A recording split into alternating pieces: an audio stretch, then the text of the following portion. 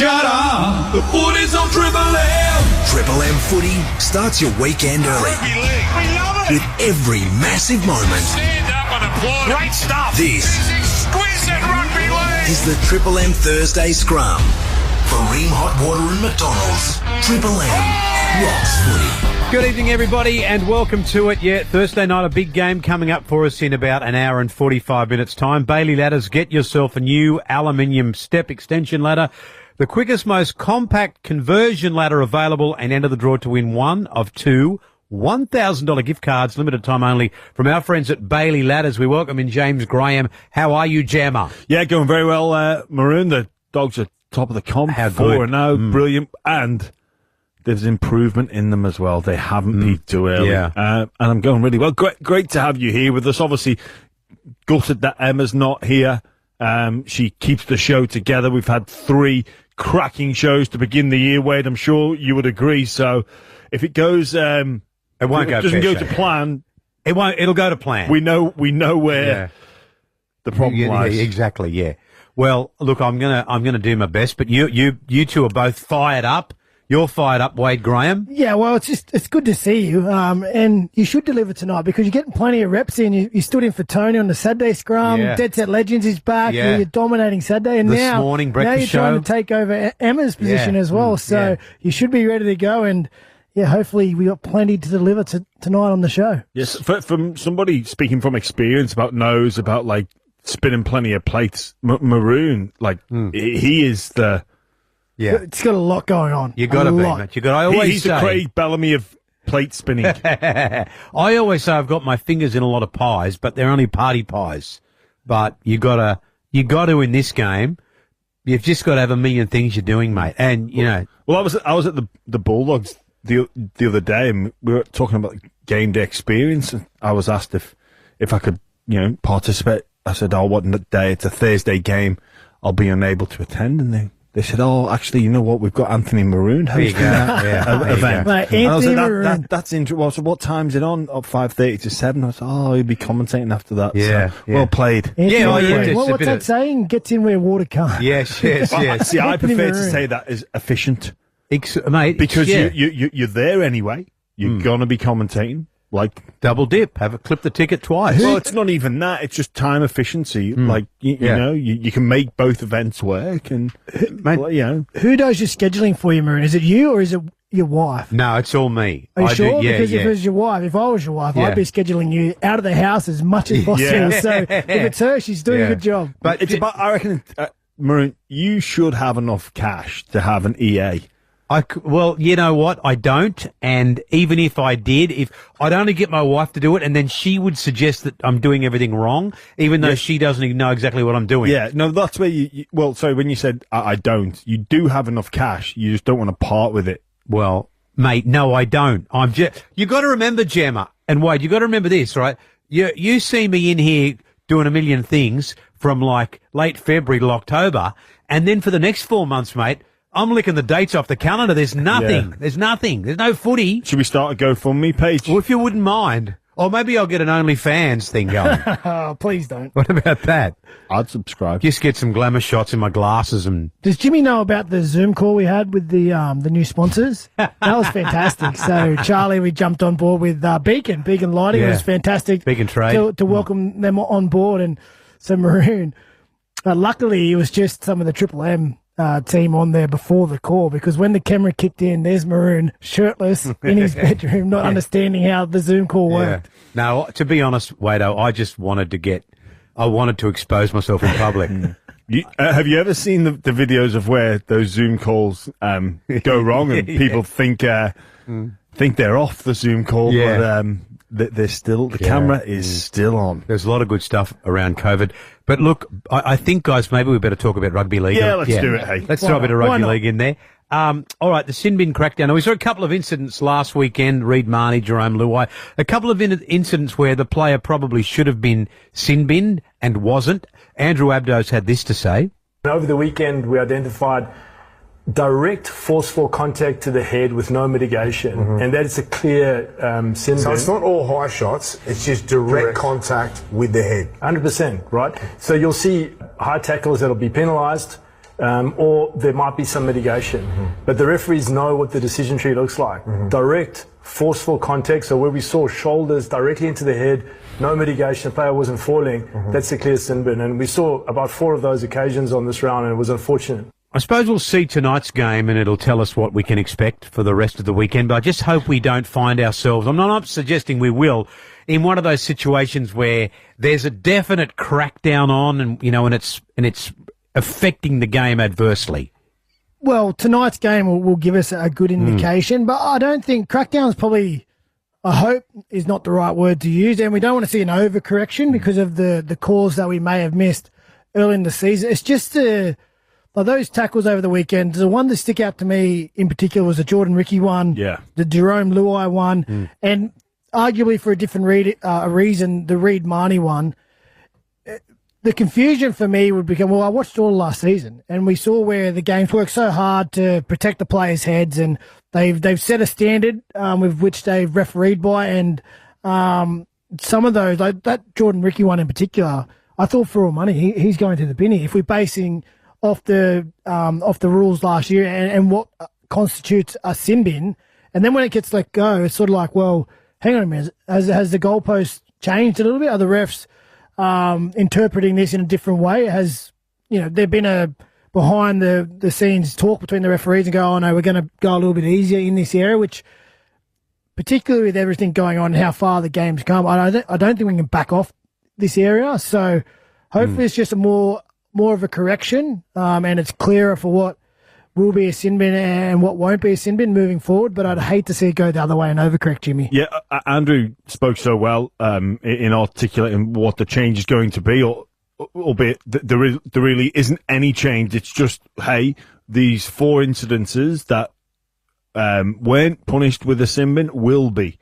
So there's no whataboutery to be had, and people revert back to round 4 of the NRL and say, why didn't Jordan Ricky get sent off? My player. It's like, no, we got that one wrong, and he's been subsequently suspended. Like, we can talk, which is another conversation altogether, whether or not the game is best suited as 13 on 13. We accept unintended head knocks as part of the game, and that forceful contact and the level of difficulty to get that right all the time. We could drill into that and say, look, is the sin bin too disruptive to the product, to 13 on 13? But we're not going down that alley. That's a discussion for the powers that be later at the end of the season. We're not going to see a magic round crackdown. I can't envisage that happening. It's just, hey, we got this wrong. If it happens this week, next week, your players will be sent off. Yeah, and I think the one for me that stands out is the Reid Marnie one in particular, because that for me was different to direct forceful contact to the head that we see when, like, even the Jordan Ricky one, that's happening at speed. He gets his technique wrong. He's a little bit too high. The player comes in and comes down low, and he makes that forceful contact. I can actually live with that as a part of our game and an accident. He just got his technique wrong. And yes, he deserves to be punished for it. And you accept the risk. And you accept the risk for going in hard. But I can understand why they may miss those ones at times, depending on the mitigating factors, the speed, change of level of the ball carrier. The Reid Marnie one for me was, I have no problem with him getting into the player on the ground. For me, that's fair game. The play, I would have done it myself. Yeah. Hit him in the body, hit him in the ribs, whatever. But the fact that he was stationary on the ground, not moving, and then he's made the decision to come in and made contact with his head, I'm happy for that to go straight away, because that was just unnecessary, completely unnecessary. And that's the sort of stuff where I think they can be harder on, because there wasn't much going on in that tackle. Yeah. He was just on the ground surrendering in the tackle, and he made that decision, and he got it wrong. Unfortunately, he made contact with the head again. Body into the ribs. He's fair game. That is still play on. I don't mind him getting into a player on the ground. Like I said, I probably would have done it myself, but you can't hit him in the head. No, I'm with you on that. And just on the incidences like the Jordan Rickies, on those sort of kick-off return runs, when you're the defender, you're in a very vulnerable position. And, they talk about people like Jake Teboyevich style tackle underneath the ball. You're putting, as a defender, you can't actually afford to do that. The risk is too high. And now we don't want to see it where the the player the shoulder to the head first. But generally speaking, what we see in those incidents is that the defender player goes to make contact. It's almost chest on chest. Like, it's what happened with me and Sam. Was we were both upright in the tackle. I can't bend and dip below the ball there because he breaks my neck. Yeah. He breaks my, or he moves to the side. Yeah, and your eyes are off him because you've gone down. Yeah. And he runs straight through. It's very difficult to execute that. So you almost have to go at the same height, match the height of the of the attacker. You have to match that height, and they, coaches talk about don't be chesty with your tackle tech. But in those situations, you kind of have to go shoulder chest and stay upright, which is going to cause some contact with the head, and that we can debate around whether that's an acceptable or unacceptable risk, and we don't want to see the kickoff get banned. But I think any player can accept that contact with the ball, then hit the head, and that not be a sin bin. Have them dealt with in the aftermath by the match review committee. Sorry. Okay, well, I hope so. I hope you're right, and looking forward to that game tonight on Triple M. Canberra back at home after 2 losses on the road against Cronulla, who need to get back in the winning circle. Triple M NRL, and we do it thanks to Mitsubishi Heavy Industry Air Conditioners. We'll be back right after this as Triple M rocks the footy. Shut up! The foot is on Triple M! Triple M's Thursday Scrum. If you or someone you love has been affected by cancer, call Cancer Council on 13 11 20 for information and support, because tackling cancer takes all of us. Traffic. Triple M Sydney traffic. Oz Design Furniture's warehouse sale is this weekend. Save up to 80% off furniture at the Oz Design clearance outlet Rouse Hill from Friday till Sunday. T's and C's apply. Checking your M's, a 13-minute run on the M4 westbound from Church Street, Parramatta to Mulgoa Road, Jamison Town. 19 minutes on the M5 westbound from the Kingsgrove main tunnel exit to Prestons. From $35,990, the MGHS family SUV offers a safe drive with a 5-star ANCAP safety rating and a 10-year warranty. Test drive today. T's and C's apply. Win free tolls for an entire year. The M's pay your M's. For your chance to win, keep it locked on Sydney's Triple M. Triple M Breakfast. Bo, Ryan and Woodsy. Hey, it's Triple M Breakfast with Bo, Woodsy and Kat, with special guest Merrick Watts on the show tomorrow from 6 a.m. And we also have Australian comedy royalty. Pete Rosethorn is here with some Kath and Kim news. And Kat, another lucky listener, will get their tolls paid for an entire year tomorrow with the M's Pay Your M's. It is all coming up on Triple M Breakfast with Bo, Woodsy and Kat, with special guest Merrick Watts. Triple M Breakfast. 6 to 9 a.m. weekdays on Triple M. Big news, guys.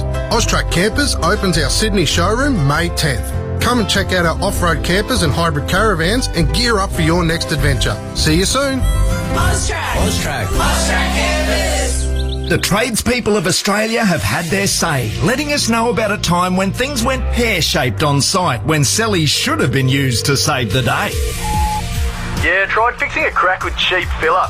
It oozed, stormed and turned into a slip and slide disaster. Should have just used cellies. Lesson learned. Remember, when you do a job and want it to stay done, you've got to grab the cellies. Trust cellies for the toughest jobs. If it's cellies, it works. I'm not a robot. I'm not AI. I'm an ex-smoker. Cigarettes took my voice box, but it could have been worse. Visit icanquit.com.au or call the Quit line today. A New South Wales Government initiative. This week is NRL Multicultural Round, celebrating the diverse cultural backgrounds that make rugby league the greatest game for all. Our players, fans, staff and volunteers represent the broad variety of backgrounds that make Australia such a vibrant multicultural nation. Whether you're on the field, in the stands or in the community, it is our differences that make us stronger together. Celebrate your culture and learn about others.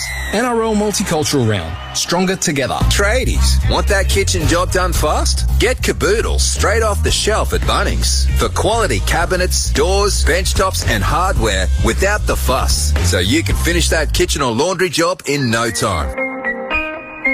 At Bunnings Trade, we've got your next build covered with prefabricated frame and truss. From townhouses and single dwellings to large developments, we provide uniquely designed solutions to suit your needs. It's the fast, efficient way to build from start to finish. Call 134 Trade to ask about frame and truss today. Welcome back to Ladbrokes Brains Trust. Your next question. Which Penrith player scored a try in 4 of their last 5 games? Your time starts now.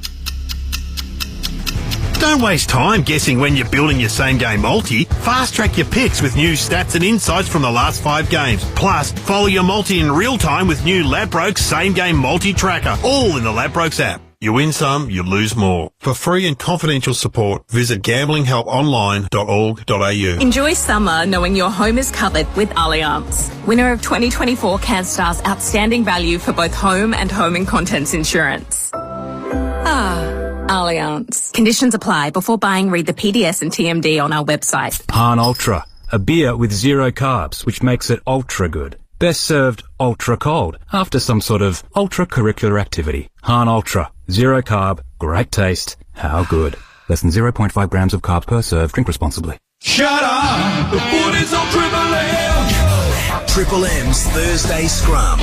Yes, indeed. Thanks to Bailey Ladders back on deck with us for 2025, and Dan's going to call the game for you tonight at about 7:45. We have kickoff. It's the Sharkies down in the nation's capital to take on the Green Machine, and some big weekends over the weekend. The local derby takes place, the Rabbitohs and the Roosters. With Latrell coming back into the side, Wayne Bennett has decided to leave Jai Gray at fullback, where he's been eating up the metres, and Latrell will start the game at centre. Wade, do you think this is a good thing? Oh, I think it's a fantastic decision for right now, for a number of reasons. One, Jai Gray's obviously been exceptional at the back. He's leaving the Dally M's. He's been doing more than enough to warrant his position and Wayne Bennett's faith that he's going to do the job again. Latrell coming back from a hamstring injury, centre position is definitely less high-speed metres out there in the centres that he would get at fullback. So it's a good way for him to get back out there, get some footy under his belt, and again get that match fitness back. And of course, on top of that, they're missing some players. Like Campbell Graham's out in the centres.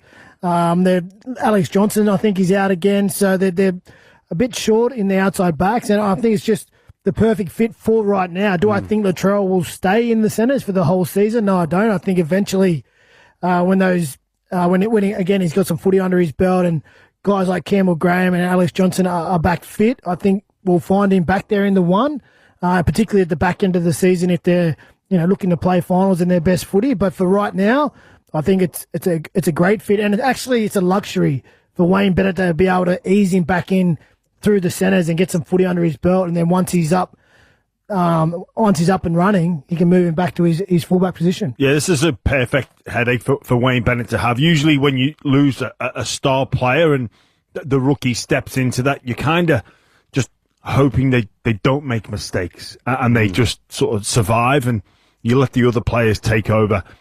But the level of performance from Jai Gray has sort of caused this dilemma of, okay, well, how do we integrate Latrell Mitchell back into the team?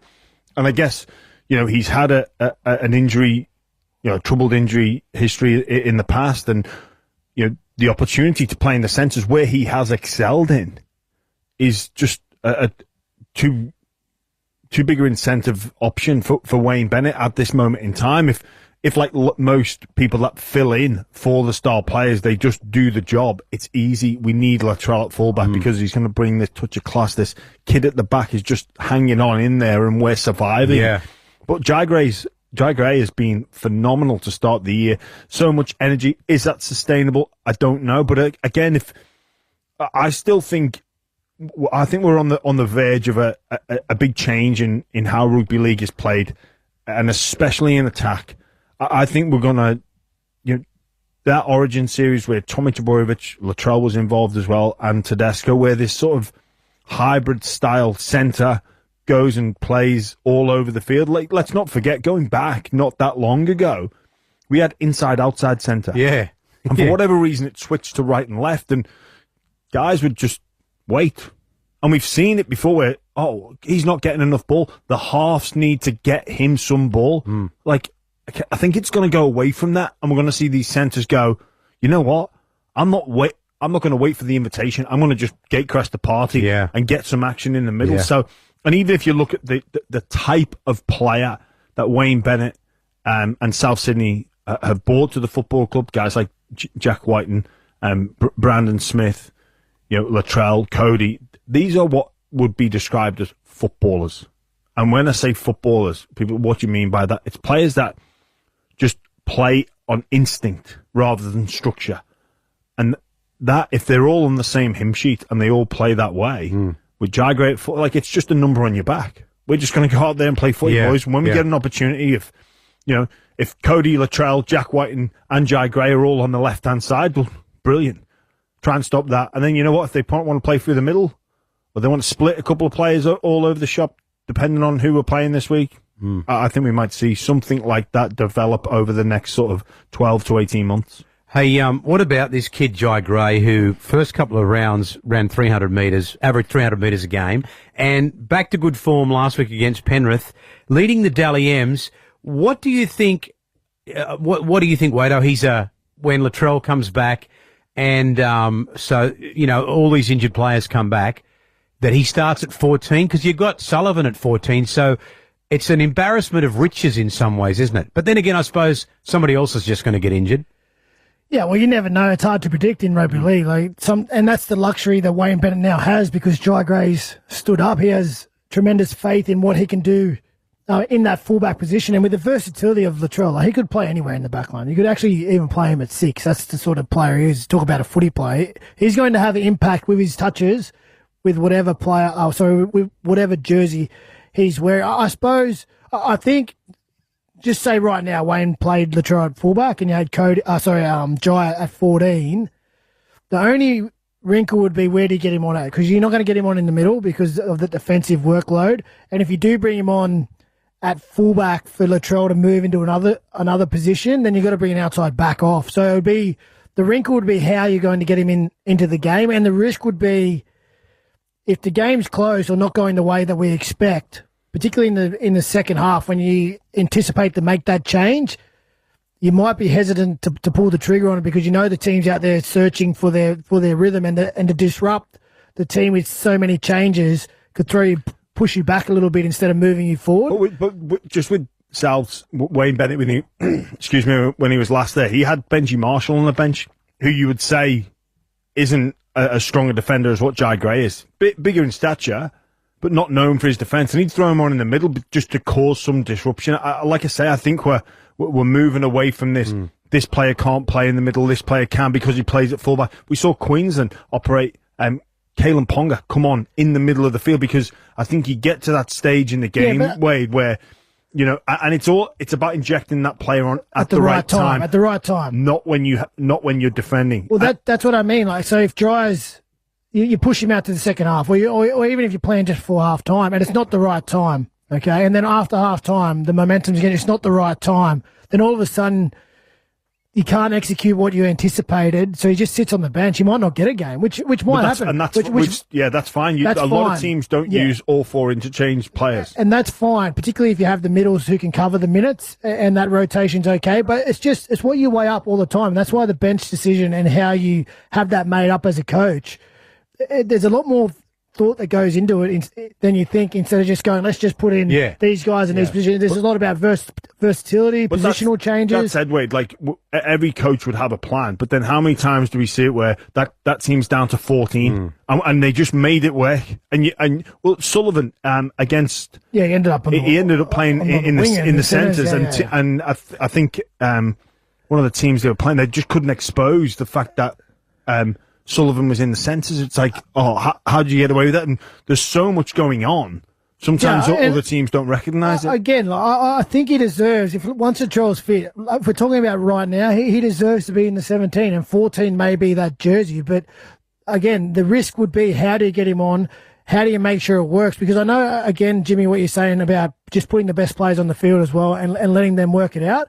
But sometimes when there's too many chefs in the kitchen, it doesn't work either. You need to make sure they're all on the same page and all singing, like you said, off the same hymn sheet, because all of a sudden if you split the field and you've got 2 indicators on one side and 2 indicators on the other side and they're both calling the ball, it can cause its own issues. But this every team goes through this. Every team always works out the best balance for their team, who to have on the bench, who's our cover if there's injuries. And it's something that South would go through. But again, what we said at the start, it's a good headache. It's a good headache for Wayne to have. He has, the way Jai's performed, Wayne Bennett has grown in trust and faith infinitely since the start of the season. I have no doubt. And look, in terms of what South have done, they've shocked everybody. I thought they were light on in the middle anyway. Then that infamous day in pre-season where bang, bang, their two best players go down. I was like, oh no, this is going to be bad. For South to be in this position, it is huge. So, but let me ask you that, James, because you've been coached by Wayne Bennett. In these situations where they lose the two big name players in training, as you say, like what is so special about Wayne in these situations? Look, I'm trying to think back to some experience like this, and we had it to an extent for the English national side in 2017 playing the World Cup final. We lost Josh Hodgson, we lost our captain Sean O'Loughlin. I don't think he mentioned it. Yeah, right. He didn't make a big fuss over it. Yeah. We were all gutted. He knew we were all gutted. I'm sure he spent time with them individually to help them manage the thought process of missing out in a World Cup final for your country. But in terms of addressing the group, it's just, this is the team. Yeah. Like, sweet, away we go. You know, he's been coaching at NRL level since 1987. That is amazing. Started co-coaching Canberra with Donny Ferner, the late Don Ferner, then back to the Broncos. It's just an amazing record. 900 plus games. You know if you observe him in the coach's box, you wouldn't be able to tell how his team's performing. Yeah. You wouldn't be able to guess. Well, I reckon if you watch Ricky Stewart tonight on the sideline, you'd know if a penalty's gone against his team. Yeah. You'd know if his team's just scored. You'd know if his team's just conceded. And that's not saying that Ricky's wrong, Wayne's right. We all have different approaches, and there's different ways to skin a cat. But if you look up at the coach's box when Wayne Bennett is coaching a game of rugby league football, you have no idea what's going on. Well, what about tomorrow night? This is a huge game, the local derby, the Rabbitohs and the Roosters. What do you think, guys? You think, obviously, Victor Radley's missing now for the Roosters. Do you think the sense of occasion levels out the teams to some extent? Oh, I really like South in this, to be honest. Just again, that like you said, they went from holding their gloves up to doing a good job while the cavalry was out, and to now they've really one of the form teams in the competition, knocking over Penrith quite convincingly. You come off that with the confidence. Then we get our best player back into the team. There's another hit of confidence to that team. And I know, obviously, crazy things happen when we watch the Roosters play South, but I just think where they're at, Roosters still searching a little bit. We know about that great victory a few weeks ago against Panthers, but since then they haven't really found that same level of defensive commitment, and the inexperience is shown through in a couple of their performances, and I think they're still searching a little bit. On top of that, Victor being out, that one of the experienced guys who they need to lean on through this period while they're trying to develop some of their players. I just think it's ripe there for South to really, in a grudge match, we all know the history, the rivalry. I think it's ripe there for South to put on a performance. Yeah, it brings out the best and worst in players, these big rivalry games. I think we'll see a great contest. Look, the Roosters, I think we anticipated a bit of a struggle, perhaps as great as what we've seen so far. Probably not. I wouldn't have known anyone that would have had them in the 8 to start the season. But it's going to be a great game. Yeah. South's probably not fancied by many either. Look, but with this rivalry, with the Booker feud, with the history, and hopefully the atmosphere, it will be a close contest. I think it will be. I think both teams will deliver. All eyes will be on Latrell. The fact that he's back, and I think when a player's coming back from injury, you look on the calendar for a return date, and I don't see this as being a coincidence. I think in an ideal world, the medical staff would have had Latrell back for maybe 2 weeks from now. Yeah, okay. But sometimes you incentivize the comeback. You have something to aim for. Yeah.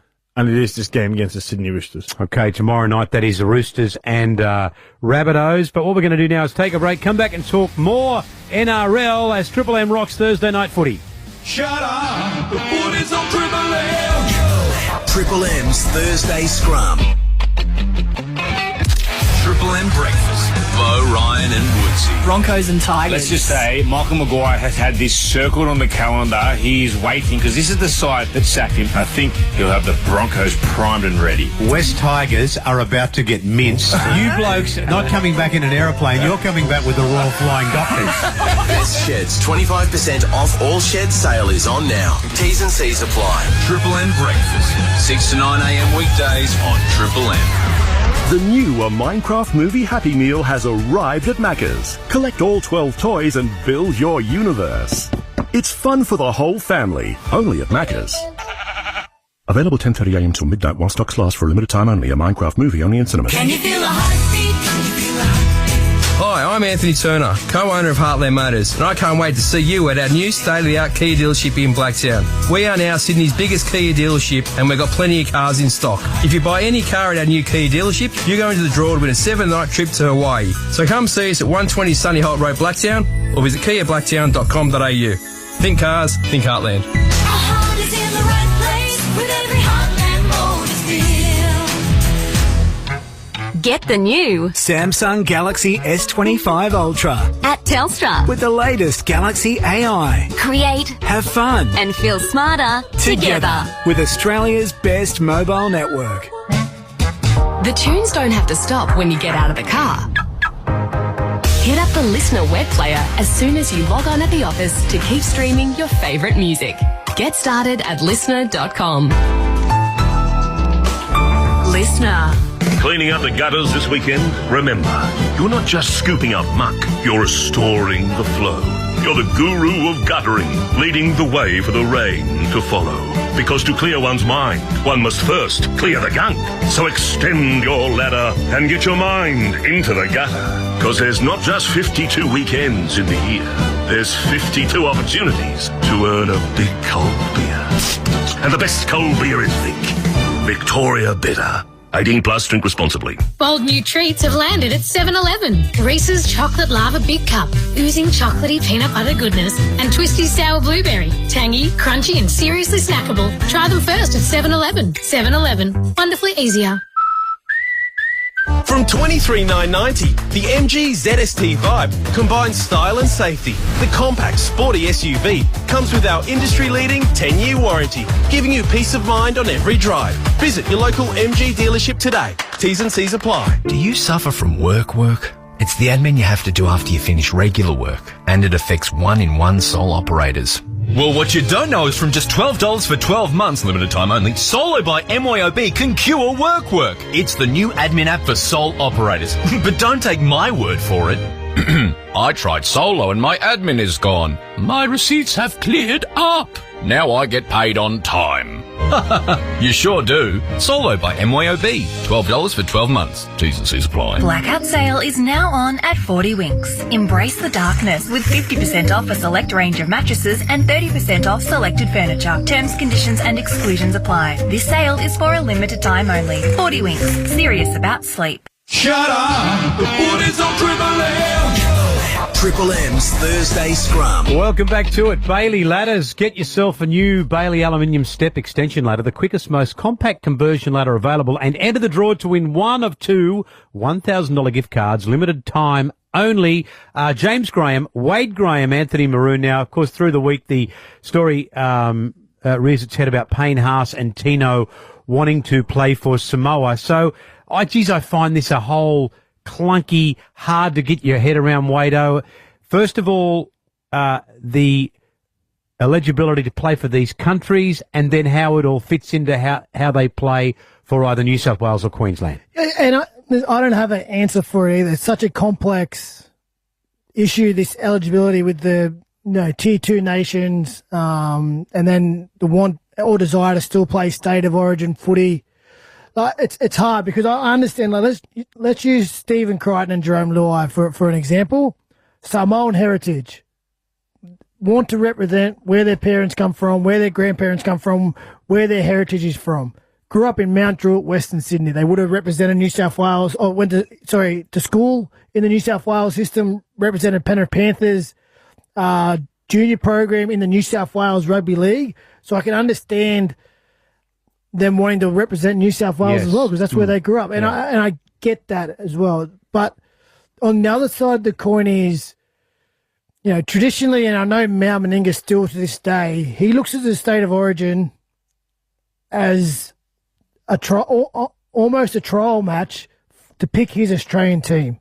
So he looks at how New South Wales plays against Queensland, picks the best players who go out there and represent at that level, and then from that, if you deliver at that stage, you're a good look in to be in that Australian squad at the end of the year. So it's a trial match for him in the next level to represent the Australian nation. And again, there's a lot of complexities to it. I don't have the answer. I haven't really thought deeply enough on it. And I love the fact that these guys want to represent Samoa, Tonga, Fiji, whoever it is, because I want to see the international game grow as well. And I don't think necessarily if we do make those teams tier one and those sort of players are ineligible for Origin, I don't necessarily think we'll take away from what Origin is, because Origin isn't necessarily about the best versus the best. Yeah.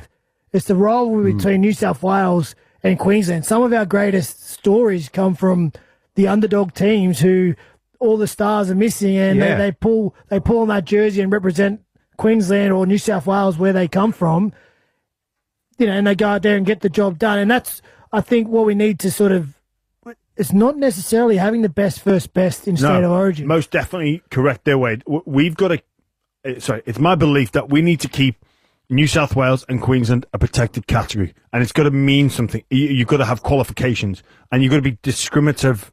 You've got to discriminate against people like me coming over from England, people like Sam Burgess, people like Sonny Bill Williams. I'm not putting myself with those two, but I'm just using those names as an example. I'll put you out with those two. I would too. Well, maybe not as handsome as Sonny Bill.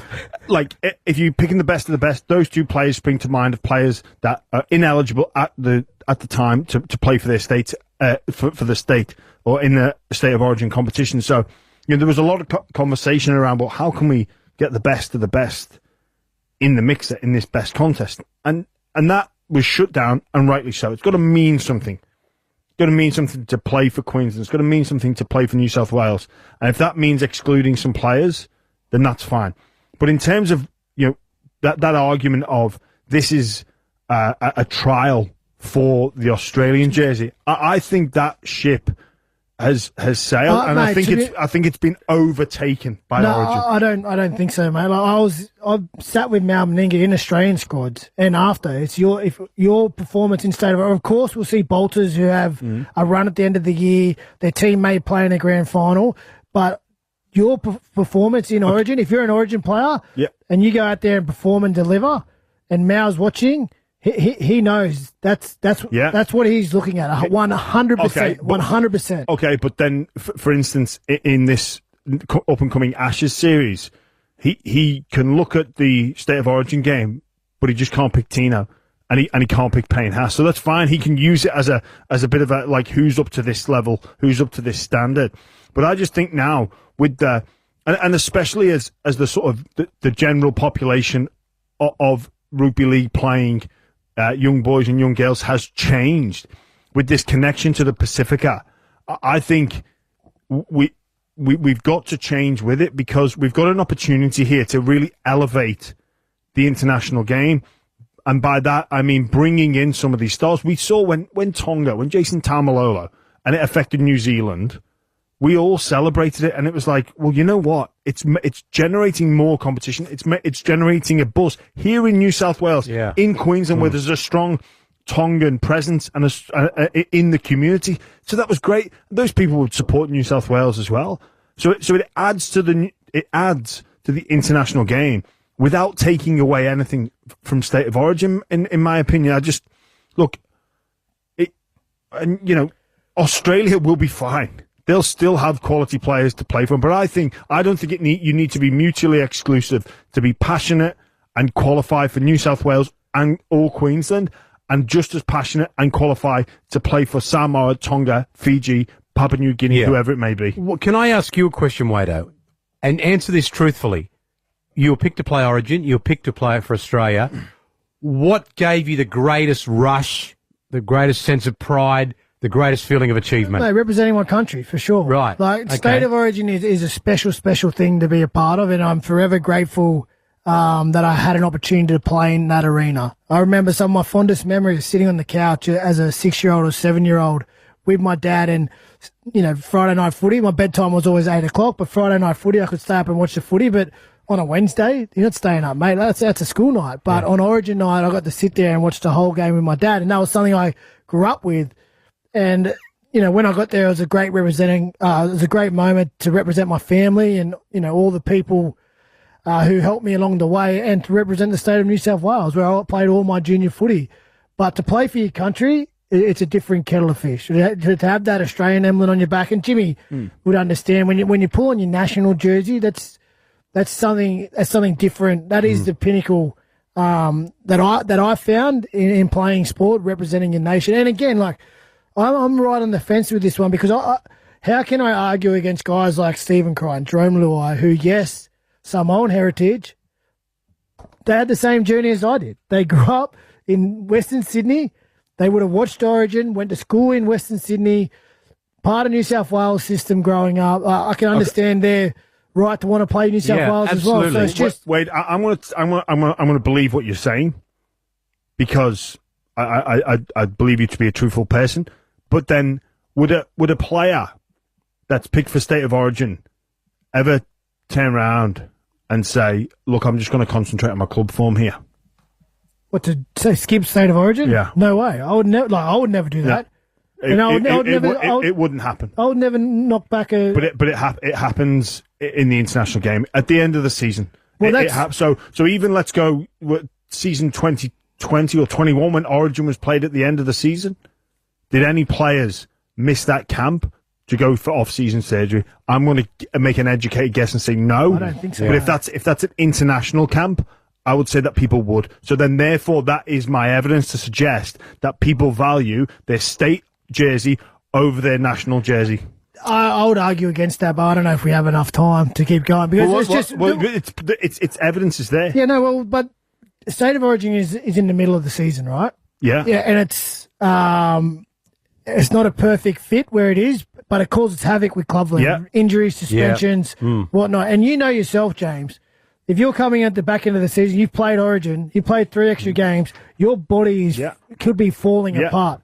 And you need to have it right for the next season. Ultimately, playing and representing at any level as an individual is an individual accolade. And individual accolades are wonderful. But what comes first and your bread and butter is your duty to your club who pays your wages and what you have to do and your obligation and responsibility to them. So if you put off shoulder surgery for the whole year to get through, and then all of a sudden you go, I want to go on an Australian tour. People don't even do it in a dead rubber, Wade.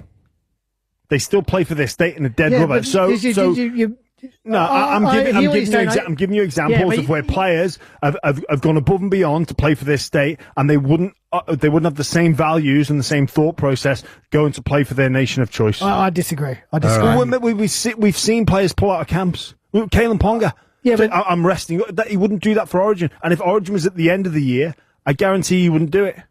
Listen, I disagree. You personally think it's a bigger accolade to play for you? 100%. 100%. All right, boys. Just because it's felt by Wade doesn't mean that sentiment runs through 100%. I agree with you, mate. I agree with what you're saying, yeah. Oh, you're quiet. Well, no, but it was you guys going at it. It was great. I just sort of sit back and... I just think, if again, at the back end of the season, I got through everything that I had to do, and I needed surgery, and we're talking about we're talking a one-off test. I don't think we see players pull out a one-off test. Or even 2-game tests at the end of the year. But if we're talking about 3, an 8-week World Cup or a trip... Samoa had a couple of players pull out for a 2-game test against England. Was that for Tonga? No, Samoa. Samoa. Played England last off-season. Was it over in England? It was over in England, yeah. Well, again, you just can't talk about the game. You're going to knock back a free trip to the UK, mate. You're mad. You don't know what the family... who would want to go there at that time of year when the Australian summer's about to hit? I tell you what, we might keep your powder dry. We might come back and revisit this one. We're going to take a break. When we come back, we're going to talk about Lomax versus Gutho this weekend. The Dragons taking on Parramatta. It's Triple M Thursday night footy. Back with more after this. Shut up! The foot is on Triple M! Triple M's Thursday Scrum.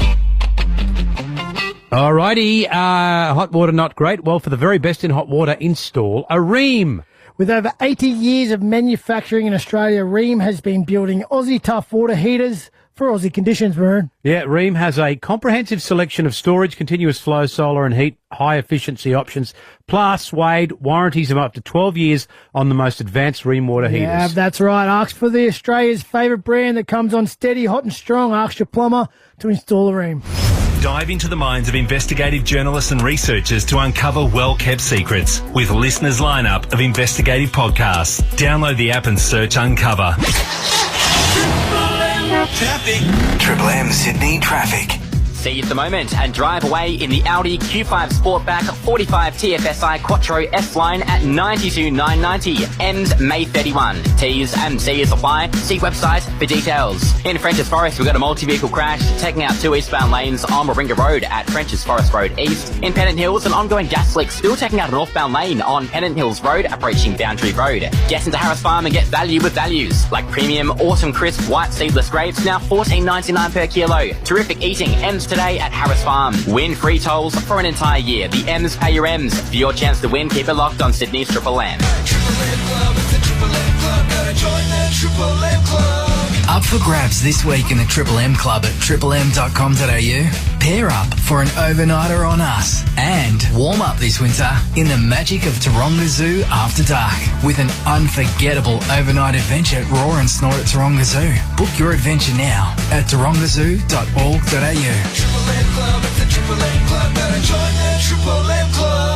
Hop to it this Easter with Kmart's low prices. Our new catalogue is chock full of value and fun for everyone. Shop decor, dining and more, plus Easter egg hunt essentials from just $1. Kmart. Low prices for life.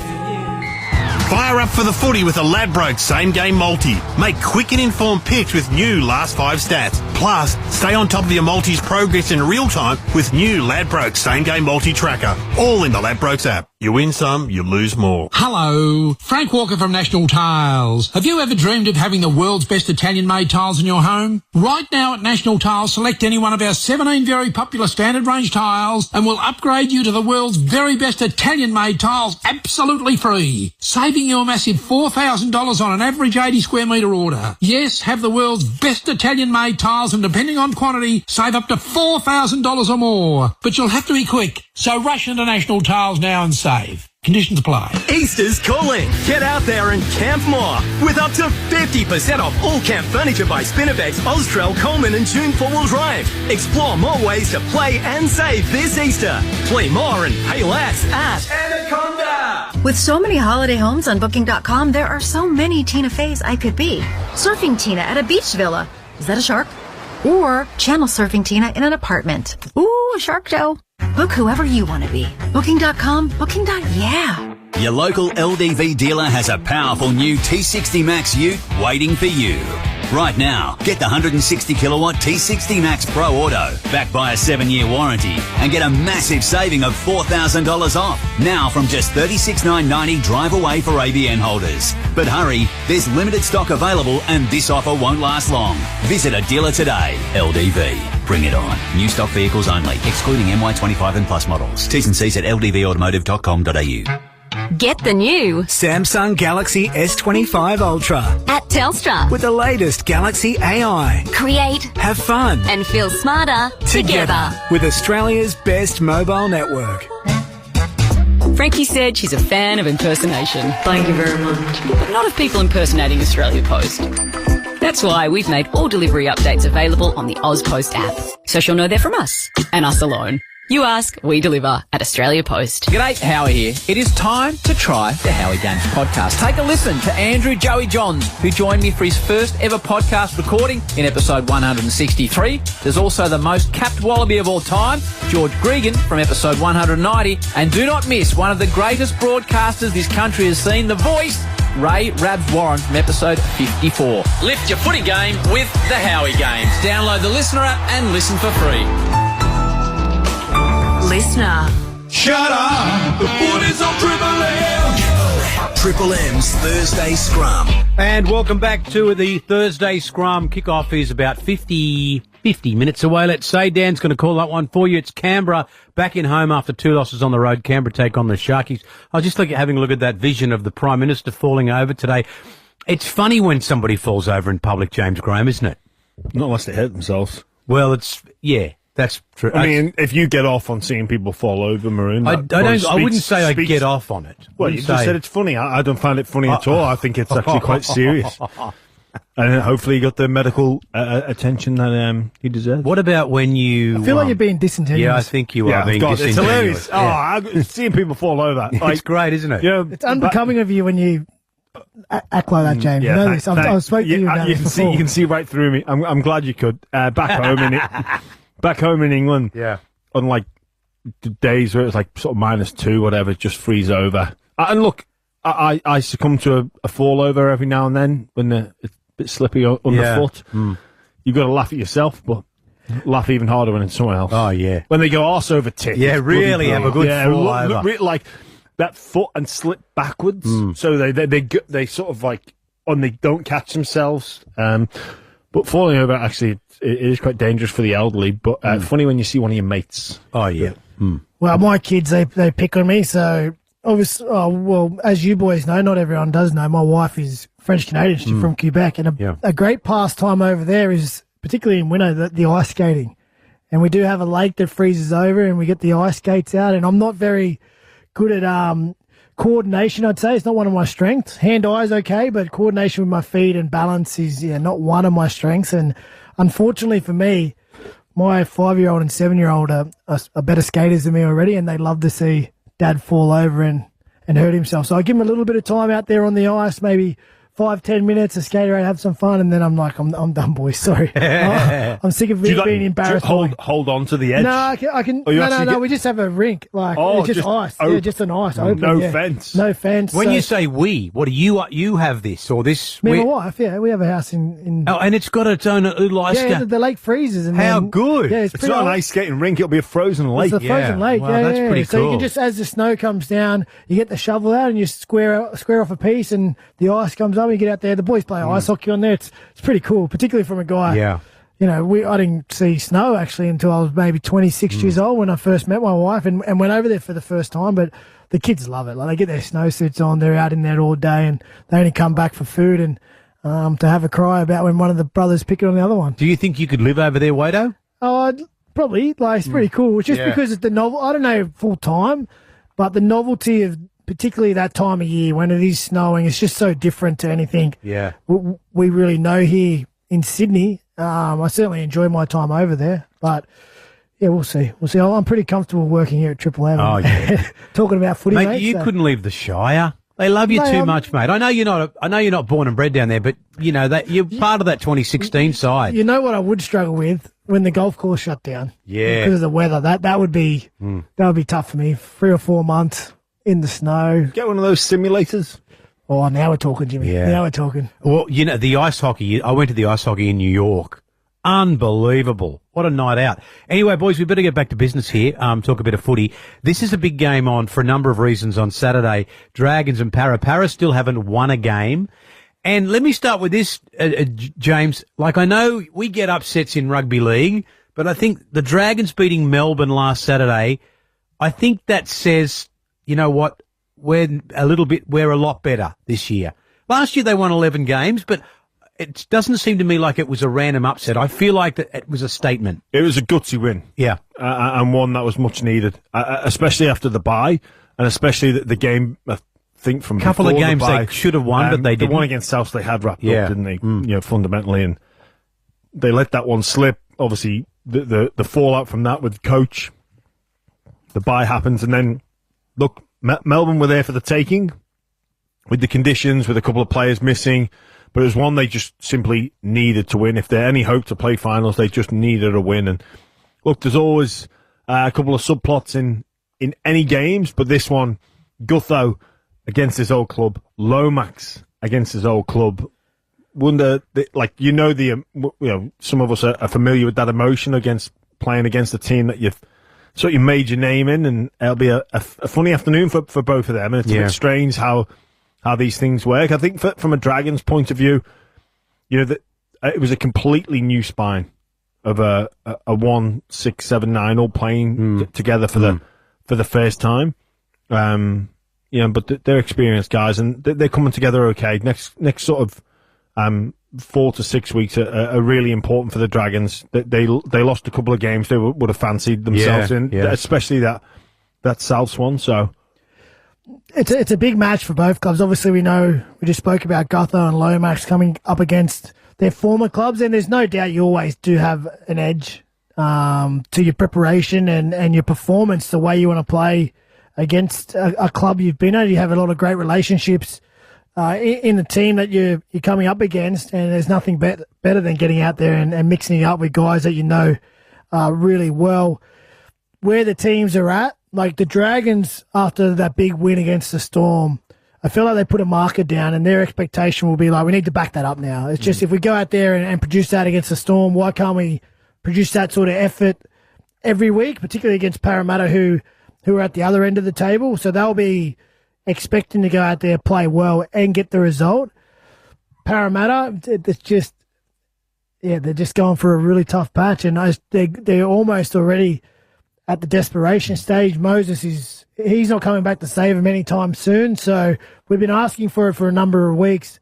We need to see some guys in that team really, stand up and go, we're not going to cop these sort of results or the way we're playing now. You just get out there and lead by example. Like Dylan Brown probably needs to step up a bit more. Lomax he's been fairly solid, doing his best. What was that game a couple of weeks ago? 30 carries against the Bulldogs. Yeah, it was ridiculous. So there are guys feeling the hurt, but they need to have more come along with them. So back out at Combank, it's a big clash. A lot of little subplots to be looking for. But yeah, who are you tipping, Jimmy? I'm going the Dragons after last week. Yeah, looking at an overview of the Dragons start of the season, lost to the Dogs, lost the Souths game they should have won. Obviously that the bye and then the Storm, but then going ahead, this sort of next block is Para, Titans at home, Manly away, which it'll always be tough. Roosters on Anzac Day, which isn't the same proposition as what it once was. The Tigers at Magic Round, then the Warriors at home in Wollongong. Like Flano's he'd have an appetite there for almost being sort of acceptable. 5 from 7 or 4 from 6. And that's realistic. Got to bank these wins up when the opportunity's there. I think this game against Para, let's not forget it was Para last year that ruined their possibility to play finals. Like one of the most bizarre games of rugby league football you're ever likely to see. So Dragons, this is one of those games that they can't afford to lose. But because you can't lose to Para, I think, and play finals. If you're the Dragons, it'd be sold. It'd be such a confidence boost. A confidence rocker if they are to lose against Para. I think for Parramatta, issues with their team. It was defense, attack, game smarts. All areas of the game needed adjustments. And I actually thought with the way their forwards were, they were too attack minded. The likes of Matheson, the likes of Cartwright, the likes of Lane, the likes of Hopgood, all these more attack-minded footballers in the middle of the field. But without Mitchell Moses, they've got really no creativity. They get Dylan Walker this week. And no game management either. And the thing about Mitchell Moses is you can have a bad set of 6 and really do nothing and be trapped in your own half. And he's got one of the best long-kicking games in our competition. Like he can hit a bomb from the 30, 40-metre line, have it come down on the 20, and be in the air long enough for your kick chase to get through. And they've relied on that weapon for so long that when it's taken away, you don't realise how valuable something like that is, because all of a sudden it was covering maybe a lot of cracks in there. Say the yardage football, because even though we don't get through our set that great, Mitch will save it. Now that weapon's gone, it's exposing a little bit of those cracks. And again, Riles, new philosophy, trying to get those guys to come around. It's unfortunate how they've started the season, but rugby league, it's a funny game. It could take a match-up like a Lomax coming up against his own club. They need to scrap to a win. Yeah, because what the Dragons did last week. Yeah, at the moment, when they're in the Westpac red zone in that 20,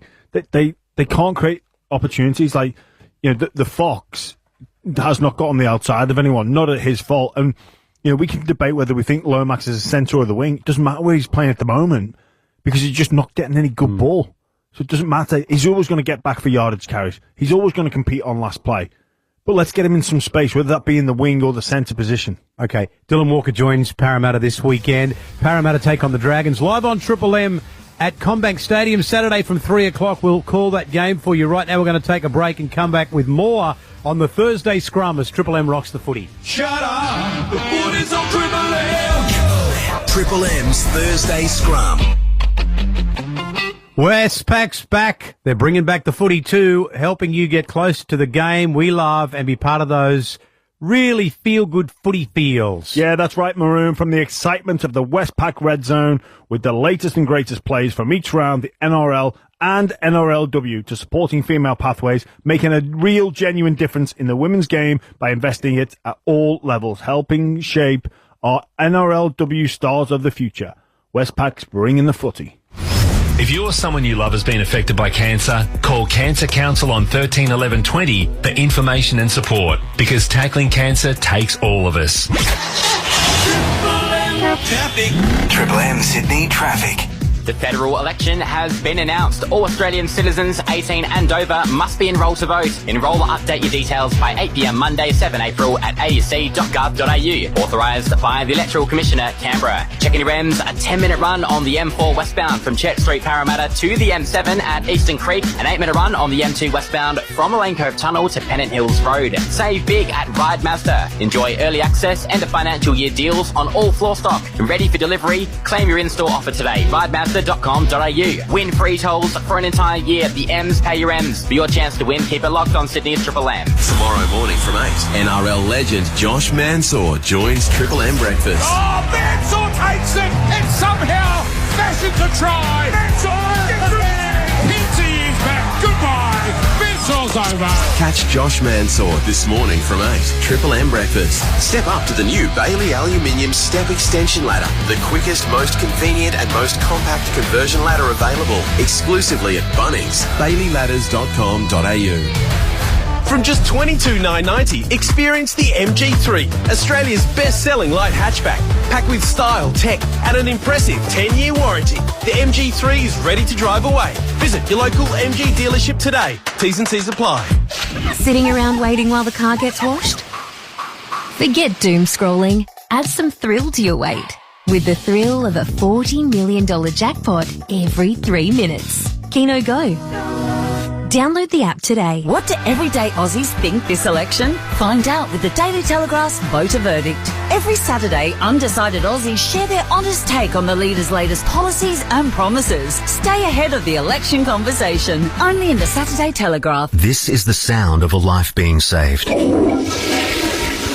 The risk of bowel cancer increases with age, so everybody aged 45 to 74 can do the free at-home test kit every 2 years. When found early, there's a 90% chance of successful treatment. If you already have a kit at home, put it in your bathroom, right where you can see it, because your next trip to the bathroom could save your life. Get to it. Visit bowelcancer.org.au for more information. We are Triple M Footy. Launch your punting plan with the Ladbrokes app. Take on the fun and download the Ladbrokes app today. What's gambling really costing you? Triple M Footy. At Woolworths, serve a show-stopping centrepiece this Easter with our juicy, crackling, boneless Aussie pork shoulder roast. On special this week at just $8 a kilo, save $3 a kilo. From the fresh food people. On sale until April 8 while stocks last. Mrs. D, I've been thinking about how Maxia's novated leasing lets you use some pre-tax money to pay for your new car, which could save you money. But you're 7. Maxia's budget easing novated leasing. T's and C's apply. Visit maxia.com.au for details. When it comes to finding the right tradies for your business, speak to Construct Personnel. They're all about safety, skill and reliability, leaving you to focus on doing what you do best, knowing you've got the right team to support you. Construct Personnel tradies are more reliable and better skilled, which means they're faster, safer, and require less inductions or supervision. And you don't have to chase them, saving you time. Construct Personnel. Tradies recruiting tradies. Contact them today for your next project. Call 1300 Labour or search Construct Personnel. The tradespeople of Australia have had their say, letting us know about a time when things went pear-shaped on site, when cellies should have been used to save the day. Yeah, tried fixing a crack with cheap filler. It oozed, stormed and turned into a slip and slide disaster. Should have just used cellies. Lesson learned. Remember, when you do a job and want it to stay done, you've got to grab the Sellies. Trust Sellies for the toughest jobs. If it's Sellies, it works. Shut up! The footy's on Triple M! Triple M footy starts your weekend early. Rugby league, we love it! With every massive moment. Stand up and applaud! Great stuff! This is exquisite rugby league! Is the Triple M Thursday Scrum. For Ream Hot Water and McDonald's, Triple M rocks footy. Well, welcome back, rugby league lovers. Around about 40 minutes till kick-off tonight. It's the Raiders back home against the Cronulla Sharks. Dan and the boys will call that game for you. Let's unpack this game a little bit just to kick things off with a bit of a preview. Raiders have lost 2 games in a row. Raiders have been on the road, though, so they get back at home tonight against this Sharkies side. We know, James, we talk about the Sharkies among the heavy hitters, the big leaguers the big heavyweights of the competition. Are they all that, do you think, James? Do you think that the Sharkies are the real deal? Oh, look, they've been consistently in and around the top 4 for the past couple of seasons, and they got that monkey off their back last year where they got that victory in the finals, and then ultimately lost to the winners in Penrith from memory. Wade, is that right? They lost. Yeah, Penrith. They lost to Penrith. Like, where are the Sharks at? Obviously, the great signing of Adam Fanua-Blake, but again, we're going to judge the Sharks in September, and probably consistency has been a little bit of an issue. I think it's looking back at last week's game, Shark Park against an understrength Dogs team. I think that can be a bit of a slap in the face and a kickstart at the right club in the right environment. So your idea would be that Fitzgibbon digests that and gives some of the players maybe perhaps a little bit of a slap in the face and say, right, well, maybe we fell in love with ourselves a little bit here. This Bailey Haywood kid, this Jacob Preston kid, they've done a bit of a number on us here. Maybe we need to be a bit more dialed in. It's interesting with the Sharks because they do have quality. They got really good depth. And they signed Fanua-Blake for that real standout top 3 players in a position which they probably, don't have. Nick Cora, probably the closest to that in terms of a top 3 player in a position. Oh, yeah. Oh, I think. Listen, I don't want to obviously, you talked about the Sharks last week against the Bulldogs and coming up short. I don't want to take anything away from the Bulldogs because I was there and they were fantastic that night. And listen, it was a contest, and then just after half time, the momentum went against the Sharks and the Bulldogs found a try, and then that bridge just became a little bit too far and they lost their way a little bit in their attack. There's plenty of lessons to take out of that. Now, it's a big game down in Canberra. Canberra, obviously, a really good start. They've hit a couple of hurdles the last few weeks. Sharks coming off a loss. Both teams were a part of the Vegas, so it's a wonder if there's some travel. Both teams have gone to North Queensland, so they've certainly...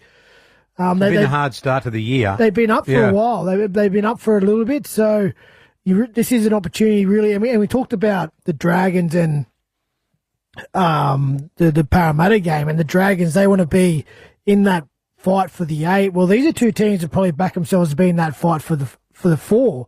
And if you're fair income about making the top 4 at the end of the year, it's these moments throughout the season that you need to bounce back, bite down on the mouth guard and go, somehow we need to go out there and get a result. Now, Sharkies have a little bit more adversity. No Teague Wilton with an illness. No Sifa Talakai with the Cat 1 HIA last week.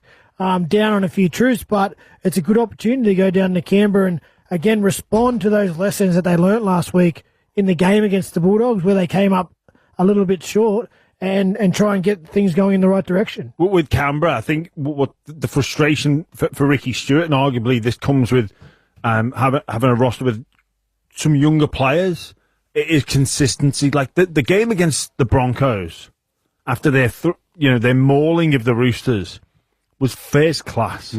It was so good. Their level of performance, with their middle forwards especially, they were amazing that day.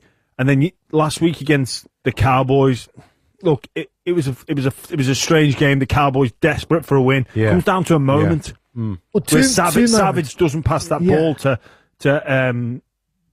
Owen, Patty up, and that's the difference. And Canberra then 3-1 as opposed to 2-2, and it's not a big deal. It's just one game, but you can imagine the frustration there at missing out on that opportunity. And again, like I say, Canberra at their best, that they proved now the evidence is there for them to draw on as a team, as a club, to go look what we're capable of. We smashed the Brisbane Broncos up. Yeah. Well, I think that's what Ricky will be drawing on as well. So they go over the Manly. There's some frustration with that performance around, the penalty count and how many 6 agains, the ruck interpretation. Then you travel to North Queensland. It's always a tough road trip, a desperate team. Again, it was a close game. I actually thought Canberra were on top for big parts of that game. And the moments, I was thinking of, Jimmy, were the Clifford tries. Yeah. Two just moments in the game where Canberra were in front after a break. Clifford sort of slices back, finds a try, and then basically just set later after points. He chases a bomb and goes 1-on-1 and kicks out to a lead. So, Ricky, as good as he is as getting teams, he'll be leaning on the fact we've been away from home for 2 weeks, back-to-back losses. We're at home now in front of our fans, where we have performed already this year. We talk about that Broncos game. That was by far their best performance. We need to do it again and get back in the winning circle and keep climbing the ladder. It's funny. I'm just thinking like how coaches can motivate players, and the public out there would be like, well, it doesn't matter, just rip in because you're playing for your club. And, it's the NRL. But then the little dangle the carrot, playing on a Thursday night after a lot of travel. Hey, boys, if we get the win. Yeah, a couple of days off. We'll see you Monday. Would Desi ever give you a day off? If we don't. Not a plan. Maybe in the moment we might be able to convince him, but Fun used to give us days off all the time. Do you reckon that's yeah, I know what you're trying to do. Yeah, do you reckon that carrots or coaches still do that with the lads? If we get the win here, I'll see you Monday. Or reckon they play their game and then if they win, it's like I'd see you Monday. It's hard. Like you pre-plan it or use it as an incentive. I think motivation. It's so hard now with how much the head of performance has a say in things, like as in the scheduling, the structure, the plan, because they have not just a month plan, they have basically the year plan, and anything that happens is just adjust that plan on their little algorithm, whatever they have. So I don't know per se if the carrot will be dangled so much, but if the boys go out there and get a performance, particularly on a Thursday night, hey, instead of coming in for video on Friday morning, boys, you just have a sleep in, go to your own recovery, and we'll see you on Monday and get our 7-day prep going again. I'm not going to ask you who you're tipping. Who are you tipping, James? Canberra. You're going to go Canberra. Okay, maybe you're having a flutter on this game. Triple M, you're launching your punting plan with the Ladbrokes app, so take on the fun and download the Ladbrokes app today. You win some, you lose more. For free and confidential support, gamblinghelponline.org.au. Jared Timms, me old mate, welcome to the Thursday Scrum.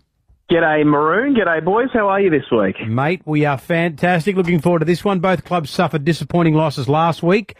Who do the Ladbroke punters think? Who do they think will get up tonight?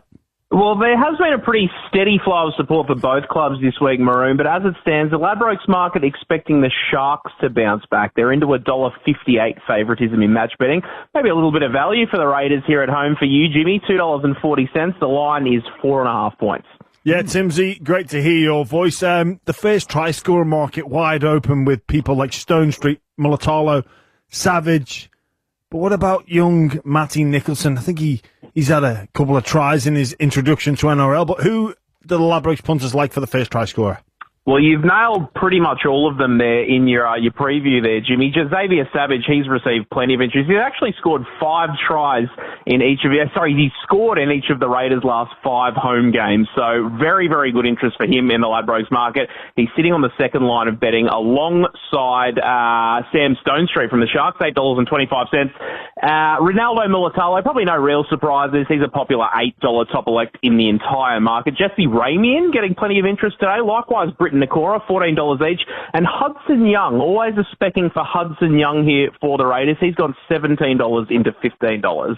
Okay, Timsy, you've been in fine form with these same game multis. Give us one to kick off the weekend. Well, each of the last 4 Sharks games where they've started favourites have gone under the total match points line, Jimmy. So we're going to take under 48.5 total match points again with Savage and Nakora scoring tries anytime. $13.37 in a Ladbrokes same-game multi. Righto, Timsy. Enjoy it, mate. Thanks, Maroon. Good luck, punters. Talk to you over the weekend. Cheers. Launch your punting plan with the Ladbrokes app. Take on the fun and download the Ladbrokes app today. You win some, you lose more. For free and confidential support, visit gamblinghelponline.org.au. Shut up! The foot is on Triple M! Triple M's Thursday Scrum.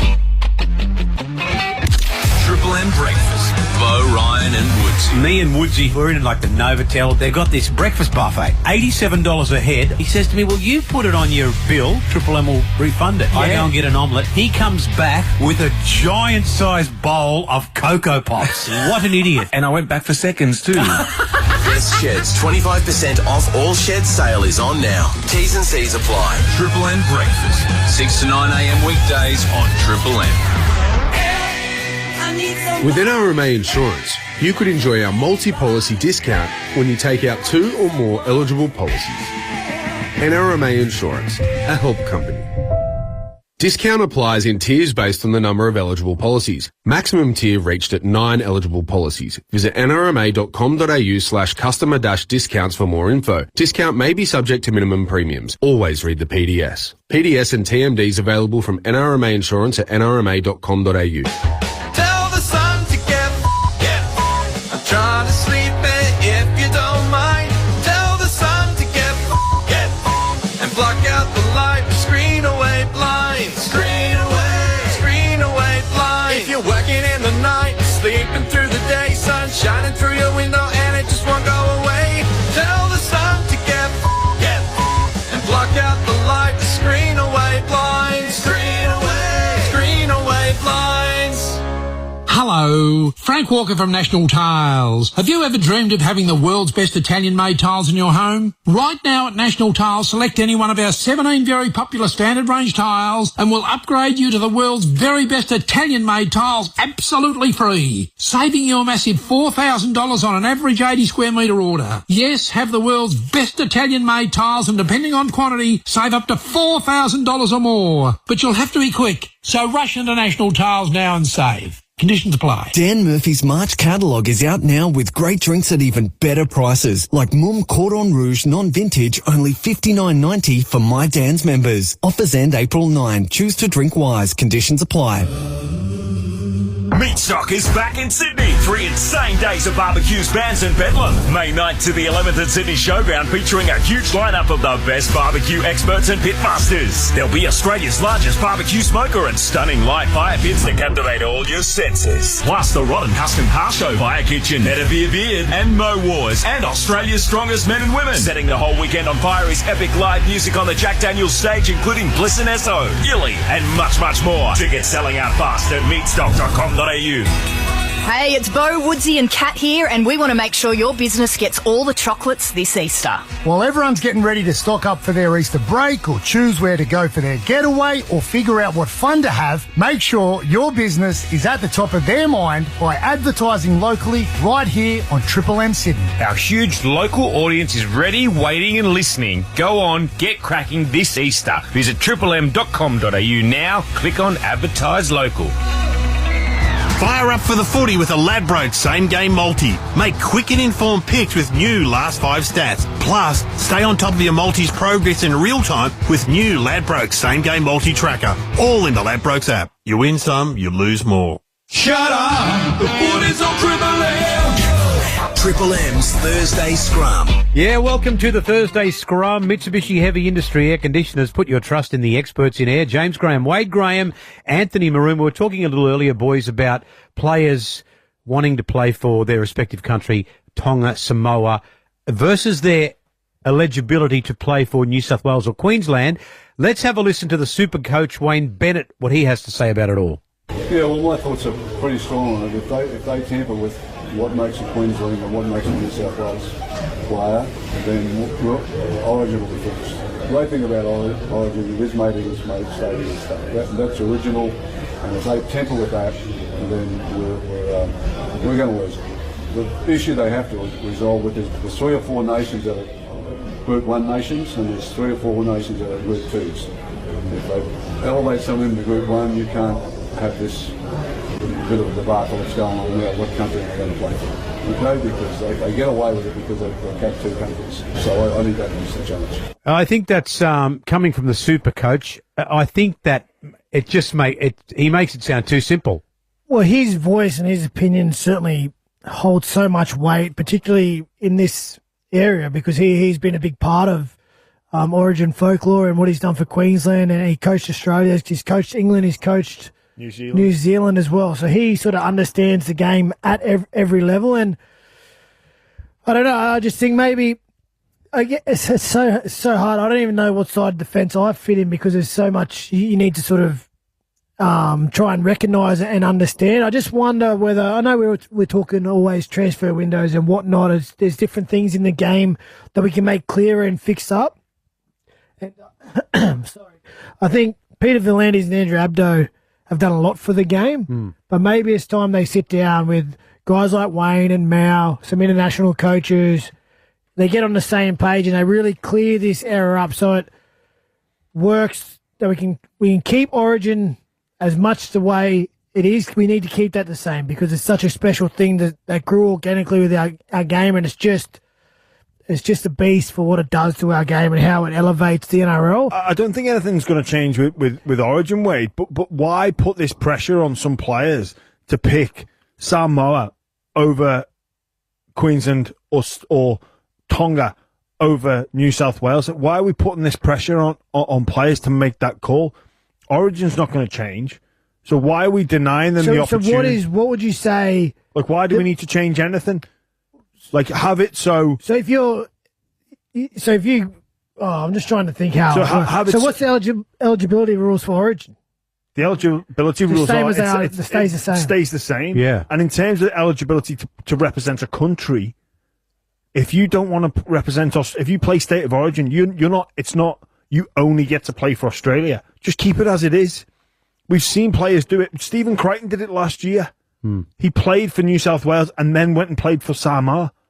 And Australia was an option, but he chose to, like... Yeah, but if we go down Wayne Bennett's, where his opinion, where he wanted to go, Samoa, Tonga are elevated to Tier 1 nations, and all of a sudden they don't have that choice.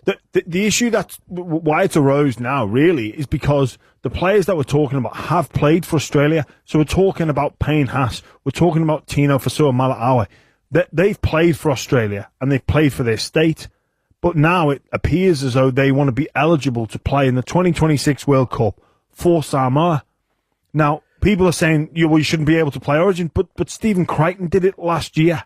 But does that not lend the argument to? So if you played for, say, Australia, a Tier 1 nation supposedly, and you've played Origin in that arena, and then you go and represent Samoa, does that not lend to the fact that Samoa may be good enough to be a Tier 1 nation? Well, they probably are. They probably are good enough to be a Tier 1 nation, but then as soon the player make the choice. As soon as you elevate Samoa or Tonga into the Tier 1, you put this dilemma in front of these individuals, and they say, "Do I really have to make this call?" And obviously, we won't see as many players go back to represent those nations, because you have the bonus of still being able to represent play state of origin. Absolutely. And you still have the opportunity to play for Australia, which if you've grown up in Australia is not necessarily... And you feel that is connection to you. Like I'm saying, I don't think playing for your state and playing for your country or a different country needs to be mutually exclusive. Well, regardless of where they end up, I think it is almost time for V'landys to sit down. People like Wayne Bennett and Mal Meningo, guys who have been there and done that for a long time, and clear this up. So it's not on the player to make the decision.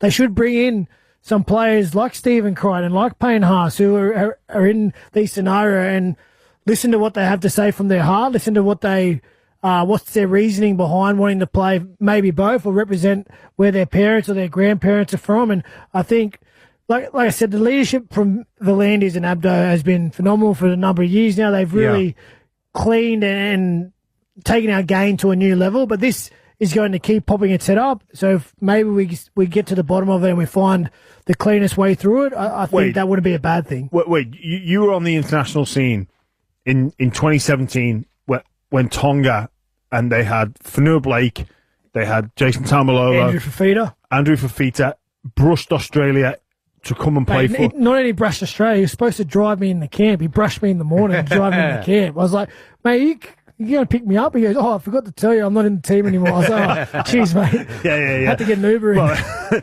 no, so we were all part of that, and this groundwell of support that came Tonga's way.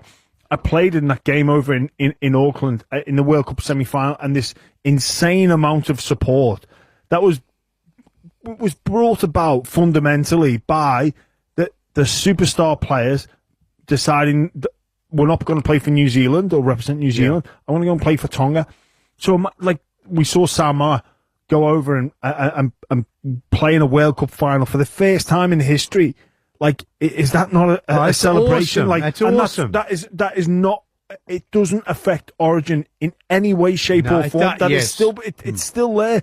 But the international game, it has an ability to be more competitive. We'd have a strong Australian team, still a strong New Zealand team, England, Tonga, Samoa, Papua New Guinea. But then if we deny Samoa the opportunity to have, let's look at their Origin representation. This is just off the top of my head. Yeah. Stephen Crichton, gone.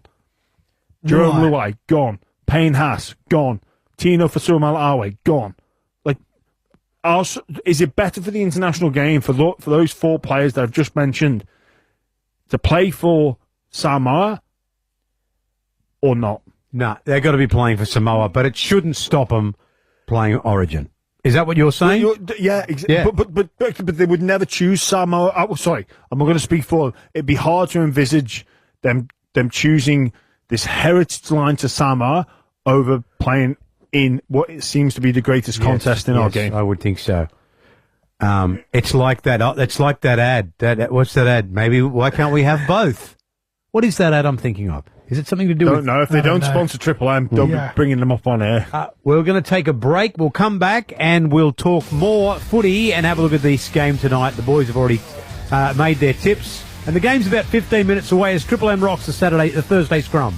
Shut up! The foot is on Triple M! Triple M's Thursday Scrum. Triple M Breakfast. Bo, Ryan and Woodsy. Broncos and Tigers. Let's just say Michael Maguire has had this circled on the calendar. He is waiting because this is the side that sacked him. I think he'll have the Broncos primed and ready. West Tigers are about to get minced. You blokes not coming back in an aeroplane. You're coming back with the Royal Flying Doctors.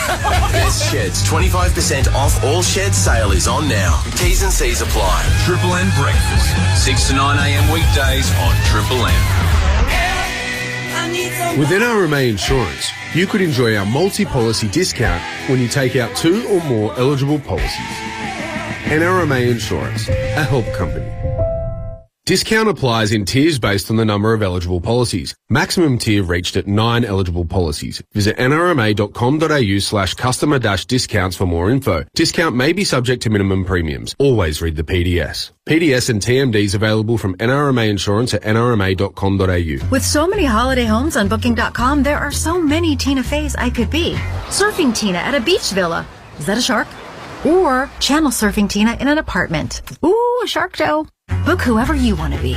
Booking.com, Booking.yeah. Hello, Frank Walker from National Tiles. Have you ever dreamed of having the world's best Italian-made tiles in your home? Right now at National Tiles, select any one of our 17 very popular standard range tiles and we'll upgrade you to the world's very best Italian-made tiles absolutely free, saving you a massive $4,000 on an average 80 square metre order. Yes, have the world's best Italian-made tiles and depending on quantity, save up to $4,000 or more. But you'll have to be quick, so rush into National Tiles now and save. Conditions apply. Grab a delicious coffee at 7-Eleven from only $1.50 when you scan the My 7-Eleven app. Members save on freshly ground coffee at 7-Eleven. T's and C's apply. This sound could save your life. If you're 45 to 74, you can do a free bowel screening test at home every 2 years. If you already have one, put it in the bathroom and get to it. Visit bowelcancer.org.au for more information. Dan Murphy's March catalogue is out now with great drinks at even better prices, like Mumm Cordon Rouge non-vintage, only $58.90 for My Dan's members. Offers end April 9. Choose to drink wise. Conditions apply. Sydney, we're coming for you. The Beer, Footy and Food Festival is back, taking over two of the greatest rugby league stadiums on the planet, North Sydney Oval and Royal Henson Park. Double the food, double the beer and double the footy. The Beer, Footy and Food Festival, Sunday, June 8th at North Sydney Oval with the Bears versus the Panthers. And Saturday, July 26th at Henson Park for a smash-up between the Newtown Jets and the St George Dragons. Get your tickets at beerfootyfood.com. With NRMA Insurance, you could enjoy our multi-policy discount when you take out two or more eligible policies. NRMA Insurance, a help company. Discount applies in tiers based on the number of eligible policies. Maximum tier reached at 9 eligible policies. Visit nrma.com.au/customer-discounts for more info. Discount may be subject to minimum premiums. Always read the PDS. PDS and TMDs available from NRMA Insurance at nrma.com.au. Shut up! The board is on Triple M! Triple M's Thursday Scrum. Welcome back to the Thursday Scrum. It's thanks to Bailey Ladders with Wade Graham, James Graham, and just off air there we were getting one thing I never thought I was going to get was accounting advice from Wade Graham, which I've never envisaged getting in my life, but it's good to know you're on top of all that, mate. If you ever need help, I'm here to help. I won't actually help you physically or anything to do with me. I'll just give you the right apps to get, which beautiful will save much of your time. And I know you still write them out with a pencil. I do write the invoices out in an invoice book, and then scan them and email them. Yeah, I do. I just think, well, look, I'd probably learn a better way, but this works for me. I'll listen, by the end of this year, I'll have you up to date with technology. By the end of this year? As the old saying goes, Maroon, if it ain't broke. Yeah. I mean, it's How only... do you keep up? You must have 1,000 invoices to do a month. Well, you know what's funny? You say that at the moment, I need to go and buy a new invoice book. So I'm a bit backlogged. But getting back to the footy... That would be causing you all levels of anxiety. I can imagine the text... hey guys, just letting you know. I haven't forgotten you. I'll be on for it though. Just log it. I haven't forgotten. Make sure you haven't forgotten. Yeah. No. Well, what I'll do is on the way home I'll find it like a 24-hour news agents and I'll buy an invoice book. Now, boys, back to the footy. Why don't you just use Amazon or something? Hang on. What? Don't worry about it. You stop at your 24-hour news agents. Wink, wink. It's just Office Works, an invoice book. It works for me. The only person that works in my company is me, so it's pretty straightforward stuff. Now I've forgotten. Now I've lost my train of thought. We're going to move on to the footy. Buzz Rothfield absolutely giving it to certain members of the Cronulla Sharks on Triple M NRL Daily. I don't want to bag Nico Hines, but I sat there on Saturday night looking for our $1 million playmaker to do something special to get us back into the football game. And it is a fact of life that Nico, for the last couple of years, has produced nothing like the football he did when he won the Dalian medal by a record margin. They'll play finals football, I've got no doubt whatsoever. But I was just that disappointed. I put the red felt pen through him after Saturday night. Well, he's a respected journalist and he's a Sharky supporter, so I think he has every right to say what he thinks. But Wado, do you agree with the great Buzz? No, I don't. I think, listen, he was obviously very emotional. It wasn't a great night to be a Sharkies fan out there when we lost to the Bulldogs, but like, with all due respect, you got to put it into a little bit of context, okay? So when Nico came to the club, he shot the lights out. He shocked everyone, not just his own teammates. The NRL won the Dalian by so much. He shocked other teams. No one in other teams could have prepared for the way he played this year. Now, when teams prepare against the Cronulla Sharks these days, after he's won the Dalian, he's the first name on the tip sheet because he's the most dangerous player in the team when he gets that attack humming. So, yes, he probably hasn't played to that levels, but other teams respect him more and go after him more because of the level that he did play at.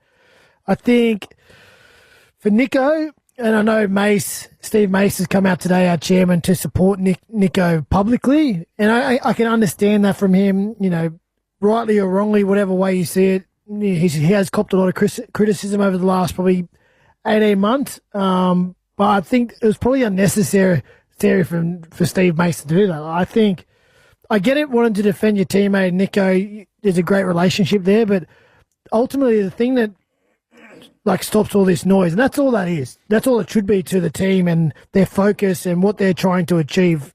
External opinions, it's just noise.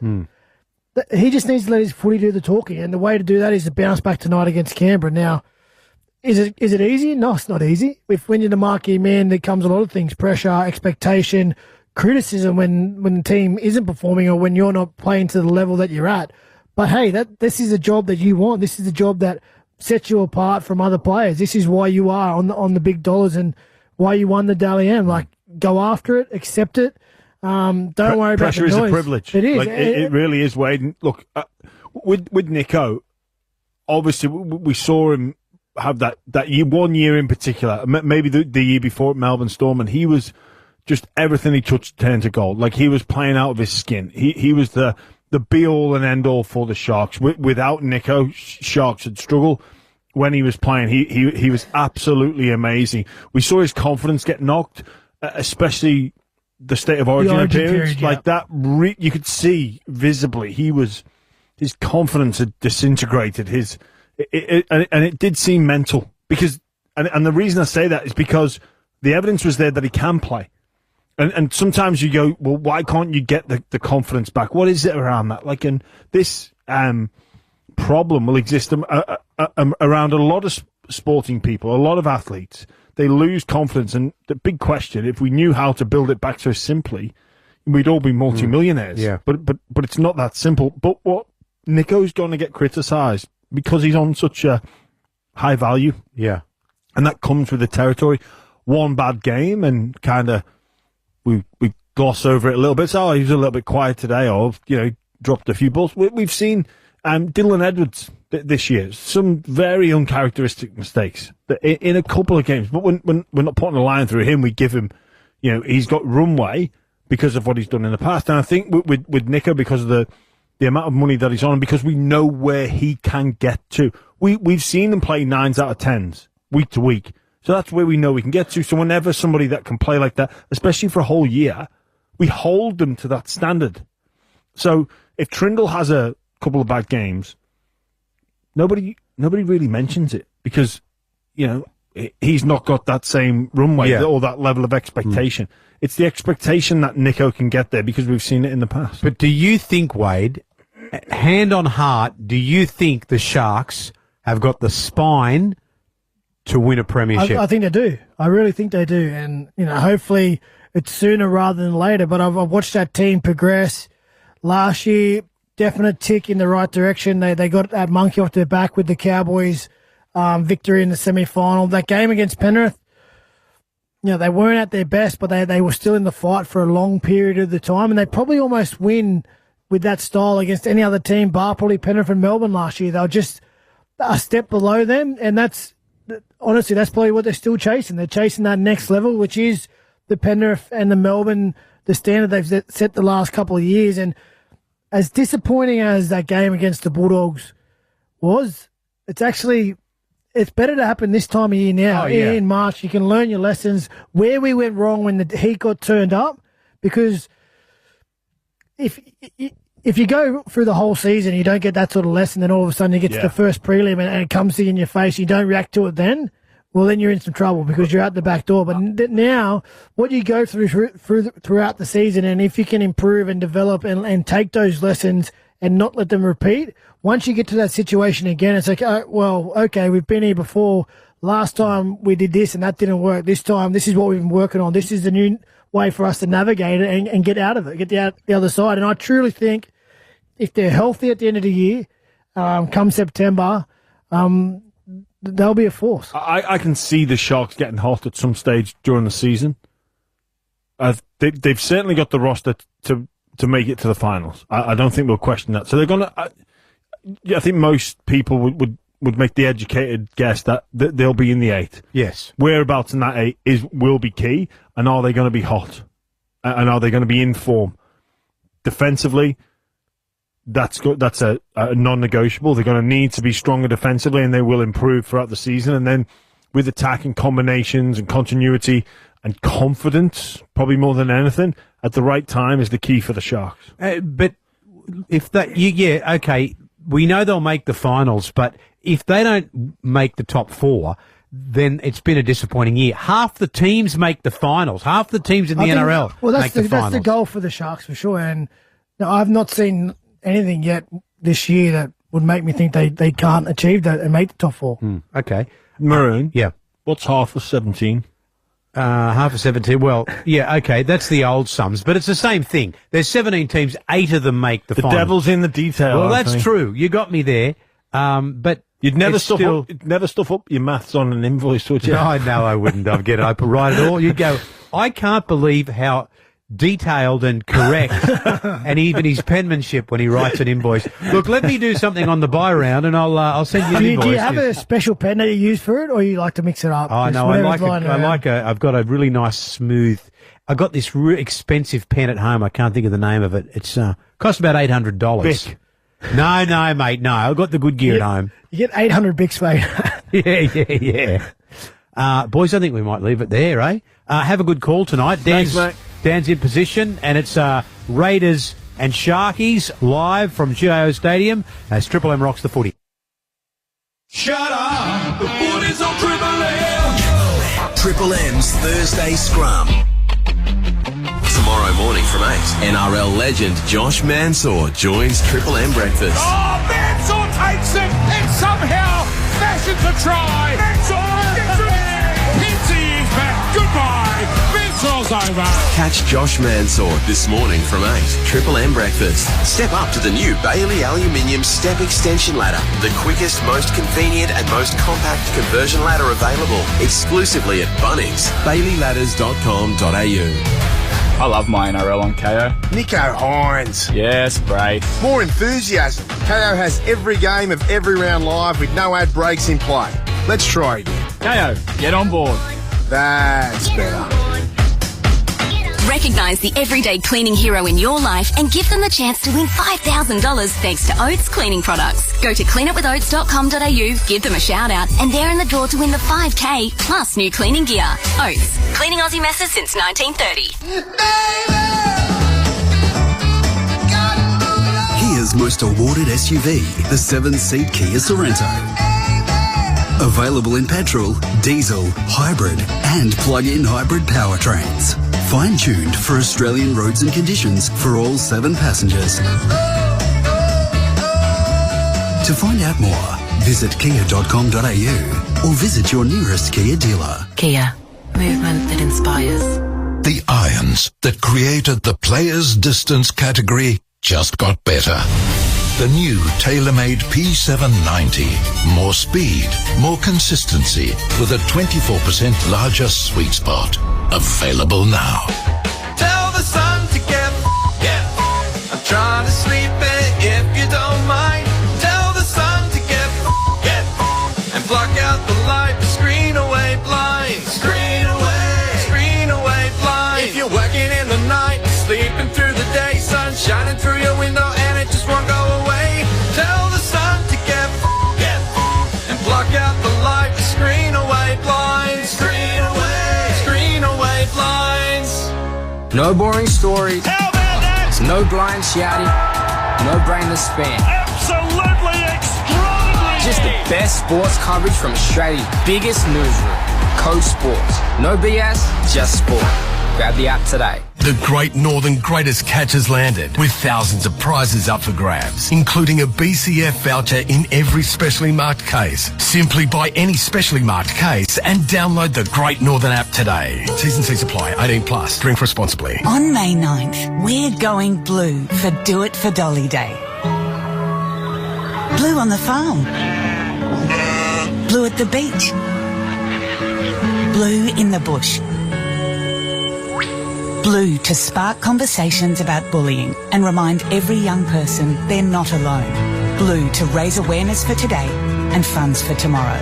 So let's come together to go blue to end bullying.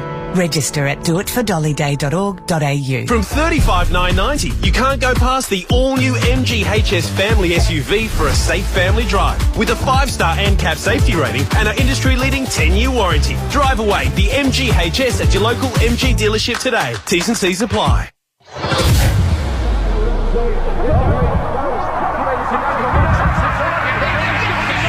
Marine Hot Water and McDonald's.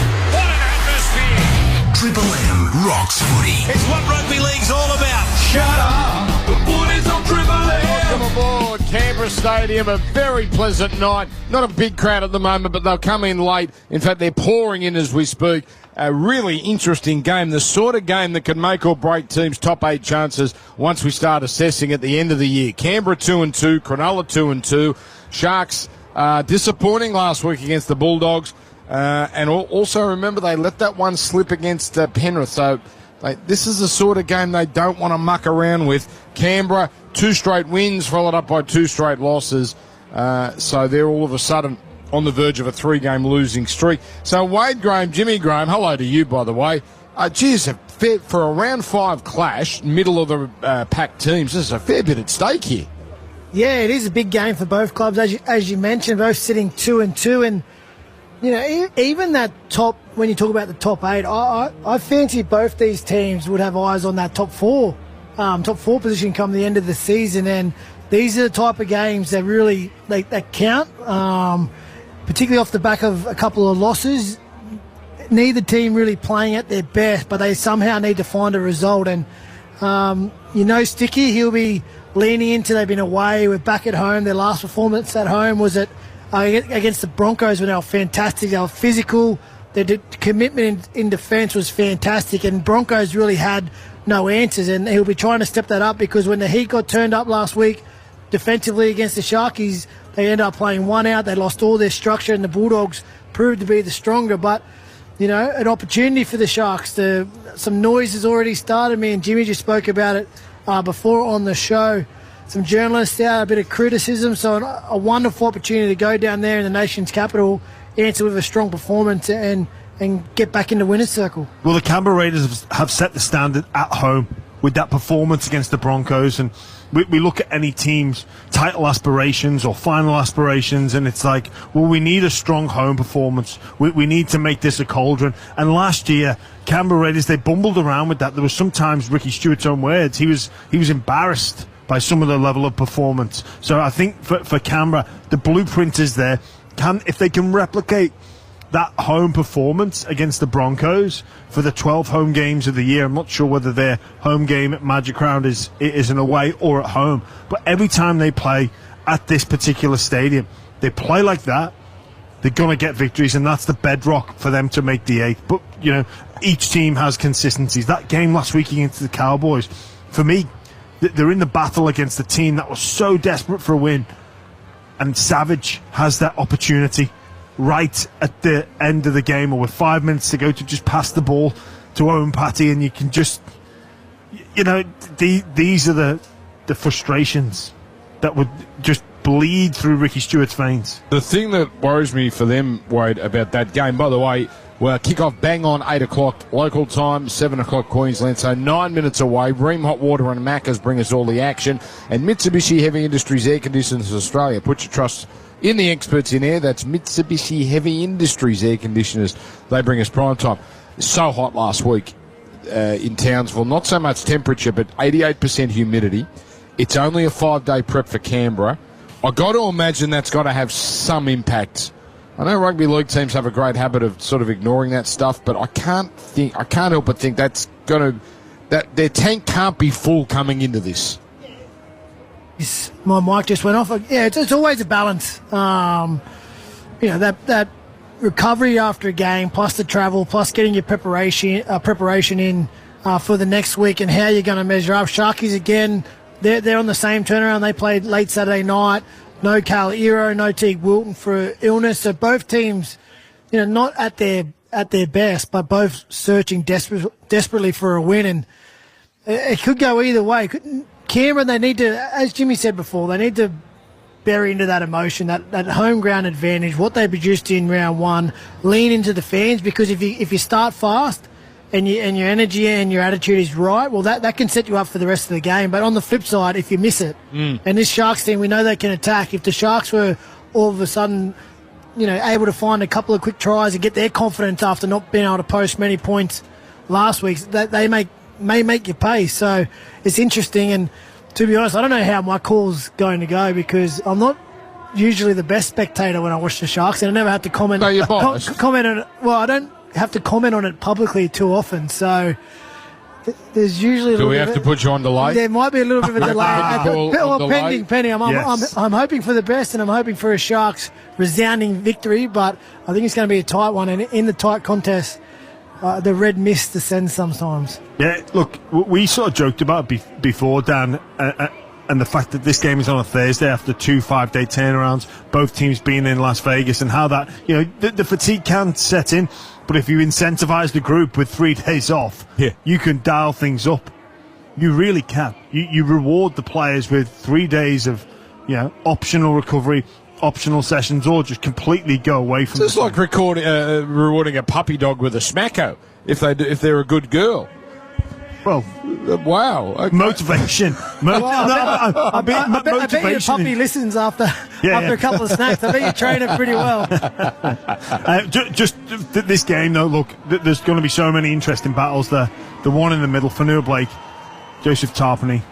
Oh, that's that's going to be that's going to be pretty epic. How's Fanua Blake going? I mean, Cronulla's 2-2. Has he been the player? It's 4 games in, so it's 4 games in. Let's not go nuts here, but has he given them everything they've been hoping for? I think he's been brilliant. Like with Fanua Blake, every time he touches the ball, he's a threat. He's got good footwork. Gets quick. Wasn't a loaded question. I was actually interested in you. I think yes. I think he's delivering exactly what you expect. Yeah. He's that dynamic runner in the middle. He's great defensively. He has that presence in the middle of the field, and he can only do his job. It's up to the rest of the guys around him to help get that result, but he can't have done anything more in the opening month of footy at the Sharks. I thought you might say that. Why, Wade, does Cronulla have such a great record over Canberra? During your time, every time came down to the capital, you seemed to towel them, and this is when 2 teams are pretty evenly matched. Last time Cronulla came down here last year, all right, Cronulla was a bit better than Canberra last year, but it was 40-0. What is it about this joint that seems to bring out the best in the Sharks? I can't put my finger on it, because we didn't travel to other places particularly great over my career at the Sharks.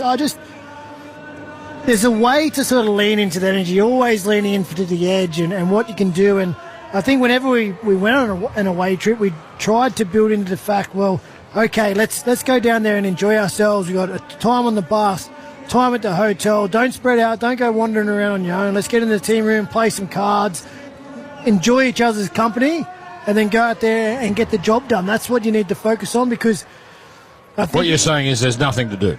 If you go the other way, you go down there in the middle of winter, it's cold, it's not that much fun, you're not going out to the cafes, you can dive into that, well then you can almost beat yourself before you get out into the field. So I think a lot of it's mindset and trying to make the most out of the situation that you're in. And I think Fitzy I know Fitzy dived into this week, like the opportunity. Kale Ero missing, again, Teague, a couple of other guys out, Sifa Talakai, opportunity for some guys to come onto the bench, Marwini, Harodi into the centres, so Billy Burns in fatigue. There's an opportunity for guys to step up, bring that fresh energy. But the most important thing for both clubs, this is why it's such a big game so early in the season, is they're both desperate for the 2 points. Again, sights on the top 8 for sure, but I know both these teams have sights on the 4. You need to get these games done. All right, let's take a 30-second break. That's it, 30 seconds. When we come back, the teams will emerge. Triple M rocking Thursday night footy. It's the Sharks away to the Canberra Raiders. The Kia Cerato set the bar as Kia's most popular small sedan. Now, the new first ever Kia K4 raises it. Best in class second row legroom, ultra wide screens, and a GT line that comes turbocharged. Enter Kia's biggest small sedan, the Kia K4. Small sedan, big personality. Test drive today or find out more at kia.com.au. Kia, Movement that inspires. Shut up! The footy's on Triple M! Marine Hot Water and McDonald's. Triple M rocks footy. All right, quick look at the round before these two teams emerge here on this very pleasant night in Canberra. It's Canberra and the Sharks in moments. Tomorrow night, Penrith and the Cowboys at CommBank. Isaiah Yeo, first Panther to reach 250 games. Well done to him. The big one tomorrow night at Accor Stadium, South and the Roosters. By the way, Triple M, of course, has the early game live as usual. Saturday, Parramatta and the Dragons, 3 p.m, CommBank. Quick one, Wado. Does Parramatta get their first win? I don't think so. I think St George winning against Melbourne last week. Imagine if they cough this up after doing that. That's what I think. That's where their focus will be. And I know Parramatta, they'll be doing everything they can to get that monkey off the back and get their first win. But I just think the confidence that they got last week, St George, I can't tip against them. Gold Coast Dolphins, the middle game. You'll get that Triple M Queensland. Also Triple M Queensland on Saturday. Broncos Tigers. You worry about the Tigers then. Latu Fainu in for Jerome Luai. You think, oh, geez, if the Broncos fire, they could smash him here. But I've got this funny feeling Tigers are going to keep this close. Yeah, interesting to see how the Tigers respond to that game that they would look back on and think we should have won that. We really should have won that. That's going to hurt them at the end of the season. Yeah. All right, so that's Saturday night, 7:30. Sunday, Battle of Brookvale, Manly and Melbourne. That comes up, and that's here, of course. The last of our 4 p.m. games here on Triple M, 3 p.m. Queensland. After this round, we go back to our 2 p.m. time slots. And then the last of the Sunday night games for a while, Bulldogs Knights, Accor Stadium. You a little worried about that one, Jimmy? Accor, Sunday night, Doggies, a big win, big energy win. They're still not full strength. Knights off a bye. Oh, look, every game in the NRL is on a knife's edge, isn't it, Dan? And we've seen this year that upsets galore have happened, but if the Dogs, defend like they have done, they should be okay. KP, obviously, a big threat of their Knights. All right, the Cronulla Sharks come out. Will Kennedy, the fullback. Sam Stonestreet, Ronaldo Mulatalo, the wingers. Jesse Ramey and Moweni Hiroti, the centres. Braden Trindle, Nico Hines, the halves. Adam Fanua-Blake, Blake Brayley, Oregon Corfusi up front for the Cronulla side. Britton Nicola, Billy Burns and Cam McInnes, the back row. The bench, Atkinson, Hazelton, Rudolph, Tuku, Hau, Tapua, the former Rooster. Now the multicultural round, by the way. I don't know why they picked this round, but any round's a good round. Multicultural round, and these players are carrying flags from their own heritage as we get the horn being blown, and now the Viking clap. Not a bad crowd now.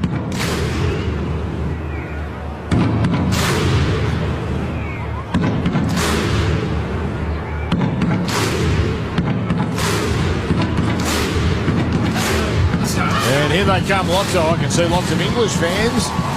English flags. As here come the Raiders. Kyo Woods, the fullback. Sevilio Tamale and Xavier Savage, the wingers. Matt Timmerkor, Seb Chris, the centres. Ethan Strange and Jamal Fogarty, the halves. Forwards, a good forward pack.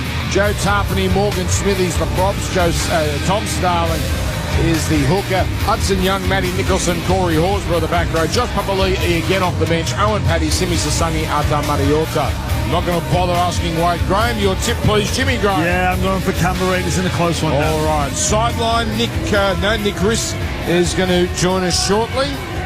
And we'll get him on in a few moments. All right, Cronulla by how many, Wader? I want to say close one. I think 8 points. Okay. Some would say that's not that close, but okay. That's a magnanimous Wade Graham. It's close enough for me. Close enough. I think they win by 30. Todd Smith, the referee. And off we go. Round 5. How quickly time flies. Round 5 underway. Triple M getting underway another round of footy, and it's Joe Tarpany first to carry it forward into two Cronulla defenders here. Canberra running to the northern end. The horn end here is now Horsburgh. Well contained on tackle two. Corfusi there. So was Blake Brayley. Another one up top as well. Comes heading out to Smithies back in the side. And he's taken up high there by the 13, McInnes. Canberra on their 20. Now Hudson Young. Not going too far. Very good, strong defensive set from Cronulla. In fact, they've driven Young back to the 20-metre line. This is tackle 5. They're going to need a big boot here at the end of this. Tarpany doesn't go too far, and he's claimed centre field. Fanua Blake last to peel off. Fogarty. Doesn't get the greatest pass, had to steady himself, but he hoofs it long off, finds the grass. That's a great kick. And a knowledgeable crowd gives a lovely round of applause. They knew how important that was.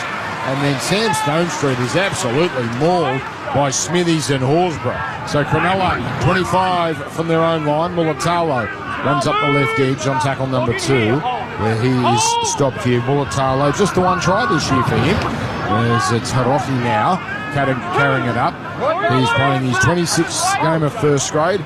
Been around for a long time. He's playing it. Now they go through Nickera down the centre. And Nickera is wrapped up here just short of halfway. 2 tackles left. Comes to Kennedy pushing through the middle. Good run. And he's wrapped up 4 Canberra defenders there to make the tackle.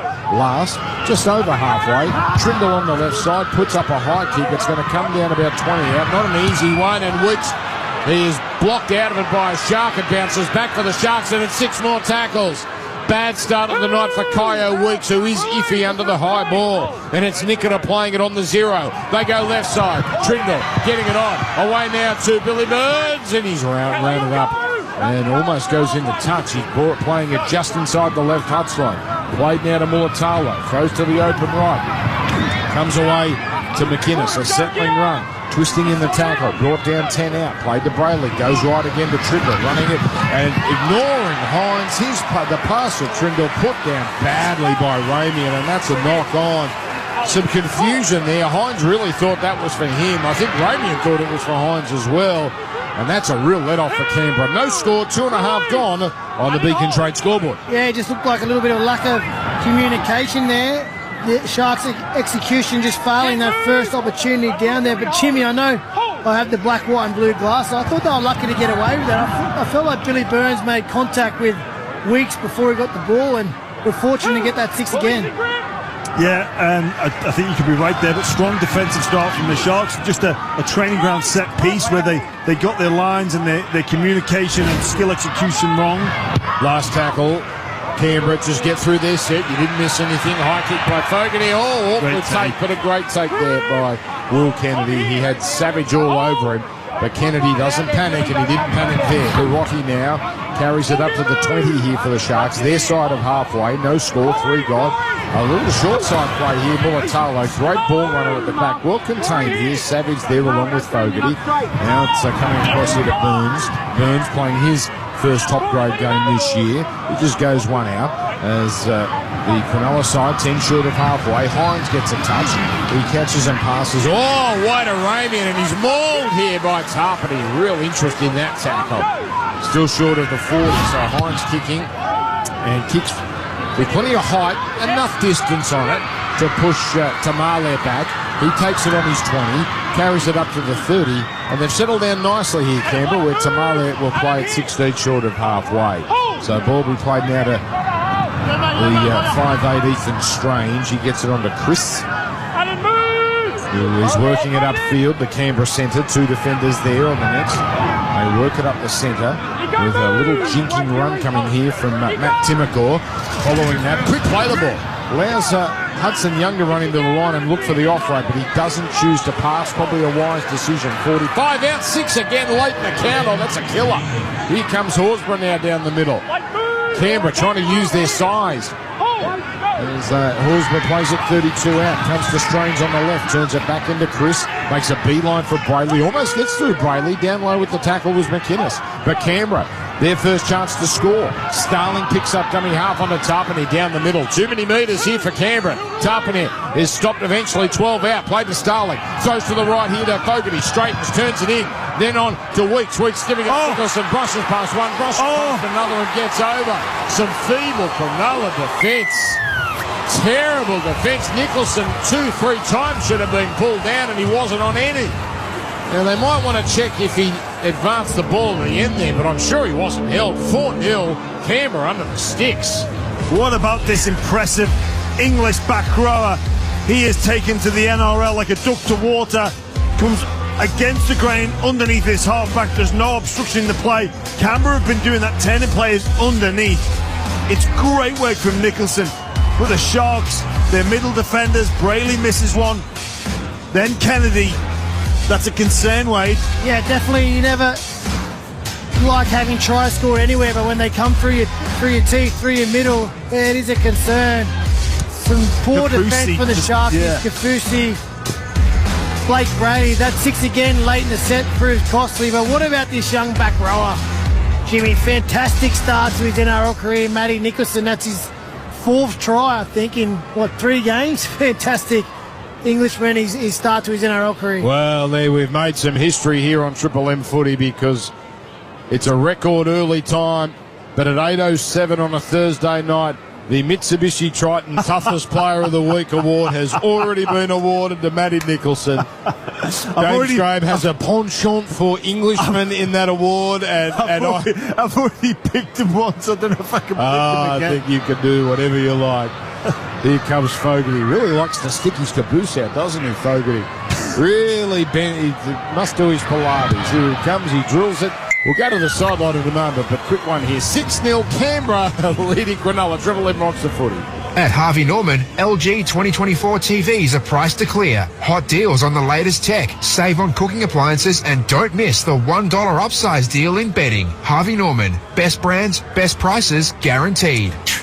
Now we can go down to the sideline for the first time. Bob JT, Martello to you, Nick Risk. Good evening, gents. Look, Matty Nicholson was the Thuddle signing during the off-season, had a massive off-season. Ricky likes to award those wild cards. And as Jimmy said, an Englishman, he's got the intensity and the work ethic of an Elliot Whitehead, but the awkward gangliness of a Johnny Bateman close to the line. So a huge signing. You missed out on Vegas in round 1, but scored a double in the Broncos game in round 2.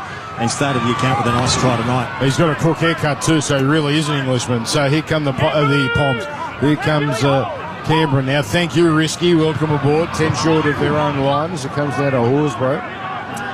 Horsburgh is brought down. What to say about Nicholson? There were a lot of, not warnings, but just little suggestions from people like Sam Burgess as Smithies hits it up one out. He's going to be a gun, but just give him some time. I'll tell you what, he's hit the ground running. Now here's Hudson Young with a good charge down the middle. And Canberra dominating up front in these early moments as Tarpanir now. He goes one out. Why wouldn't they go one out? They're making meters at will. Almost a halfway. Last tackle. High kick from Fogarty. My word, he gets some height on this. Pinpoint. Mulatalo, though, no problem. Oh, and does a number on Savage. That's a beautiful move. But Timoko, the backstop, is there to bring Mulatalo down. 21 out from their own line. Cronulla down 6-0. Hidotti now is just working it closer to the middle, but not going too far. He plays it to Trimble. Trimble onto Mulatalo. Cheap penalty. If it wasn't 10 metres, it was going to be a high tackle. Boy, the Sharks needed that in a big way. 8 gone, 6-0, Canberra, Beacon Trade. I just saw Jimmy just cringe a little bit when Ronnie Mulatalo put that move on Savage, but he went back towards the sideline. And as a middle forward, just your defender set of 6, you see your winger get a little bit cute with that sideline. Jimmy's still having a little bit of PTSD from his playing days. That's the open side here. Mitch Brown ass. Mitch Brown copping a drive-by. 40 metres out here. Cronulla with Fanua Blake. Great charge from Fanua Blake. The familiar turn of the body, but Canberra smart enough to lock up that arm with the ball quickly. 30 away. Here's Cronulla now with Trimble turning it in. Nikita running against the grain as he so often does, but into the waiting arms of Horsburgh down low, and Smithies up top. Left with Hines, straightening, then giving it to Kennedy. Kennedy to Hidotti. He slices through it, scores. Well, there was feeble defence up one end, and the defence up the other was just as poor. Hidotti couldn't believe his luck. In fact, it was so easy, we might just have to make sure no one's been impeded. That's how easy it was. 6-4 for the moment. The kick will move from out wide. Yeah, Dan, my thoughts exactly there. Hidotti just goes over with so much ease. You think there has to be an obstruction, but just looking at this replay again, on the outside of Timoko there, and he just bends the fullback Weeks for speed, who's probably not even expecting a break. Canberra did a great job defensively, and then Hidotti just gets on the outside. Wade, the Sharks hit back. Yeah, it's a great hit back from the Sharks. Really what they needed the last couple of times in good ball. They just haven't executed at all, but they were sharp then. A great reward for Mawini Hidotti, just one of the great clubmen who gets his opportunity tonight with the injury of Carolina. And, you know, he's just one of those guys, Jimmy, who sits in the reserves, works hard. There seems to be someone in front of him, but tonight's his night. and he starts it off with a try. What a great reward. We had I'm not saying this is going to happen, but we had a Thursday night many years ago, a kid called Matt Ikovalu. Same thing. Journeyman was working at a supermarket, if I remember, scored 5 tries on a Thursday. Did you play that game? Yeah, he was at Sharkies then as well. He's a fantastic player, another fantastic guy, and it's just guys like this who make up your squad, and when everyone's fit, they just seem to be a little bit on the outside of it, but there's a lot of love there for him, and he always comes in and does his job, and now he gets his opportunity and a reward, a try. Yeah. First try for Cronulla. Jeez, we were right. This might be 40-38 the way this has started. 50% per tick kick predictor. Come on, have a go. Here's the kick from Hines. Bit of hook on this ball. Tucks it inside the left upright. Well, 12 points in 10.5 minutes. 6 apiece. Triple M rocking Thursday night footy for Ream Hot Water. Thanks to the reliable Mitsubishi Triton with best-in-class superior steering and handling, giving you the confidence to bravely take on the most rugged adventure. Nothing can frighten a Triton. Yeah, that was Nico Hines there calling the play there. The Raiders' right-hand defence this year has always been a bit wobbly. They've done their work, their homework, the Sharkies. But I tell you what, Ricky just next to me is the most intense I've seen this early in the season. He was intense before the game, and he's definitely intense right now. Thank you. Whose fault was that try, gents? Was it Savage on the wing, or was it Timoko? I mean, if you had to place more blame on one than the other. Yeah, probably Timoko. Yeah. Like man-on-man in the centres there. They'd numbered up well. That's why it came as such a shock, Dan, because they did have man-on-man. They had the numbers there, the defensive right edge of the Canberra Raiders, but just some skill execution, getting on the outside from Hiroti. It was great work. All right, Seabass Super with the experts' comments. Here's Cronulla working it forward here. They've got a bit of zip about them now. 4 gone, 10 short of halfway. Hines plays at centre field for Neil Blake. Bashing into them. This is a good run. This is a great run. He carries 3 of them for a good 6-7 metres. Gets over halfway. Now he's made the play. Last, Trindle on the left side. Puts up a deep, high kick. Now Weeks. This is one he must swallow up. And he does. And rushing defence. Billy Burns again there first. Can't make the tackle, but Mulatalo quickly there shortly after. And now Savage was rounded up quickly here. What a funny start of the game. It just goes to show, Dan, how, we hear NRL coaches talk about discipline in performance. The first opening tries tonight for both teams, one off the back of a late 6 again in the tackle count, and then a penalty, a leg up out of the hard yards. Gets in good field position, make opposition pay. That was a rake by Nico. Nico, that's late in the count. Just talking about discipline. That's a silly, but they gave away a bad penalty or a bad 6 again, and it cost them a try. 3 in the tackle. Hines just tried to nuzzle the ball out, and it was right in front of the ref. That's a silly little move. Come on, Nico, and that's a penalty. Unnecessary Canberra as well, Dan. Just, I don't know if he actually intends to do that. It's a little bit unlucky on Nico Hines there and his part in that collision. His arm's in there, but it is a rake. Yeah, it is a penalty, but yeah, it's tough on him. So we won't be so harsh on Nico because wasn't as blatant as it first appeared.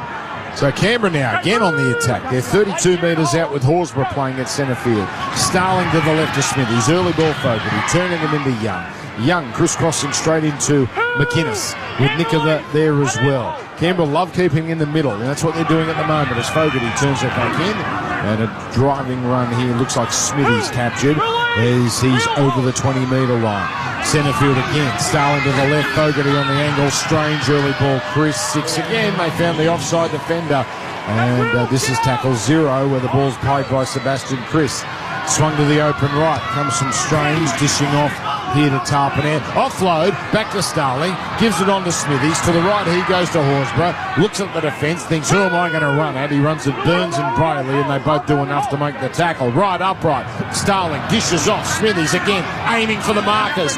They really are going after Brayley. Brayley makes the tackle with Fanua Blake. Under the post. Starling to the right. Fogarty on. And now Nicholson cut down. That's a great tackle. Trindle particularly. Hiroti over the top.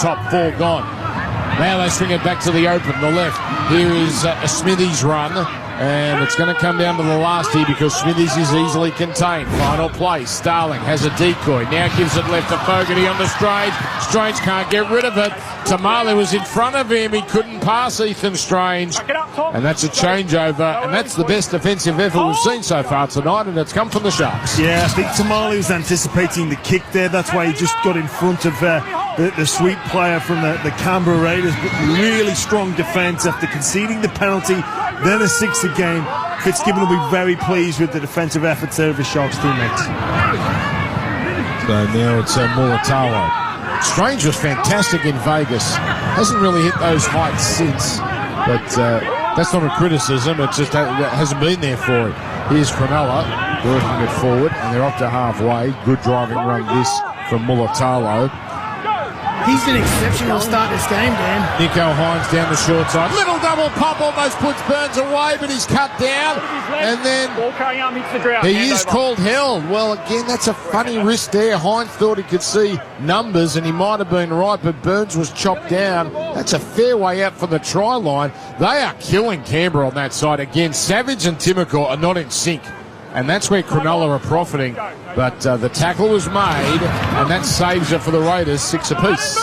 Yeah, confident play by Nico, just swinging down the short side. We mentioned how much work Mulatalo was getting through. It actually cost him then because they go down that left edge and there's no winger.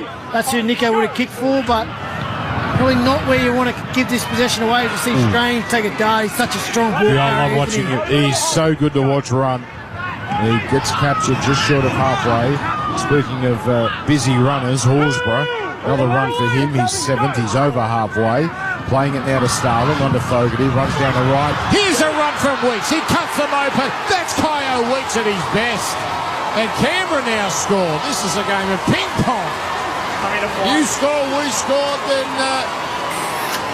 we'll do it again. 10 points to 6. Kyo Weeks, that's a lovely run. First try of the year for him, and he'll feel so much better after an error up the other end early in the game. Yeah, we mentioned how easy the Sharkies try looked. This one looked very easy as well. We see Treated hits the deck, so we'll have to have a closer look at that. But Kyo Weeks, that acceleration, he sensed the gap, just slices straight through it, and once he got into open space, there was no one going to catch him. So looking at a replay for Harvey Norman, now that angle's not going to help, but no one's impeded on that angle, but that's not the full picture. I think this is a try.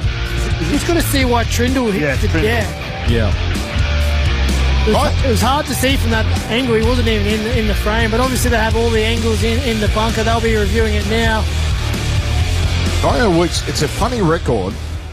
You wouldn't think this, but he has a better strike rate scoring as a 5'8" or a halfback than he does as a fullback. You'd think fullback, open space, more chances, but good try. He's got some speed. Oh, hasn't he? Off the mark. Speed off the mark. I think we're all here just, here we go. Oh, Wado, didn't he wish that into existence? Wade Graham. So let's see. Now we get another angle. Looking at the run of Matty Nicholson, he collides with Braden Trindle here. This actually knocks him over now.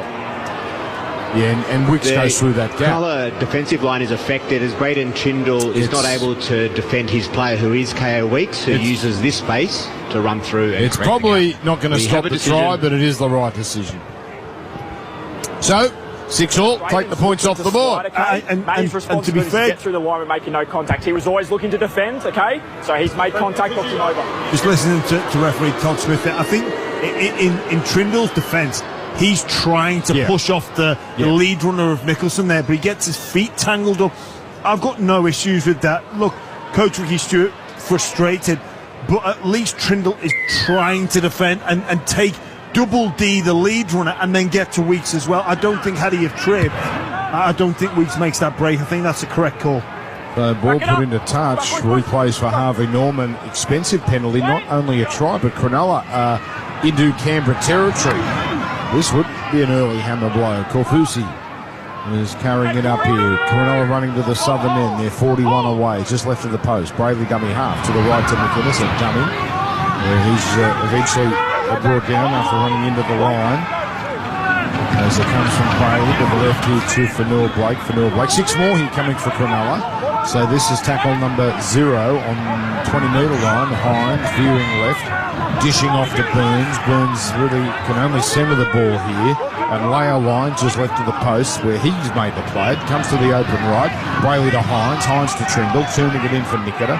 And he goes down the centre, runs into Weeks and also Starling. 10 away, last tackle. Hines puts it up, attacking the winger. Savage coming down 5 away. Savage jumped way too early, and Cronulla seemed to get there first. They've got 6 more tackles. I thought that was batted back and then knocked on by Hiroti. That's a bad decision, unless we need glasses. Now, I agree with you. I agree. So that's what I'm seeing with my glasses. Savage didn't get near that ball. That had to be a Cronulla knock on. Jimmy is still perplexed. Looks like a statue right next to him. Now, Fanua Blake carries it up. And he's going to be, you look like Jesus on the cross there, the way you had your arms out. 1, 3, 4 Easter's coming. And now, the rugby league gods have spoken because a nothing pass to Cam McInnes has been put down. And that sweet justice there.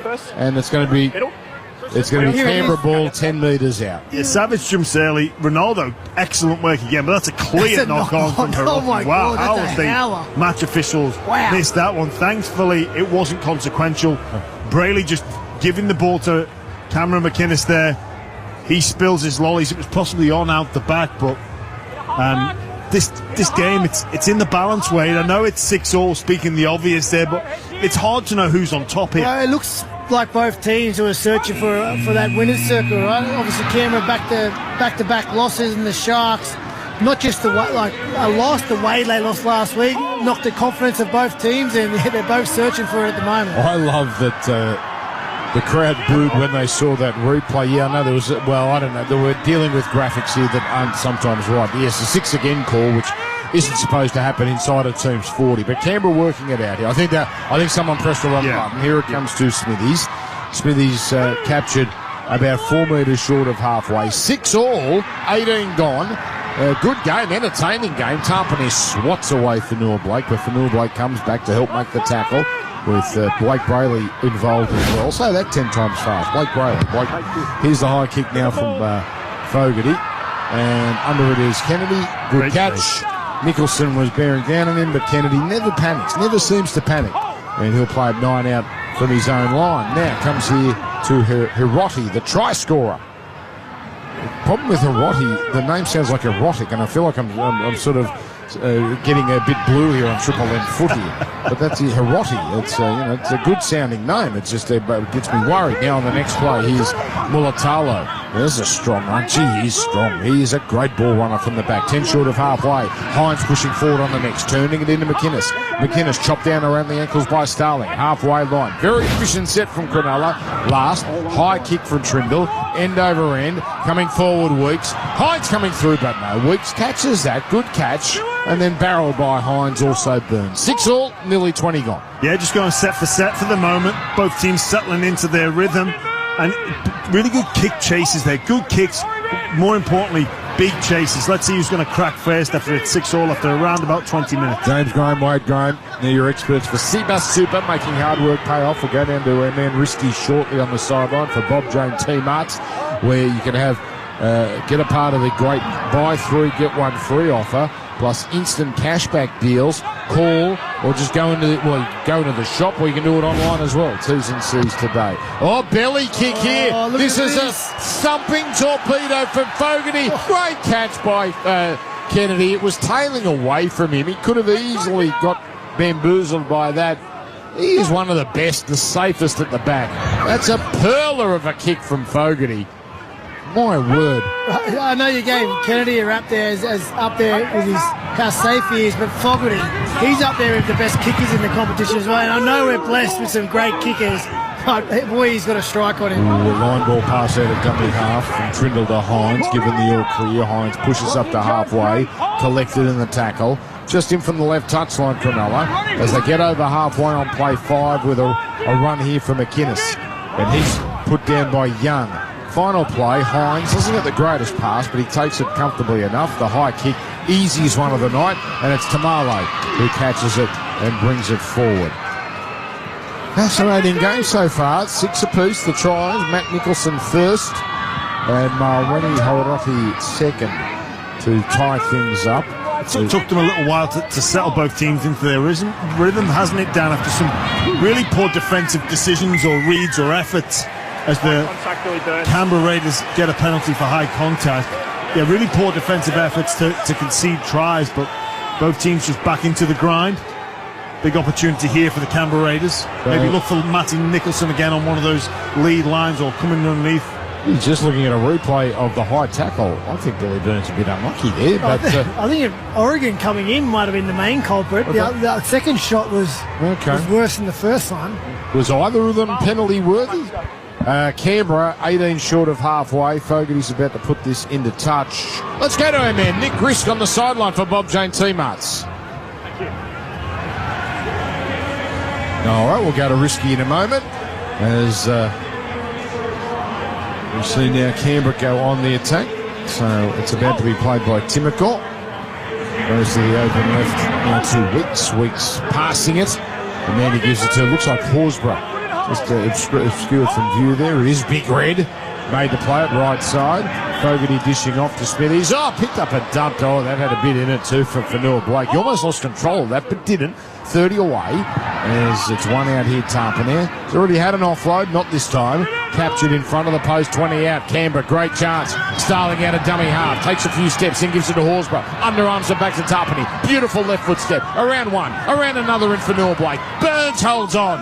Needs help. Gets it. And Tarpany put down. 20 in from touch, right side, 10 metres out, Starling jumps out of dummy half, snap kick, Young, oh no, he tried to pick it up, I'm not sure he grounded it, he knows how to score tries, it's given a try, but let's once again not give him the points until we're sure. This is shades of Mundine in the 99 grand final, where he just had to ground it and he tried to pick it up.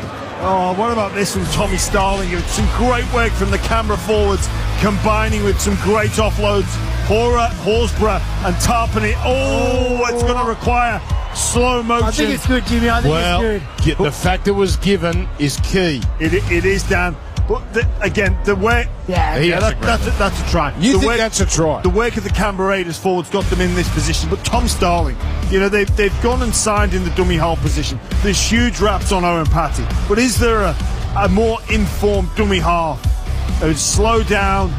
Hudson Young, he thinks about picking it up. He's got it. That's a try. I reckon he's got it. I he's got it, but that hand comes away a little bit. But I think that's a try. I think it's a try. Yeah.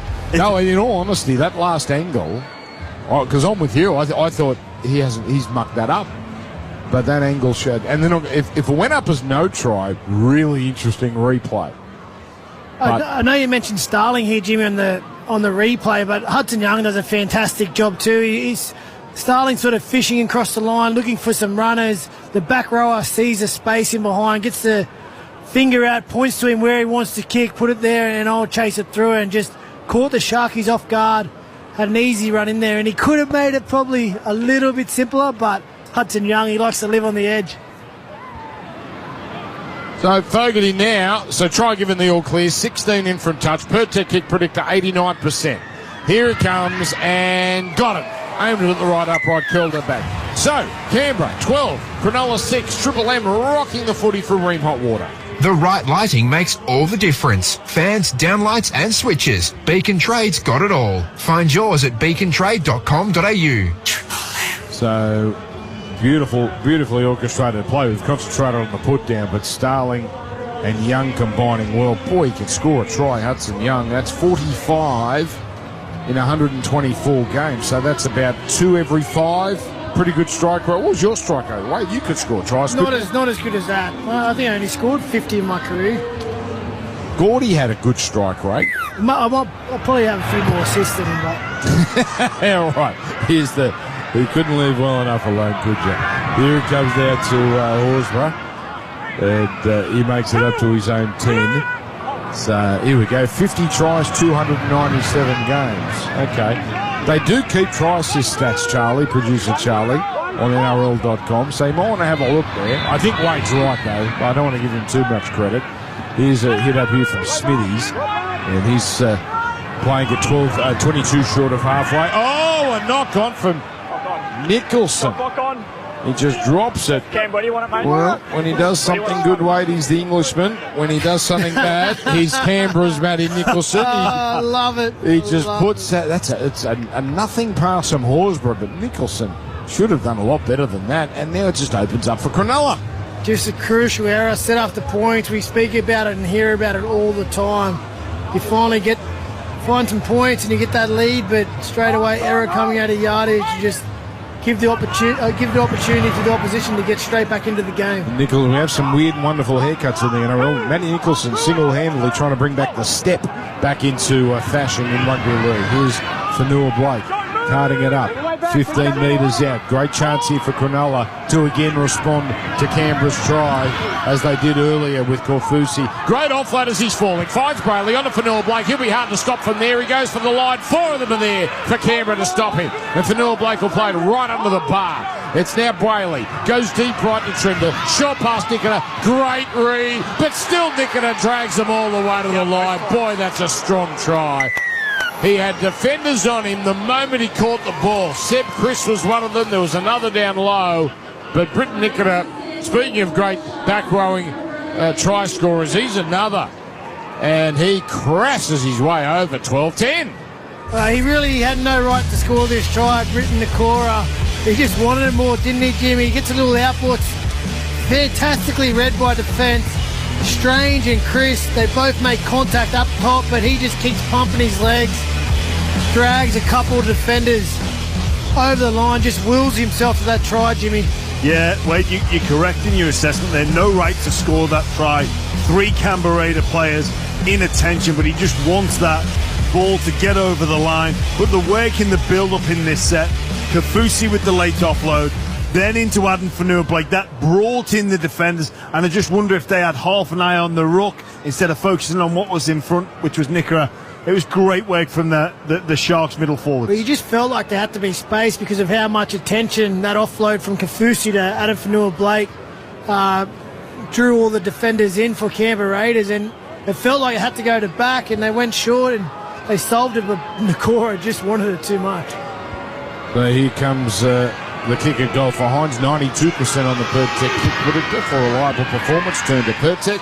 Drama resistant since 1980. Punch of the fist from my man Wade Graham. That means it went through. 12 apiece. Good one here. Triple M rocking the footy on a Thursday for Maccas.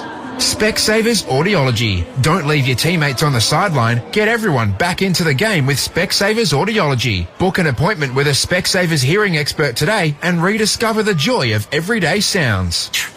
So 2 tries apiece. Biggest margin is 6.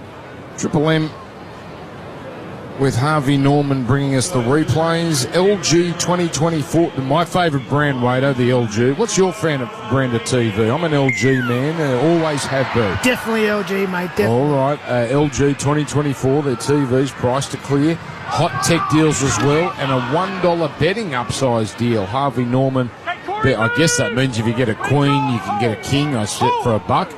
I reckon you can negotiate with them on that too. I reckon they might take the $1 off. Anyway, best brands, best prices guaranteed. Harvey Norman. Now here's Fanua Blake with a great driving run. And he's brought down 15 metres away from halfway here. Comes left side away from Trindle to Burns, running down a very skinny left here. And captured by 3 defenders on halfway. Both sides are making metres at will when they've got the ball. Here's Kennedy with a run back towards the centre where he's brought down, and he'll play it with 1 tackle left here. We're sure to see the high one, and up they go. Trindle again attacking towards Savage, but Weeks comes across, takes it, nowhere to go. 11.5 remaining in this first half, 12 points apiece. Triple M rocking Thursday footy. Both teams 2 wins, 2 losses, and 12 apiece on this scoreboard for Deacon Trade. Here's a good jinking run from Timokor. Hasn't had the greatest start of the night. Defensive woes and driven back here in this tackle. Starling waiting at dummy half. Getting it on. And the man he gives it to is Tamale. Very good ball run of the youngster. Not this time though. Captured quickly. Horsburgh gets it beyond his own 40 with his one-out run. But a very good, one of the better defensive sets we've seen tonight. Come from Cronulla just there. Fogarty from inside his own territory, boots at 50-plus metres. I can't believe Fogarty's not being snapped up by the Raiders. I know Ricky Stewart said that sort of goodwill gesture if you can get a longer deal, but he's phenomenal with the boot. I just wonder. Conversation for a show as Cronulla work it out. I just wonder if he's made a promise to that kid Ethan Sanders, got him down from Cronulla, and it's sort of Well, either way, Dan, Fogarty will not be short of suitors. No, he'll be.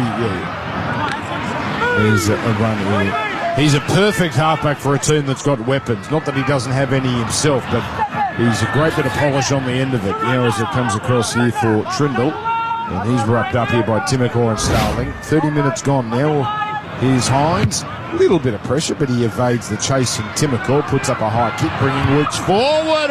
It doesn't look comfortable, but he caught it. Mulatalo was all over him. In fact, Weeks complaining to the ref, thought Mulatalo touched him before the ball was caught. Appeal unsuccessful. A Zach Lomax-inspired chase there from Ronaldo Mulatalo. That's what you want to see from your wingers when they're feeling nice and fresh and they can inject some energy on the kick chase. That's brilliant. But I tell you what, he was also appealing. He thought he was taken mid-air. And I think he was right, Kyle Weeks. So your winger, Mulatalo, I think made a little boo-boo but didn't get punished for it. So Canberra here. He's a winger. Let's let him off. Yeah, he goes to the open side. Here's Fogarty. Oh, another torpedo. This has got some serious wobble on it. And Cronulla, they can't catch it on the full. It was away from Kennedy, and it's 6 more tackles. Cronulla, Tamale didn't know. Popped it past to Horsburgh. Gets it on to Matiotta. Tackle 0. Matiotta, don't pass, son. Just go to ground. Now they finally can settle. Left upright, 11 metres out. They come to the right. Here's Fogarty, turning it into Papali'i, just into the game. Papali'i put on his back by McInnes and Burns, right upright. Now it's Starling dummy half, giving it to a propping Horsburgh. And he just works into the line here, but not much there in that run.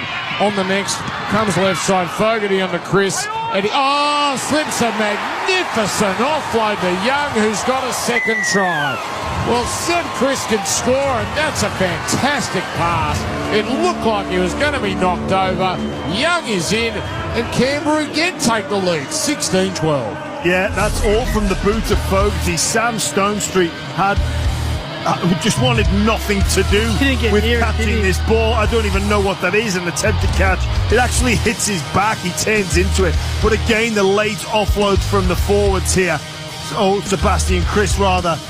Just so low to the ground. The tackle's almost complete. The ball in the left hand, the ball carrying arm is inches off the deck, Wade. And Hudson Young goes over for a double in support. He's just there by default rather than backing up his centre. And then Canberra, they're so good at it. They can score tries typically as every other team off the back of set plays and shapes, but this unorthodox offload, just push up, short support, they're as good as anyone in the competition, and they get some rewards here. But again, in this game, we see an error from one team, and we see the other team able to capitalise that and make them pay straight away. And Canberra out to a 6-point lead with a kick to come. Back in Fogarty to make it too. He's been striking the ball. This bomb, they're just showing the replay on it again. Sam Stonestreet, he did not get near that, and because of that, you'd have to say that young man might have a few more bombs come in his direction tonight. Look, I'm not putting my hand up to be part of the back three team and catch those, but Stonestreet, I know he's pretty young to first grade, but he'd want that time back. But again, on Fogarty, 650 to stay at Canberra. It is a talk for a show, as you see Fogarty lining up. What's the kick predicted, Dan? 94. I'm making it up. I haven't got it in time. He kicked quickly. But a kick predictor would have been right because it would have had him in the high 80s, early 90s. Straight down the middle. 18-12. 7 to go in the first half. We do it for, there it is, 93. It's too late now, Charlie. He's kicked 93.8. Oh, I said 94. I was right. I was making him up. There are other commentators here that make them up, Wado. And really? I find that hard to believe. You watch it happen every Saturday and every Friday at 6 p.m. when you do those games. It's fine because the guesses are pretty good. Not as good as that one. That was a pearler. Nick Risk on the sideline, Bob Jones teammates. Yeah, Jamal Fogarty spent a lot of time at the captain's run yesterday. I think he spent like an hour before the boys came out, just doing those big torpedo kicks in the air, and spent a bit of time afterwards. And his coach, who was a master of that in his time, was right beside him helping him out. So Ricky Stewart's been known to talk to Stephens, and I think he's told Jammer how to talk to him as well. Well, it's like when the Pakistan bowlers from the 80s and 90s they would pass on the dark art of reverse swing. It was scratching the ball, but they'd that's all it was. But they'd pass that dark art, but they only kept it between them. And Ricky's passed on his trick here to Jamal now. You get a bottle top, Jimmy. It's not rocket science. Now, he's Hudson Young. He's playing at 20 short of halfway, but they didn't use sandpaper, give him that. Here comes here to Fogarty kicking long, and it's a beautiful kick again. Not only has he got distance, but he's got direction. He finds the grass, and Stone Street is bringing it back. He's appealing. He was taken high there, Stone Street, and I think he had a case as well. He appealed to the referee there like he was in a 80s pop video declaring his love. Just that sort of gesticulation. And so I'm trying to think of a video. Gesticulation. Have you been paid to say that word, Dan? Here's a run. No, here's a run. So is that a bet lost? Gesticulation. 12 short of halfway. Now a little run out of dummy half. It's a good word. 15 Great short. word. 15-metre run coming here. That's a lovely run from Atkinson, who's entered the game. High kick. Now this one's end over end, but also tricky because it brings Weeks forward. Weeks has a shocker, drops it, and they've got a problem, Canberra, because Kyo Weeks is not very good under high balls. But you're not going to believe it. Now, how the wheel turns, Weeks drops it, but the referee said he knocked it backwards, and then Cronulla knocked it on the recovery. What a recovery, and what a let-off here for Kyo Weeks. And looking at, I tell you what, Stone Street's not kidding. He's on reports, Sebastian Cruz. Yeah, doesn't do Cronulla any good, but he's whacked him across the head there. And obviously there was a renewed focus on this area of the game. That's right on the borderline. Yeah. Right on the borderline. I was thinking sort of Spando Ballet territory. That's, the sort of gesticulation. Now here's 18-12, by the way. Canberra leading Cronulla as Tamale is carrying it forward. Now it comes to Papali'i. He's got his hair tied up today. Well, he always does, doesn't he? It's all very neat as he works into the defence. And he'll play 21 short of halfway after his one-out run. Horsburgh holding it out extravagantly with one hand, then tucks it under the wing and runs into two defenders. Love the quick play the ball. Starling goes down the short side. He finds Nicholson. Nicholson runs over halfway. And the backpedaling defence brings him down. 45 away. Last tackle, Fogarty. This time tries to... He's showing off a little banana kick away from Kennedy. And he is pulling out all the toys, and it goes into touch. Just the control from an experienced halfback. Sort of got a quick play of the ball. He's been bombing to the centre. He had Stone Street all over the shop his last attempt, but just knowing where he's at the game, 4 minutes before half-time, just banana it back, fine touch, get our defensive line set and stay in control of this game. That is a really difficult kick to execute, and such a high... well, obviously he knows what he's doing there, but you get that slightly wrong, you kick it out on the full, it's not ideal with 4 minutes to go. Not bad to show off your resume of kicks. I feel like it might be difficult for me and you, Jimmy, but I think Jamal's got it covered. Well, now he just needs a nice couple of little dinks into the in goal. We had Starling do it, and then he's got the box set. Beautiful ball movement until the last pass for Cronulla as Stone Street flags his legs out and almost sticks them into touch. Cronulla here in a bit of quicksand. Hines then throws a hospital pass out of dummy half, bounces to Nikita, and on tackle 5, he's inside his 10. Cronulla has made an absolute mess of this set. Hines on the last, he gets it on. Comes away now to Stone Street, kicking down the sideline. It's neither here nor there. It's an awkward bounce. Young takes it. Penalty. Coming back, no advantage. Penalty Cronulla. Penalty Cronulla.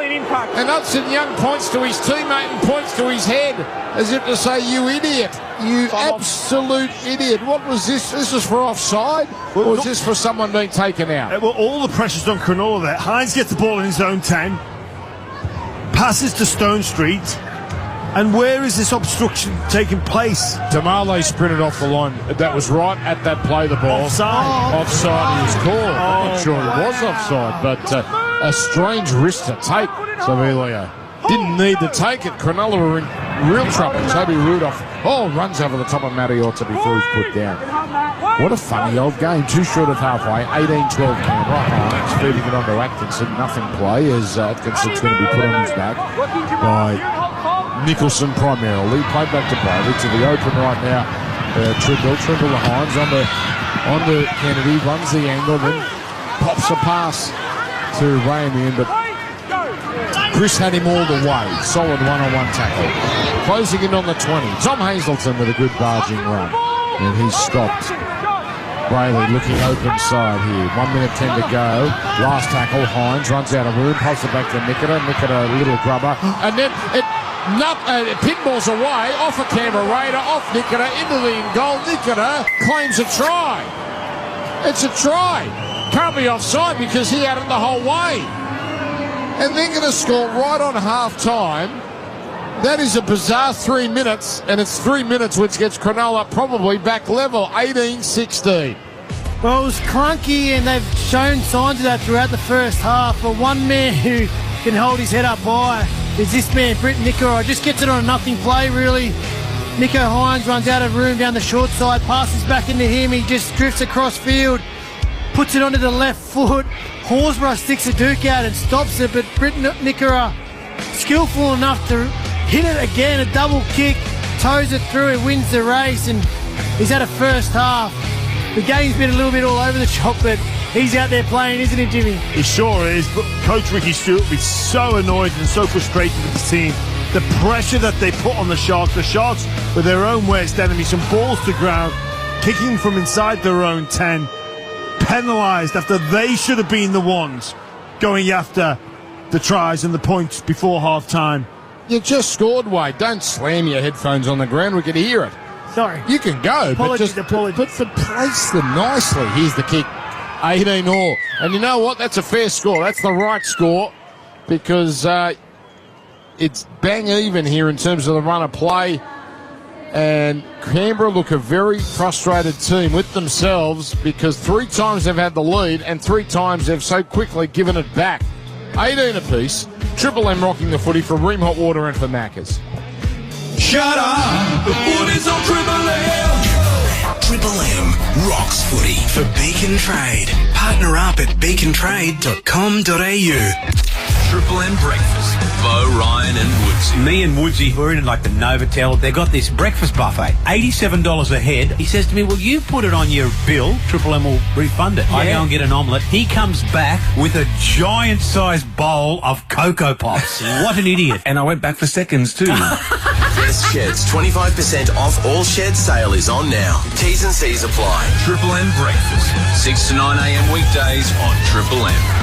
Hello, Frank Walker from National Tiles. Have you ever dreamed of having the world's best Italian-made tiles in your home? Right now at National Tiles, select any one of our 17 very popular standard range tiles and we'll upgrade you to the world's very best Italian-made tiles absolutely free, saving you a massive $4,000 on an average 80 square metre order. Yes, have the world's best Italian-made tiles and depending on quantity, save up to $4,000 or more. But you'll have to be quick, so rush into National Tiles now and save. Conditions apply. Is gambling getting in the way at work? Getting in the middle of your relationship? Are you coming to bed? Or even infiltrating your child's games? Gambling can impact our lives and loved ones in ways you might not realise. Be aware. Visit Gamble Aware. For information or confidential support 24/7, visit gambleaware.nsw.gov.au. A New South Wales government initiative. A campfire crackles and pops. A native bird trills in the far distance. Waves crash gently onto the shore, and the crickets start to hum. A tent zips open, and the sound of quiet laughter emerges. A night by the fire under the stars. An orchestra of everyday sounds waiting to be rediscovered.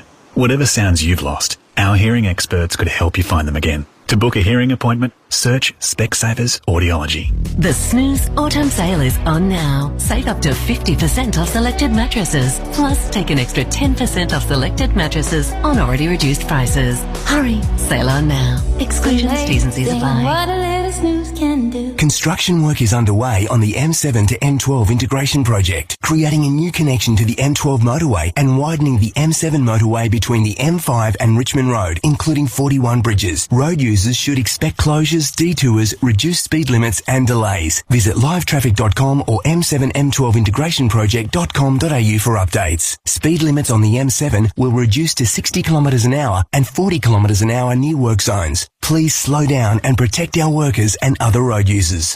For equipment hire and rental, more choice means more chance of success. That's why United Rentals is levelling the playing field with propping, traffic management, containers and worksite facilities for your job site. Call 13Hire or visit unitedrentals.com/au. Shut up! The footy's on Triple M! Triple M rocks footy for Beacon Trade. Partner up at beacontrade.com.au. All right, so funny game. I've said that about 6,000 times tonight, but it's a really enjoyable contest. 18 points apiece.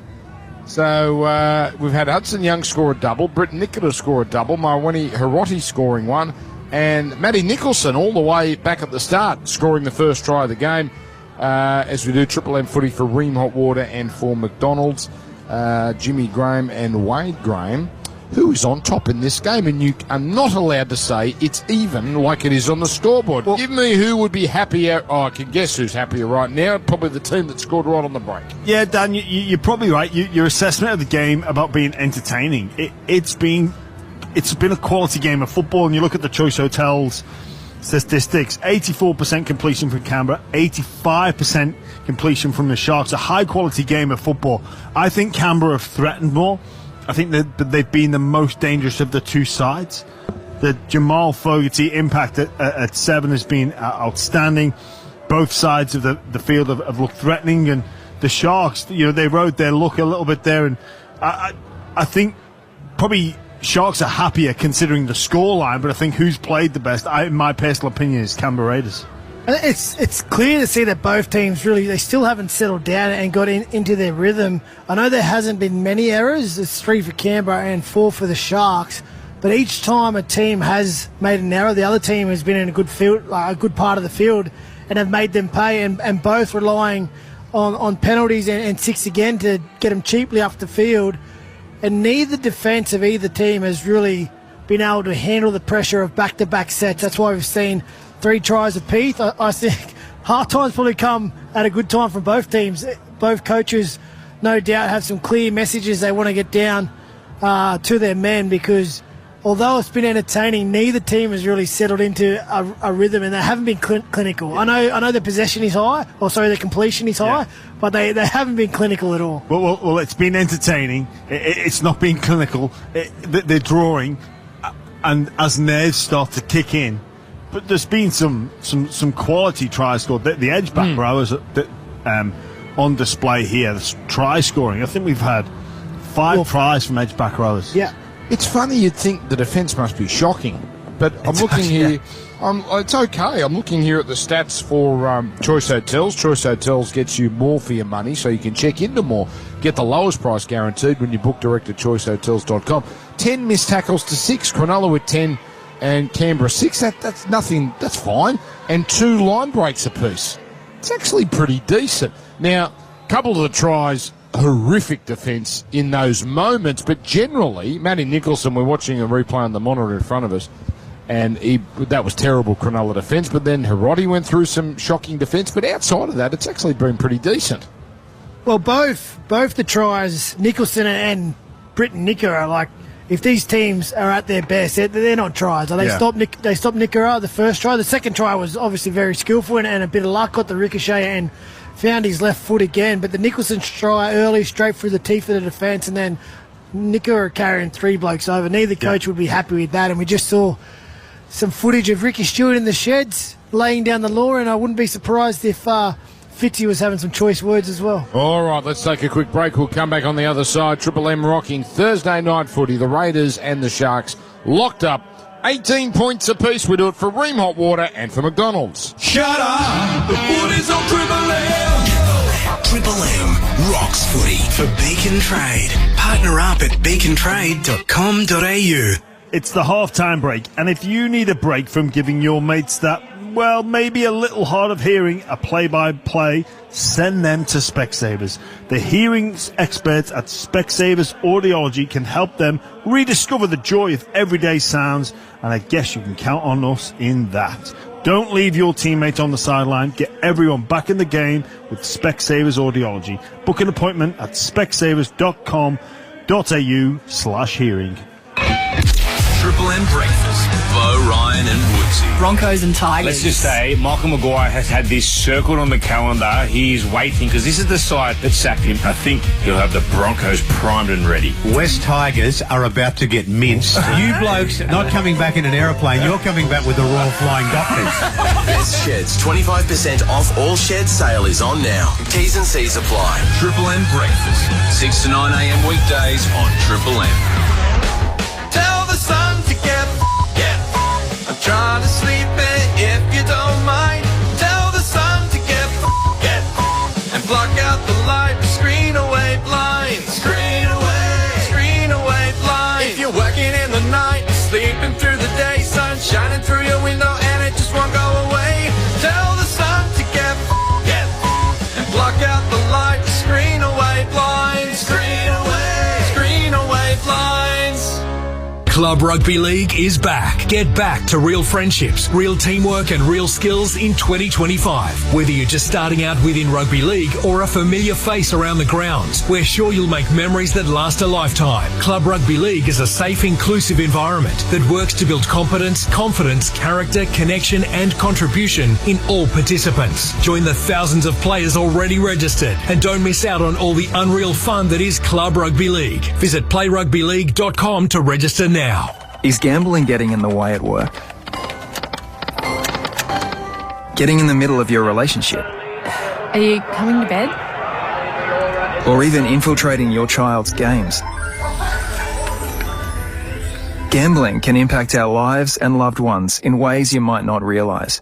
Be aware. Visit Gamble Aware. For information or confidential support 24/7, visit gambleaware.nsw.gov.au. A New South Wales government initiative. Get the new Samsung Galaxy S25 Ultra at Telstra with the latest Galaxy AI. Create, have fun and feel smarter together with Australia's best mobile network. With NRMA Insurance, you could enjoy our multi-policy discount when you take out 2 or more eligible policies. NRMA Insurance, a help company. Discount applies in tiers based on the number of eligible policies. Maximum tier reached at 9 eligible policies. Visit nrma.com.au/customer-discounts for more info. Discount may be subject to minimum premiums. Always read the PDS. PDS and TMDs available from NRMA Insurance at nrma.com.au. The Snooze Autumn Sale is on now. Save up to 40% off selected bed frames. Plus, take an extra 10% off selected bed frames on already reduced prices. Hurry, sale on now. Exclusions, T's and C's apply. What a little snooze can do. Shut up! The footy's on Triple M! Triple M rocks footy. Halftime highlights. Get expert service trusted by the trade at your local Mitre 10 Trade Centre. Tarpanet is stopped eventually, 12 out, played to Starling, throws to the right here to Fogarty, straightens, turns it in, then on to Weeks giving it Nicholson, brushes past one, brushes past another and gets over. Some feeble Cronulla defence with Hines straightening, then giving it to Kennedy to Hiroti, he slices through and scores. Well, there was feeble defence up one end and the defence up the other was just as poor. Hiroti couldn't believe his luck. And Tarpanet put down, 20 in from touch right side, 10 metres out, Starling jumps out of dummy half, stab kick, Young, oh no, he tried to pick it up, I'm not sure he grounded it, he knows how to score tries. It's given a try. It's now Brayley. Goes deep right to Trinder. Shot past Nicola. Great read. But still Nicola drags them all the way to the line. Boy, that's a strong try.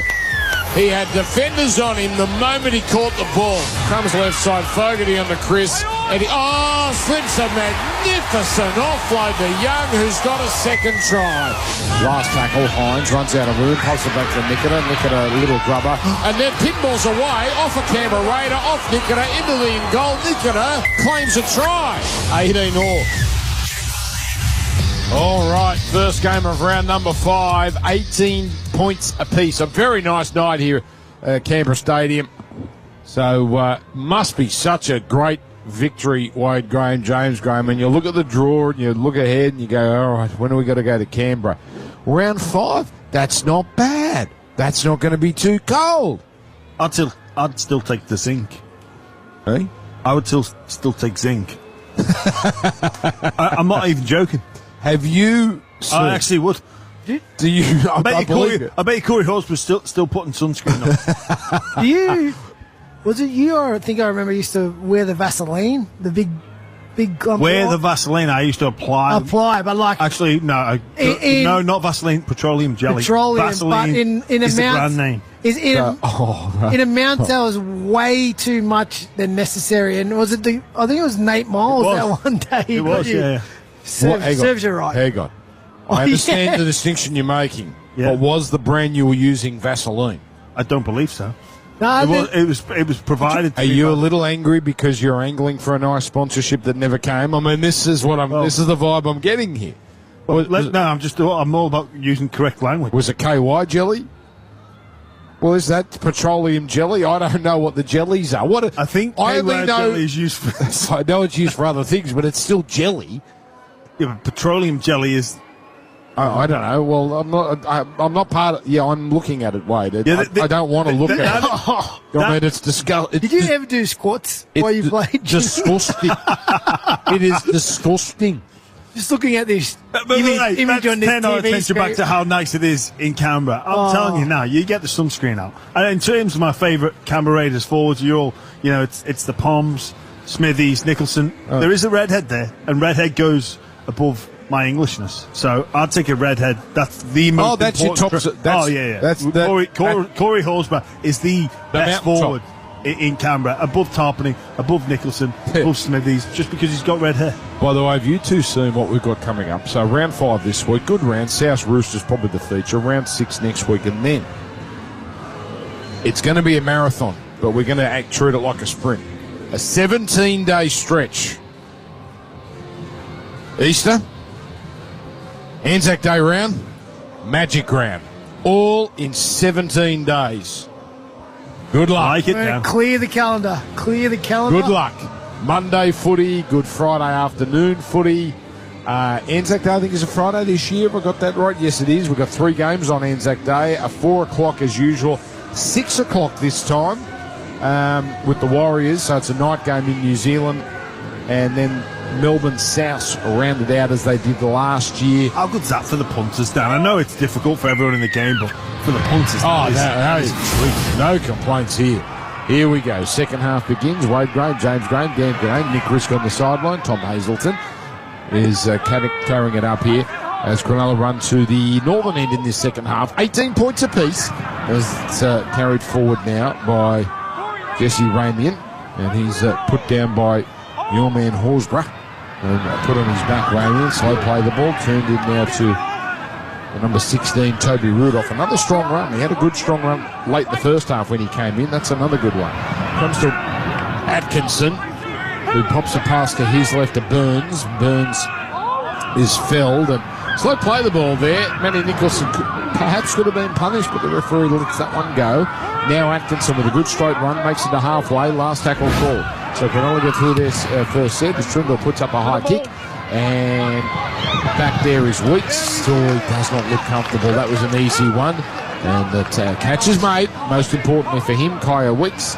And the ball played now as Matt Timmickle works into the Cronulla defence. Cronulla have not seen the lead all night. But every time Canberra scored, Cronulla sit back almost immediately. Savage now works it up the centre of this Canberra stadium. Pretty easily contained. 3 there to make the tackle. 20 short of halfway. Starling to the right to Nicholson. A bit stoppy and proppy there, so not going too far.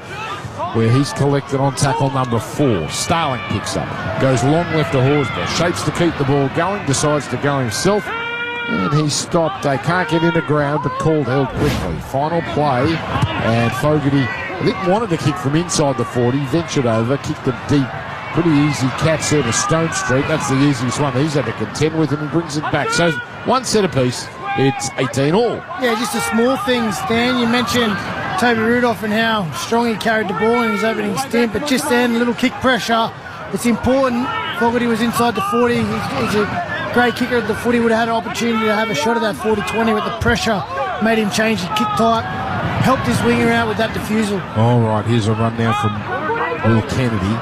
And he's stopped 8 short of halfway. Played back to Bailey. Bailey on to Atkinson. Atkinson to Hines. Keeps it going to Nikita, who's already got 2 tries. And he's rolled over. And doesn't go too far here. The last, it comes here to Braden Trindle. He hoofs it long. Pretty easy one, though. Swallowed up by Tamale. Keeping Albert Hopewadi out of the team. And he carries it to just outside his 20. In fact, it's Savage and I'll be keeping Hopewadi out at the moment. Either way, the 2 wingers combined. And Hopper's got did he get an ACL? When did that happen? Training this week. I did not hear. Well, they had been keeping him out. That's terrible for Albert. Now he's hit up here from Matty Nicholson. Runs over the top of little Braden Trindle. Eventually, Nicholson brought down 42 metres out. And here it comes now to Weeks, and Weeks is filled. Canberra, this is a good set here. 35 out, last tackle. Comes to Fogarty, puts up a high kick. That is so high. Chasers have a chance. Kennedy coming through. Cronulla bloke was knocked out of it, Atkinson, but it didn't matter. Kennedy just took it. And Cronulla here are going to play the ball. I'll tell you what, if they don't go to this man, they might just go set for set for the rest of the game. So, Nick Riss, down to you on the sideline, Bob Jane teammates.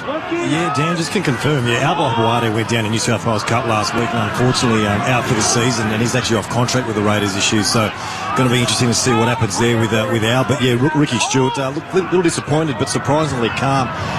That set that we just saw from the Raiders was exactly what Ricky said to go out and do. Just be patient, take it easy, don't get too frantic, just get on the line. Whereas the Sharks, similar, ball control and line speed, and they'll lucky to still be in that game at 18 more. So Fitzgibbon says, let's get out there, throw our luck around, and the points will come. Thank you. Good stuff, Risky.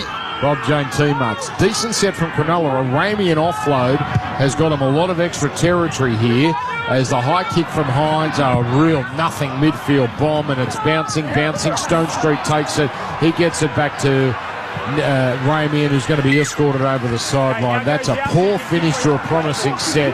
Canberra in good field position, 18 all. Yeah, really poor end of set. The first real mistake in this second half. Both teams trading blows, looking to get into some good field position to launch an attack. Hines under some pressure there from Starling. The ball allowed to bounce. Stone Street inside to Ramian. Ramian dives with the ball. Raiders have a good opportunity here. So they hit up now from Mariota here for Canberra. An unforced error too, really. That bomb. Nothing was doing really. As now Nicholson, a great powerful run from Nicholson. He's left the player on the ground for Cronulla. And now he was held down. Should have been 6 again. Even Wade Graham said Cronulla should have been king. That's how bad it was. Weeks now onto Chris. Chris down the sideline. He's hard to put down. Ramian drags him. Finally the tackle made. Canberra looking sharp. 16 out. Here's Tamale making a beeline for the try line. Fell just in the nick of time. Short side play. Weeks goes for it. Brilliant read by Hines and Nikita. And then Rudolph coming in. So one tackle left, pinned in the corner, but only 3 out. Canberra comes to Fogarty. Hazelden rushes up, great pressure, grubber kick, taken by the fullback in Kennedy, and that's a great save for Cronulla, 18 points apiece. Yeah, big let off there from the Sharks. Canberra looking fantastic in attack. Tamale can't carry the football, just half an opening off the right foot, almost put him close to the try line, and then Jamal Fogarty just a little grub up of Will Kennedy in the right position, scoops up his ball. Cronulla dodge a bullet. Hazelden's made an impact here, but a little bit of kick pressure. And they're 10 short of halfway now, Cronulla. Atkinson. He kind of looks like Nathan Cleary from a certain angle, Daniel Atkinson. Maybe it's a little moustache as well. High kick from Hines, again, bit of a midfield bomb here. At least it's got some distance on it. Easy catch from Tamale. And Tamale brings it back and gets over his own 30. So 6.5 gone in this second half. Just waiting for something to happen here. A penalty, a knock on, just to give the team an opportunity. Canberra got close the last time they had the ball. And now 6 again. As on tackle 2, Chris not allowed to play it. Savage, good strong run from Savage, makes it to halfway, knocked over by Trindle. Ball played back to Starling, with him to go down the short right, then stops, comes back to the open left, pops a pass to Papali'i. Papali'i though, taken down by Rudolph. 6 again. A lovely dummy half run from Starling. Oh, it should have got 6 again. It did. Atkinson was nowhere near square. Anyway, Horsburgh on tackle 4 works it upfield, 28 away. As he plays it back to Starling, to the left to Fogarty, getting it on to Mariotta. And he's knocked over by Nicola and also Hines. Last tackle was Starling, throwing it to Fogarty. Fogarty, a little chip kick and a little too deep. It's taken on the full by Trindle, but he has nowhere to go. So Cronulla now have to roll their sleeves up. They're 1 metre out from their own line. It's still 18 all on the Mitsubishi Triton scoreboard. Yeah, Dan, you mentioned the kick pressure before and how much of a difference that makes. We've seen some changing in just how forceful you can be and touching the kickers after they've released that football from the boot, but there still is value on good quality kick pressure.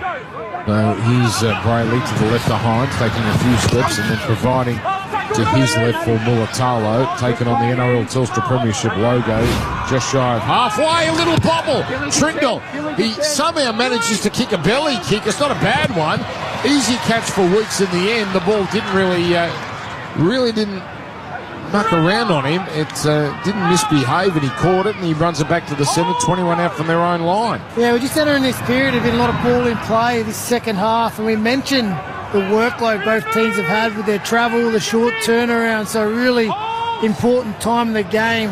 Whichever team can handle this the best and get a result out of it, go a long way in determining this game, as we see a little bit of push and shove. Hines and Hudson Young, I think he's out of his weight division there, Dan. He had help though, Hines. He had Hazelton in there and Brayley as well. As Chris plays it just shy of halfway. Starling onto Papali'i. Papali'i driving over halfway, but not too much further. Hazelton and Brayley combined. Last, have not had a break in play yet in 9 minutes of the second half. A deep one from Fogarty. And Kennedy has to sprint across to take that on the full, but again, he does it so easily. And then he was met by the defence quickly. Nicholson there with Timoko. Now comes across to Hiroti. Hiroti just over the 20. This is fascinating stuff here. Neither side giving an inch. Hiroti's a run followed up now by Burns. And Burns has dropped down. And we've got a 6 again called. No, we don't. Geez, someone at 9 is having an absolute Barry on the graphics tonight. As it comes down to the right side, here's Atkinson weaving and going down to halfway. And he almost pops a pass. But he can't go, playing it. Now there's the 6 again. That's legit. You heard the ding. Away now to Hines, and Hines has fell 39 away. They tried to slow Atkinson down, that's why 6 again. Here's Kennedy pushing forward. Cronulla looking good, and all of a sudden Canberra looking fatigued. Simple stuff from Cronulla, and it's effective. Centre field, Trindle turns it in, and now Tuku Hautapua, big boy. He carries it over the 20. Stopped by 2 defenders. They can't get him to ground. Play down to Brayley. Fires it left to Trindle. Trindle to Kennedy. Kennedy getting it on. Hiroti bumps off Timoko, but not Fogarty. Fogarty, crucial tackle. 2 tackles remain. Near the try line. 5 away. Swung to the open right. Trindle, dummies. Can't step inside. Josh Papali'i. And the tackle made primarily by Nicholson, who was on Papali'i's inside. Last tackle comes to Atkinson, across here to Hines on the right. Away now, it comes to Ramey and pokes in a grubber. Great kick, nowhere to go for the fullback Weeks. Oh boy, this is good pressure. Line dropout, 18 all, still on the Mitsubishi Triton scoreboard. Yeah, no doubt Canberra will probably go short here and look to get the ball back, but that was a great set from Cronulla Sharks after that 6 again late in the tackle set. They just stayed at the ruck basically the whole set. Where the fatigue was, they had one shot out to the left. Canberra handled it and then come up with a good kick on the end of it as Fogarty goes short. And it's got the 10 and oh, great catch! Stone Street put his body on the line and almost hurt himself, but he came down with it. Cronulla now Back-to-back sets here on Canberra's line. And the 6 again here on tackle 1 as Hazelton bumps it up into Papali'i and Owen Paddy in the game, getting a bit of game time tonight.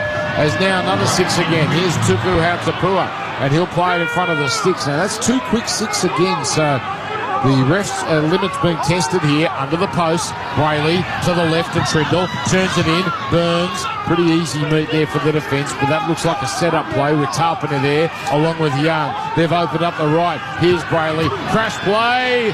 Tuku Hautapua. 5 Raiders there meet the youngster, and they stop him from getting to the line. Left of the post, played to Brayley. Throws to the right to Atkinson. On to Trindle. Trindle away now to Kennedy, and he's either lost the ball or tried to fashion a kick, and it didn't come off yet, and it's a knock on, and that's a big win for Canberra. 18 all, but it was bubbling nicely for the Sharks. Raiders hold on. Yeah, huge win for Canberra. They had their right-hand side defence tested, their middle tested, and then their left, and it's just strange in the tackle. Kennedy sort of half breaks through. He's thinking about the kick. He's thinking about the offload. Spills the ball. Huge win for the Canberra Raiders.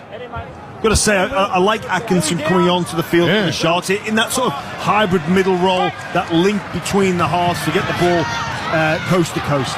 Here's Timoko trying to break through. He got past Mulatalo, but plenty of defenders there to bring him down 10 out from his own line. And Timoko appealing to the referee, batting at his lips there as if he was hit hard.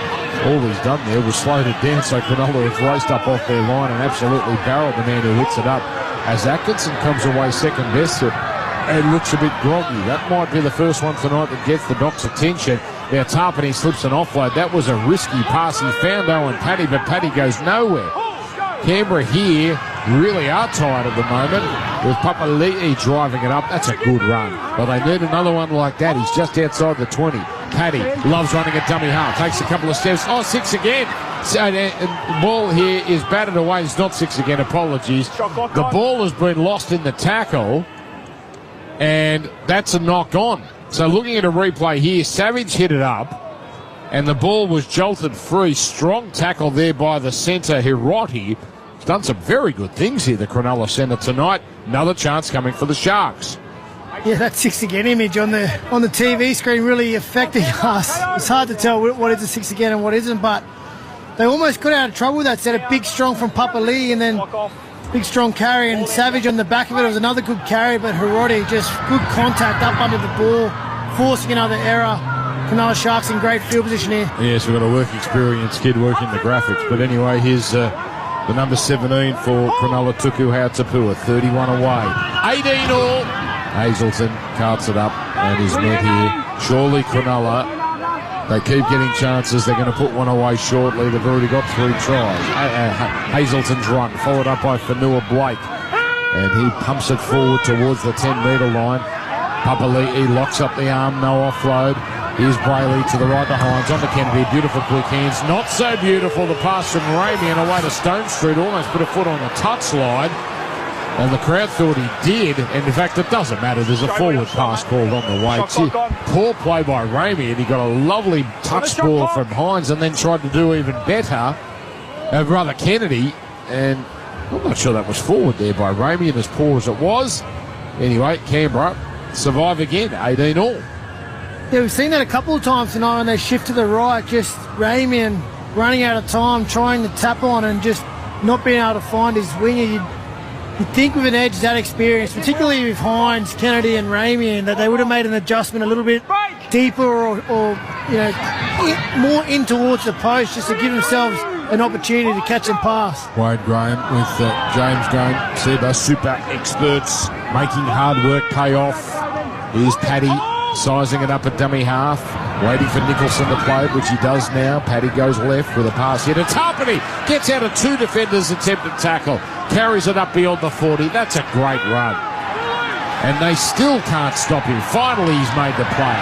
And this is a 1-2 punch. Tarpany followed up by Papali'i. A strong run gets him over halfway.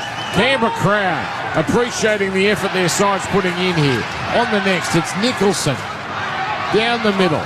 And he's put on his side here and made to play it on the last. 38 away. Excellent set. High kick, end over end. Won't be easy. No one wants it for Cronulla. Savage got there first, batted it forward. It was a manful attempt, but he just couldn't quite get enough purchase on it. Apologises to his teammates, but that was a toughie. Cronulla changeover, only 23 and a half to go. 18 all, still no points second half on the Mitsubishi Triton scoreboard. Yeah, that's the best set in some time for the Canberra Raiders. They've been bogged in their own territory, and it was a great run from Joey Tarpany. Got rid of two defenders, kept the legs pumping. He is up there with the absolute best in the NRL of middle forwards. So now Cronulla working it out here, closing in on halfway with a run to Hiroti. 15th run from Alwani Hiroti. Really has been strong. Morgan Smithy's prowling the sidelines. He's not far away. For Noah Blake, that's another terrific run from him. They've kept him pretty quiet, but he looks like he's in for a big second stint. He's up over halfway. Brayley now getting a pass on to McInnes. And McInnes easily gets over the 40 before he's filled. Right side, last tackle. Canberra player on the ground. High kick. That Canberra player, is that Tarpany down there? We'll check in a moment. High kick has been lost by Canberra. Tamale puts it down, and it's called a knock on. Now, Canberra's protesting. They are perfectly entitled to take it upstairs, and that's what they're going to do. So let's say. Okay. Let's wait 1 sec. Let's wait for the replay to. It's probably what you're talking about. Matty Otter, I'm told, is the man down. Joe. So is he still down? Hudson, we'll mate. find out. We'll go to Risky in a moment. Bring Hudson. But let's just look at this. This is a big challenge because if Cronulla win this, if it's not overturned, it was Tarpany that was limping. Okay. There he is. Right, so we're not going to have the he doesn't look great, Joey because we're going Tarpany. back for a high tuck on this set. It's you and Cameron McInnes, okay? Yeah, it's direct contact, okay? No mitigation. Direct to forceful in the bin. Yep, there we go. Crackdown. First effect of a crackdown. It's going to be a penalty back there now. Hudson Young is off for 10. It's on report as well. That was early in the tackle count. Cam. So that I would hope the bunkers had a good look at the replay there, because on the first angle it doesn't look that bad. But Hudson Young is off for 10, and that is a momentous moment in this game. He's a front on, and well, again, that angle's not helping. So that's Cam McInnes just gets up as well, plays the ball. So there's no play acting from Cam McInnes. Oh, okay. Okay, see, for me, Jimmy, the one in the first half, Chris, on Stone Street, I think, was maybe a little bit worse. Here it's just a one-on-one. Cam does brace and maybe lower, and I get it. It's come on, let's go. It's direct and it's forceful to the head, and that's what they said they were going to do. But that one is for me on the minor end of it. Yeah, it's like the barely penalty, yes, but 6 again. I feel 10 in the bin. I feel like it's a bit hard. Risky. What's going on with Joey Tarpany? Yeah, it looks like a left ankle. He's getting it strapped right now. He's running back into the line now, but I can confirm that Adam Mariotta, he was out in the back of the line as well. So quick change. Papali's taken off, and coming on is Morgan Smithies. Good stuff. All right, so 13 on 12, and one of the 12 is injured. Penalty again. Now this is kickable. High tackle. The first penalty was 41 metres out. Cronulla wanted to attack. Surely they take the two. Up go the two fingers from the trainer. And Hines will have a slight angle here, but he should nail this. And Cronulla are one decent kick away from having the lead for the first time. And this is just starting to get away from Canberra.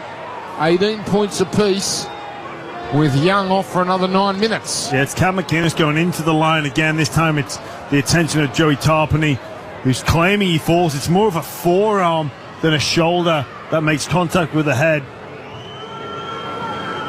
So Hines through from 3 tonight. Hurts their kick predicted 99. See, this is why you don't guess, Jimmy. I said 96. The official number is 99 for Hines, who is adjacent to the right upright. Reliable performance turned to Pertzett. Drama resistant since 1980. Drilled it. Cronulla hit the lead. 21 minutes to go. Nick Risk down to you on the sideline for Bob Jane T-Marts.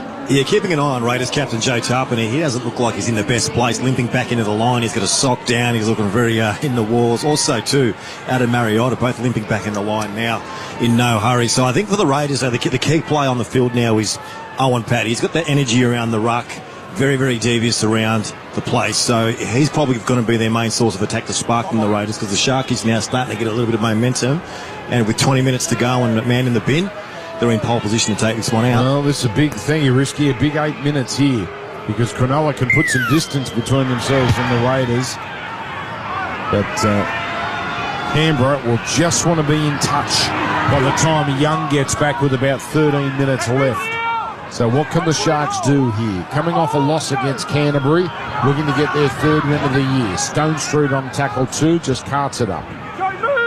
You got the Graham boys, Wade, Jimmy, as comes now across for Neil Blake, powerful.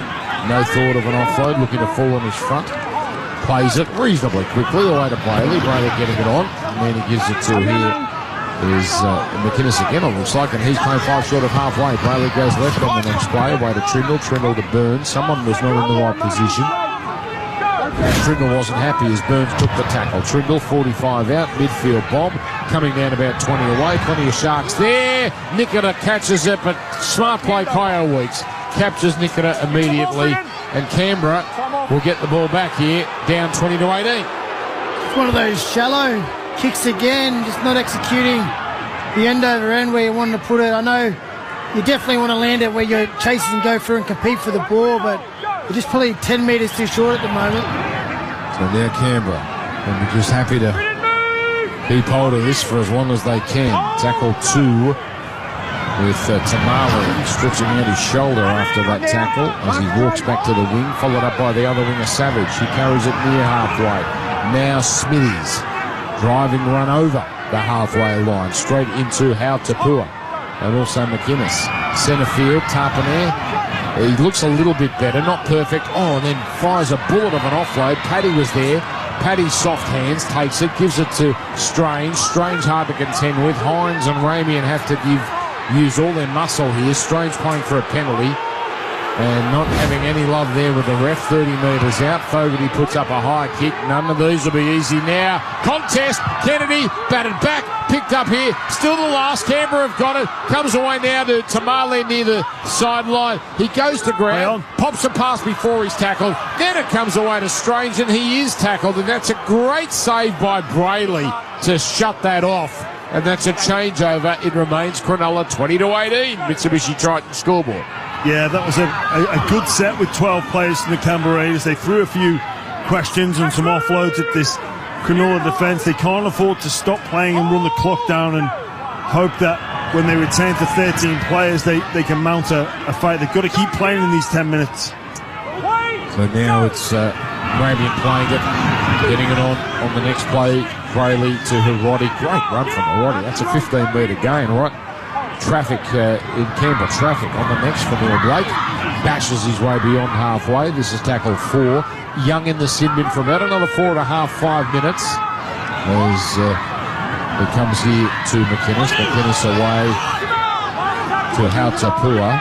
Last tackle coming. Cronulla haven't fired a shot here. Now on the last, the high kick from Trindle. Chaser coming through. That's Mulatalo. They allow Mulatalo to bat it back. And still the last. Brayley takes it, throws a long pass out to Hao Tapua, 30 away. Comes to Nikita. Oh, there's no winger out there for Canberra. Oh, a forward pass to Stone Street. He boots it forward, but the ref has seen it. And I'm not laughing at you, Wade, but it is funny watching someone ride a game. And the Cronulla man, I could see your blood is just boiled ever since really they've had this one-man advantage. Canberra ball here, 20 to 18, Cronulla. Where do you think you realise Cronulla are not playing with the real football IQ that they should be and looking to exploit where Canberra's weaknesses is with the absence of Hudson Young. And, you know, Cronulla, the team, they're experienced. They've been around long enough to know which parts of the field to get to when you're in this situation, and you don't need to be risky, but you can ask some questions and get the defence where they're a man down to, it's all hit ups. Yeah, just to have a look at what they got. And unfortunately at the moment we haven't fired a bullet to where Hudson Young is missing, and we look like we're just protecting the lead instead of still playing some footy. 20 to 18, Tarpanair gets an offload, brilliantly scooped up here by Owen Paddy, then getting it on, away here to Sasangi. He's only 25 out. Canberra have looked better with the ball since it's gone 12 on 13. Chip kick. Oh, nothing kick. But Hines is back there and he's barreled by Fogarty. Great chase off his own kick. Now Cronulla are near their own try line. This is textbook stuff from Canberra with a man down. As Mulatalo is pinned, and Canberra disciplined enough to let him play it quickly enough. Hiroti now barely over his 10. That's tackle 3. Oh, penalty. And that's... Not square as well. Yes, markers not square on the previous play. Smithy's got involved. Now, Cronulla, you get the feeling this could be the biggest set of the game one way or the other, although not a particularly adventurous kick in a touch. They're still 15 short of halfway. Tapped here by Burns. This is going to tuck it under the arm and carry it forward.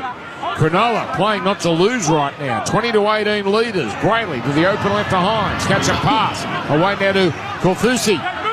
And the prop forward. Only his 5th run on the Truce Hotel stats. Stopped on halfway by Paddy. Comes to the open right. Away now from the halves. Away to Ramian. Ramian engaging with Chris. Swats away from him. Runs backwards. But he can't get past Simi Sasangi. Ramian trying to milk a penalty here. Lying on the ground. Hudson Young. 2 minutes in the bin remaining. And Ramian's going to stay down here. There's no real advantage here for Ramian. Yep. Bring in there. He's no good. Bring in there. And looking at a replay, unless he thinks he's hand up to the top of his head. I mean, unless I thought he might have thought he was chicken winged, but nothing in that replay. And all that's done is allowed Canberra to get back in defensive order with Korfusi punching it here to the 40-metre line on tackle 4. 14 and a half to go. Captivating game. Now it's McInnes down the middle. And he just works it forward. Last play. Huge play. Comes down to Trindle. Trindle puts up a high kick. Chase is coming through. Coming down 5 away. It's off Cronulla hands. Batted back by Fogarty. Oh, no. It's a Canberra knock on. Cronulla ball. What do you want to do, Jamal? Ronaldo, again, applying pressure. Going to captain challenges, but credit to Ronaldo for competing, coming into the middle of the field there. On-field ruling is a knock on Canberra. Canberra challenging. It's brilliant work from the winger of the Sharks. That's it. Don't ever stop saying it. You actually enunciate Little correctly. elements of play leading up to this. Yeah, the ball comes off the hand of Ronaldo Mulatalo first and goes forward into KO Weeks for a double knock. Wow, great challenge. I thought for sure they were going to lose that one because Weeks did knock it on, but you heard it. And more frustration for the Sharks. It's Canberra are going to somehow feel they're on top if they get through the next minute and a half, and yet they're still behind on the scoreboard. Paid the price there for Jesse Ramian playing for the penalty. Played for whether it was a crush or a chick. Oh my goodness me, that was nearly forward from Owen Patty. But they just relieve pressure. Foul for release, win the captain's challenge here.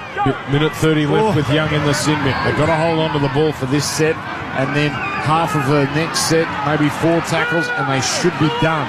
Here's a run now from Savage. Great run. He's gone 15 metres. Paddy loves running out of dummy half. And he gets himself a good 10, 11 metres here as he's knocked over. 20-18. Now Paddy's going to stay down. Gets up quickly. Here eventually once he decided to get up, he sprung up into action like a jack-in-the-box. As now Smithies goes down the left edge. 7 short of halfway. Canberra flailing about it when they get tackled here to slow it down. Tarpany through a hospital pass. Miraculously comes across here to Fogarty. Fogarty then gets it on to Savage. Savage gets over halfway and he's put down. That Tarpany pass was horrible, but he got away with it. Now the torpedo-style kick coming down. Stone Street, he dropped it and then recovered it on the way down. Brilliant. That should have been a knock-on, it wasn't. Hines running down the short side. He then goes underneath with a pass to Ramian, who's knocked over. 5 short of halfway. Less than a minute with Young in the sin bin. Cronulla 20-18. Here it comes down to Stone Street. Almost a halfway. And he'll play it eventually. But more time off the clock for Noah Blake. Catch and pass. McInnes up the centre. Knocked over. 42 metres out. Brayley dummy half. Gives it on to Noah Blake. He's going to run himself. No way he was going to catch and pass again. We went into 2 players. Last tackle, 29 out. Young's back on, 13 on 13. He might have to defend here. Chris races up out of the line. It comes to Ramian, but Ethan Strange comes across and makes one of the biggest tackles of the night. Ramian felled, changeover, and now it's there for Canberra. Cronulla could have put this game to bed. They haven't. and the Raiders are still only 2 down, 13 on 13. It's funny, Jimmy, we were asking for the Sharkies to attack down that edge when the Canberra Raiders were down to 12 men, and then they finally go down there, create half an opportunity, run on last tackle. Great pass selection to Jesse Rayman, got him on the outside, but Strange, good enough there in cover defence around the bootlaces, big tackle to kill that play. So Canberra now just happy to work it forward. Timoko almost a halfway. 11 minutes 20 to go on the Mitsubishi Triton scoreboard. Paddy runs out of dummy half, then links up with Tarpany, threatened to pass. Mulatalo cleverly got in the way, so Tarpany had to take the tackle. Fogarty's seen something, decides not to kick, throws left to Young. Young's got to get rid of it, he does. Oh, he fights Tamale, goes down the sideline. He's nearly there, Tamale. They've got him, and Tamale can't get the ball back in field. He's taken over the touchline. And this time, Cronulla come up with a big play in defence. Boy, this is a great game. 20-18. It's Cronulla holding on here.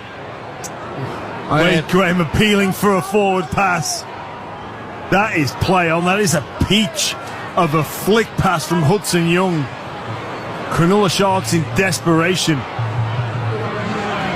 I wonder if fatigue is catching up, and that's the reason behind the Sharks' inability to put this game to bed, or at least score a try during that numerical advantage period of 10 minutes. Yes, they took the 2.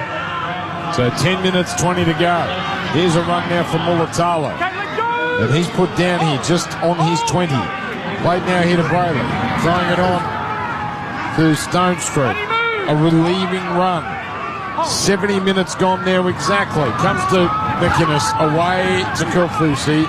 And Kaufusi gets an offload. That's nice. Away now to Brayley. Back infield to McInnes. McInnes to Fanua Blake. Almost breaks them open. Desperate tackle by Tarpany. 42 away. Tarpany there. Could have been pinged for not letting Fanua Blake play it quickly. High shot is what Cronulla's appealing for here, courtesy of Simi Sasangi. And a high shot is what they get. Sasangi puts his hand up to his face. I think he knows he got that one wrong. Now, Bunker might have a look at this. Just a high tackle. Penalty sufficient on that. The great play the ball. An offload by Oregon Kaufusi, which started all that. Cronulla really going nowhere. Offload. Bunker's looking, Wado. Now, we don't want this. This is the crackdown. You can stick it. If we're going to have to now pause every time there's a high tackle, and now, no, it's a penalty and that's it. Okay, here's Trindle booting it in the touch, 20 metres out. Well, there'd be an irony here if Cronulla scored now, 13 on 13. But they've got a great chance to do it. Hines across to the number 11, rather 13 in McInnes. He's up to the 20, playing at centre field. Kaufusi's been strong in his second stint. He makes it to the 10 where he's put on his back by Nicholson and Paddy. Played to Brayley, throws to Hines. Hines gets it on. Fanua Blake running down the edge. Good work again down low from Strange. And it's played now. Brayley, short side to the right. Hines, plenty of Canberra defenders out there followed that, so Hines just has to accept the tackle. That's 4 gone. 9 minutes to go.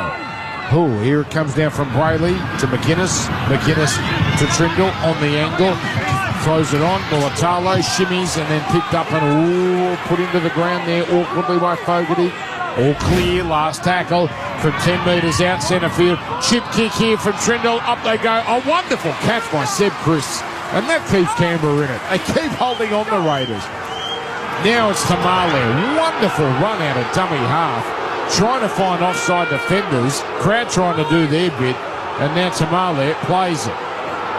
Here's a lovely run, Ethan Strange. They've made 30 metres in 2 plays, the Canberra Raiders, to get themselves some breathing space. Here's another run coming from dummy half. Hudson Young, he's got 15 metres. The markers have gone to sleep again. And now Young, almost a halfway. Paddy dummy half, gives it to Tarpany. Wild pass, picked up on the bounce by Fogarty. Keeps it going now to Timoko. Timoko engages, sees Trindle, wants a piece of him, but Trindle comes up with a tidy one-on-one tackle. Last, 30 metres out. Fogarty time. Here he comes. End over end kick. That's so high. It's almost as high as the light tower here. Stone Stonestreet through his hands, taken by Chris. Chris loses it. It's on the ground. Should be a double knock on, and it is. Here come the Raiders. Damn, what a passage of play this has been from the Raiders. They're full of life. The crowd on the referee's back, and rightly so. The Choice Hotels stats. 7 penalties for the Sharks, only 2 for the Raiders. Now, they're claiming Cronulla, Stonestreet did not lose it forward. It was the sort of jump where he jumped forward, so burst through their hands. He might have a case. Elements of play leading up to this. I'll tell you what, he might have a case here because it's bounced forward after it went through his hands, but it went backwards off his hands, I believe. Harvey Norman replay. 20-18 Cronulla. 7 minutes 20 to go. It's going to be hard to overturn, but good luck. I thought it was a bit of a Hail Mary, to be honest. Just looking to see which way closer. the ball goes in relation to the ground after it's been touched. Ashley Klein, our bunker man. We've seen it has been touched. And does the trajectory of the ball change? Not really. After coming off the hands of Cronulla, it travels towards his own goal line. This is not a knock-on. Wow! And Chris definitely lost it forward. This time it's Cronulla Chris with a great challenge. After this. It was a good big challenge, big moment there for the Sharks. But just Fogarty, his experience. Stonestreet, he's had some issues under the high ball. After a great set of 6, he just tests the young winger out again. And a little bit fortunate there, the Sharks, to get that captain's challenge. They need to dig in here because Canberra, in that last set, were coming home to get him. I don't know how Canberra's going to do it. Penalty goal. 2-point field goal. Jimmy, this game's got golden point written all over it. It does, doesn't it? Let's go to Nick Risk on the sideline. Bob Jane T-Marks. Yeah, definitely got a golden point feel to this one. So that's a huge call for the Sharkies to turn the Raiders away. But a huge moment just on the sideline before Hudson Young came back on from his sin bin. Ricky Stewart said, go out and win the game for your team.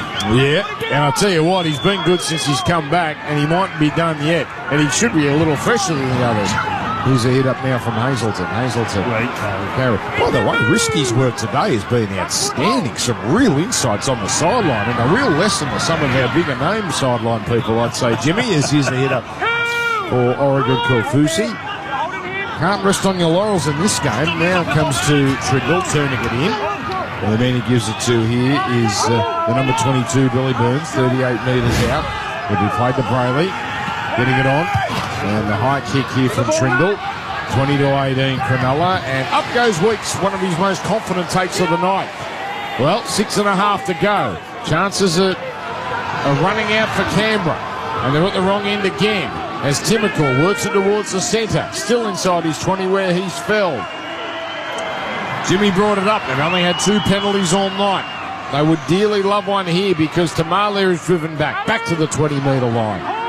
Paddy waiting at dummy half. There's no markers, but he's not going to run. Gives it on the hit of Weeks. Weeks around Hazelton, but not for long. Nikita comes across, makes the tackle, and Hazelton finishes it off. Not much doing in this set for Canberra. This might be the play. Smithies to Fogarty. Long face ball. Out to Timokal down the right side. Gets on the inside of Hiroti, but good cover from Burns. Last tackle. Tidy defence. Fogarty under a little pressure from the chasing Trindle. The kick is about as innocuous as it gets, and it bounces up for Stonestreet, and he carries it to 20 short of halfway. Graham instructing Stonestreet to let that one bounce, not try and catch it on the full. We need a camera. All Cronulla games from now on, camera directly on lightweight, please. For Justin and the digital too, it's good. I'll tell you what, it's good viewing. Now it comes. I've seen it in Origin as well. It's just as bad for an Origin. Just as good because it is entertaining. Now we've got Brayley dragged down by one of the markers, and then Paddy comes in to finish it off. 5 to go. 20-18 Cronulla. Fanil Blake bumps it up beyond 15-metre run, beyond halfway, almost to the 40. Last coming up here for the Sharks. They're not making mistakes. That's a key. High one from Hines. And now Tamale comes forward. Confident catch. So Canberra have got it back. 4 minutes 40 to go as Tamale is put down quickly. 20-18 Cronulla. The only time they've had the lead tonight, as now it's a grinding run from Seb Chris. I think this is the set for the Raiders.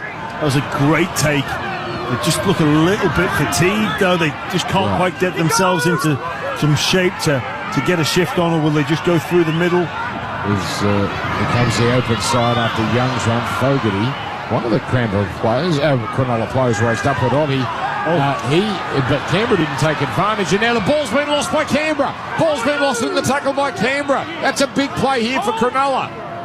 4 to go. They're nearly there. Mulatalo carries it up down the left side into Fogarty. Timokor there as well. But Cronulla, now they're looking to slow it down. Slow play the ball that way. Trindle feeding it on. Hazelton runs down the middle. Down low, Paddy makes the tackle. Nicholson up top. Brayley dummy half to the open right to Hines. Turns it on the inside. Ramian carts it up towards the 20. That's through gone. Perfect stuff, Cronulla. Brayley to the left to Trindle. Turns it in to Fanua Blake.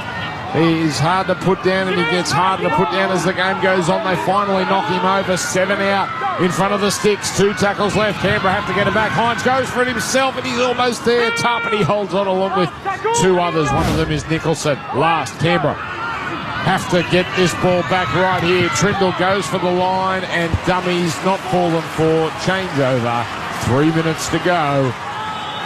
Canberra 97 metres out from the try line. 20 to 18, Cronulla, Mitsubishi Triton scoreboard. Yeah, a couple of direct plays there from the Sharks after that Adam Fanua run, quick play the ball. Nico takes the line on, then Braden Trindle on the last tackle. Opts to take it on and take the tackle instead of risking kicking it dead and making Canberra have to work it from deep within their own half. They want to get up the field. So now Young throws an extravagant dummy that's not fallen for. Someone's going to have to come up with a big play here. Hines makes the tackle there along with Ramian. Now swung from left to right. Fogarty onto Weeks. Weeks takes a couple of steps and provides for Timokor, but Hiroti is all over him. Tackle made still well short of halfway. Tarpany gets an offload before he hits the line. Finds Papali'i, then gets it on to perhaps the danger man Paddy, but Brayley is all over him. Excellent defence, Cronulla. Last 2 minutes left. Fogarty runs. Young, there's a gap. He's away. Comes to Hines. Hines enough contact, but he can't bring him down. Young still going. Offloads. Back to Strange. Now to Smithies. 40 out. Smithies gets it on to Savage. Savage sizes it up. Puts in a grubber. Timokor's closing in. Awkward bounce. Taken by Weeks. Inside pass. Sustaining inside the 10. Gets it on to Chris. And Chris scores one of the greatest match-winning tries we have ever seen. That is astonishing. Canberra have come up with a miracle. They have won this Thursday night game with a pass, with a string of passes, then a kick, then a recovery. It is as good a finish as you'll ever see. It started just short of halfway. Young, he had such a big part to play in that try, but this was a total team effort. Magnificent stuff. Canberra wouldn't let the ball die. Heartbreak for the Sharks. This is a sweet victory for the Canberra Raiders. There's still time on the clock, but the Sharks have been devastated. 22 to 20. Oh my goodness me, Dan. Wow, what a finish to this game. Ricky Stewart gave the instruction to Hudson Young. Now go out there and win this game for me, son. And he had such an important role in this drive. The Raiders under the cosh, a man down. They rode that wave. They stayed in the contest. It's not over yet. But we talk about try of the season contenders. We've seen some amazing football tries in 4 rounds, but it doesn't come much better than that in the final minute, Wade Graham. Oh, Jimmy, you took the words right out of my mouth. In terms of team tries with the game on the line, to come up with that in the last 2 minutes to get into the lead and snatch the victory, that's the best we've seen so far this year, and I don't know if we'll see another one quite like that in terms of match winning or potentially. Xavier Coates last year, that was unbeatable. I reckon this one's unbeatable this year. Now, this is not unimportant because Cronulla should have time for a kickoff. Fogarty, 68% per tech kick predictor. He's about 15 in from touch. This will take 2-point field goal out of play. Here he comes, Jamal Fogarty. Everyone's standing here, and he's got it. He's got it. Now Cronulla can get this kickoff time off, but they need to do it on one play, and it has to be a try. Canberra Stadium has never seen anything like this. Unbelievable. We'll have to count how many passes, but the work of Xavier Savage, a pinpoint grubber, it got a shocking bounce. That looked like killing the play, but somehow the Raiders were there. And Chris is the man that gets the try, but it had so many authors, that try. Now this is the final play of the game, it would seem. 24-20. I can't believe it. Dan, it's just Sagi did such a good job there. Oh, I just kicked it too deep. It's a shocking drop out, and it's put down by Savage, but it doesn't matter. He recovers, and that's that. That is an unforgettable win. That is one of the greatest moments for Canberra Raiders, really, in the last 30 years. You talk about grand finals, and you talk about some of their great wins. But to have a moment like that, an astonishing finish, I can't believe it. 24-20, the Canberra Raiders in their 2-game losing streak. And that is going to be a lonely, quiet bus ride home for the Cronulla Sharks. How did they let that slip? Well, I think, they can look back to that period, particularly when Hudson Young was Hudson Young is with our man Risky. Take it away. Mate, Downey, Hudson Young, mate.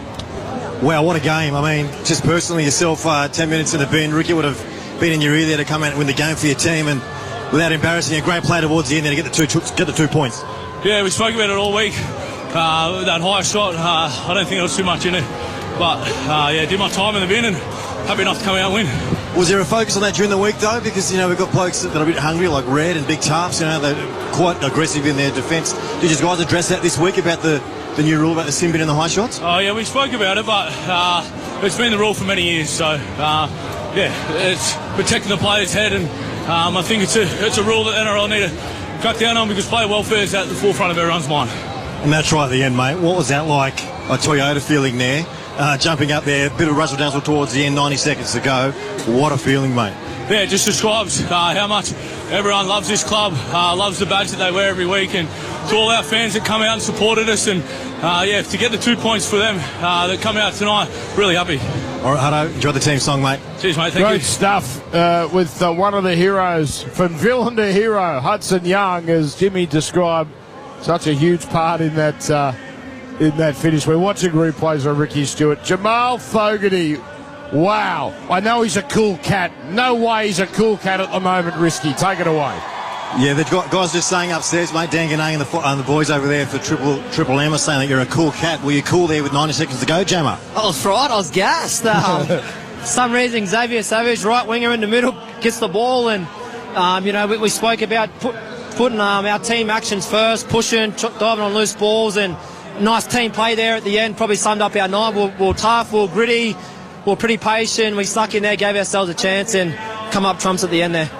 Well, Ricky said at half-time he wanted patience, and you guys really orchestrated that in the second half. Yourself being the game manager, were you yelling out for the patience and controlling the boys coming through? Yeah, we're just trying to keep it slow, and me talking into the hookers and telling them where we want to get to, and outside backs carried out of our half all night to give our big boys a bit of a rest, and got lucky in the end there, which is a good result for our club. All right, Jamie, enjoy the team song, mate. Thank you. Cheers. All right, good stuff.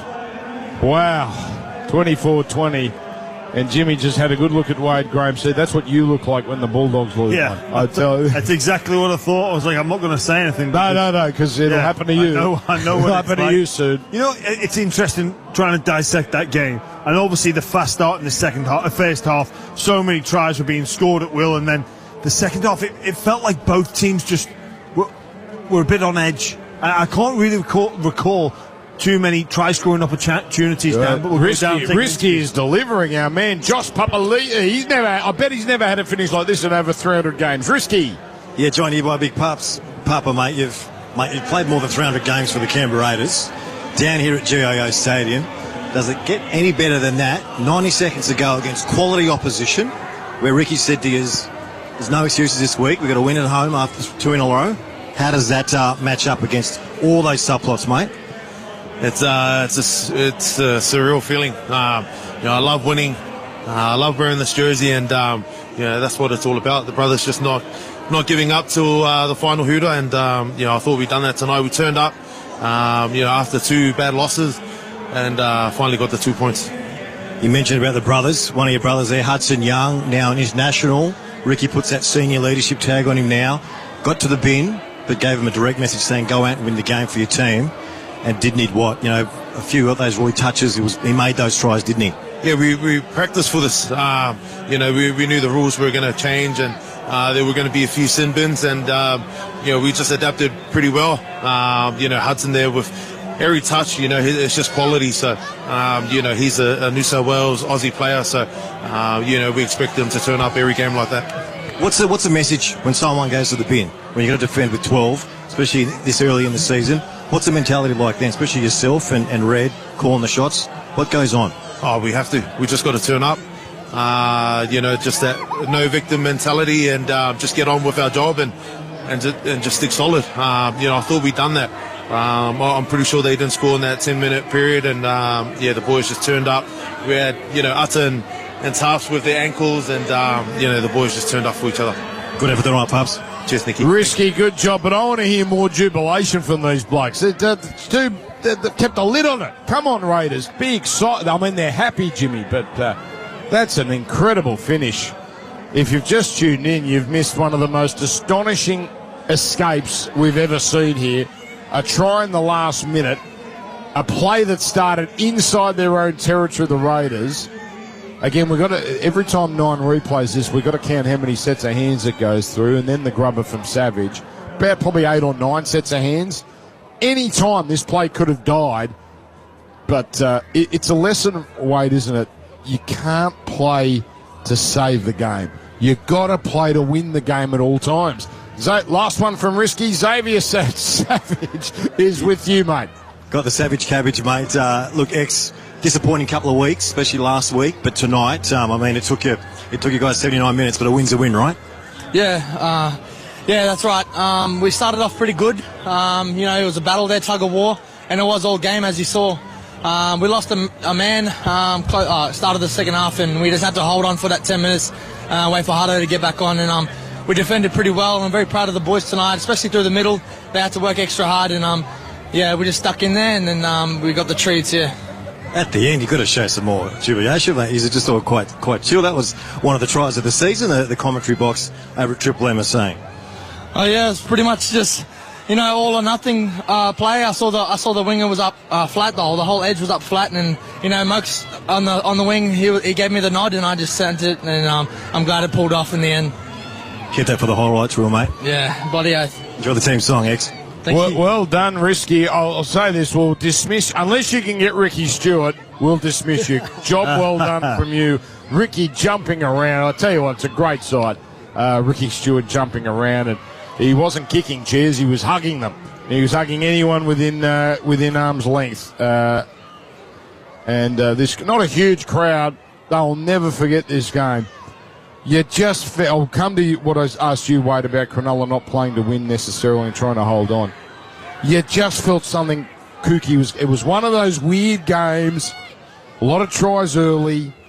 I thought it was going to go to Golden Point. There you go. Anyway, that sin bin time proved most crucial. Yeah, for sure. I think we may have been a little bit too conservative during that time, and you know, there's a difference between just throwing the ball around in a risky way, or just asking a couple of pointed questions at a weak spot where there's been a change. And I thought we may have been a little bit conservative in that area, and then ultimately we just try to defend our way home and almost did the job. I was happy with Tricky actually just taking that tackle, but taking nothing away from Canberra. They kept fighting the whole game, and that try was unbelievable.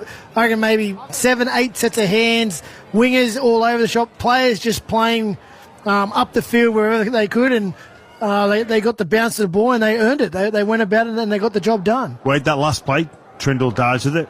It did appear as though Billy Burns was on the outside. Had he played short, the outline, and that game would have that try would have put the game to bed beyond doubt. Do you know? I just looking at both teams. Obviously, I'm disappointed that the Sharkies didn't get the result, but it looked as if both teams, and we know they've had Vegas, they both had trips to North Queensland, short turnaround. It looks to me like at the back end of that half, both teams can use the weekend off already at this early stage in the season. They just looked like they were waiting for that final whistle to go. And obviously Canberra, superb skill and execution and belief just to find that great try at the end.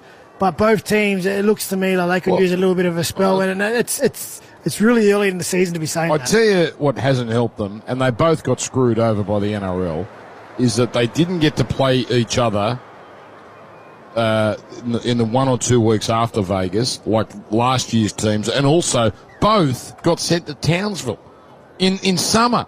So Canberra worse off because the conditions were horrific last week. Cronulla wasn't easy for Cronulla, but anyway. You know what, Dan, ultimately, at the end of the year, no one cares. No one cares. All that matters is the wins and the losses. Let's not be negative because that was unbelievable. 24-20. Let's take a break. We'll come back. We'll wrap things up. I can see on our monitor, I don't think we'll take any of the press conferences, but if we're on and they start, we'll take some of them.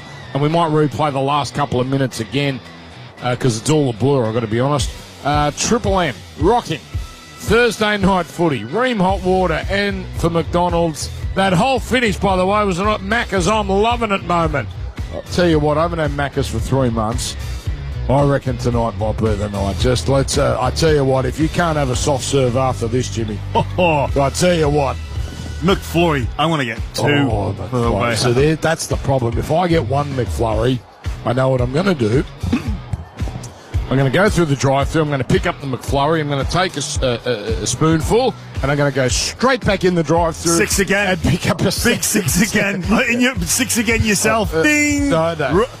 McFlurry infringement. I'm back again for another one. And then I'll go to the other. I won't go to that bay, even though it's the same person. I know it's the same person. I'll go to the other bay just in case it's a different person and the young teenager doesn't judge me for getting 2 orders in about 60 seconds. Dan, it's really difficult to tell what we're talking about is funny or not because Wade Graham's face. I'm trying to make him laugh. He's just not having any of this. The final last year, you were 10 times worse than this. I just want you to know what he's feeling. Can't be manly. Yeah. Triple M rocking the footy back after this.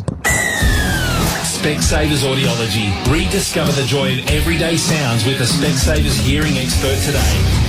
The Triple M NRL Play of the Day. Last 2 minutes left. Fogarty runs. Young, there's a gap. He's away. Comes to Hines. Hines enough contact, but he can't bring him down. Young's still going. Offload. Back to Strange. Now to Smithies. 40 out. Smithies gets it on to Savage. Savage sizes it up. Puts in a grubber. Simmercross closing in. Awkward bounce. Taken by Weeks. Inside pass. Sustucky inside the 10. Gets it under Chris. And Chris scores one of the greatest match-winning tries we have ever seen. That is astonishing. Canberra have come up with a miracle.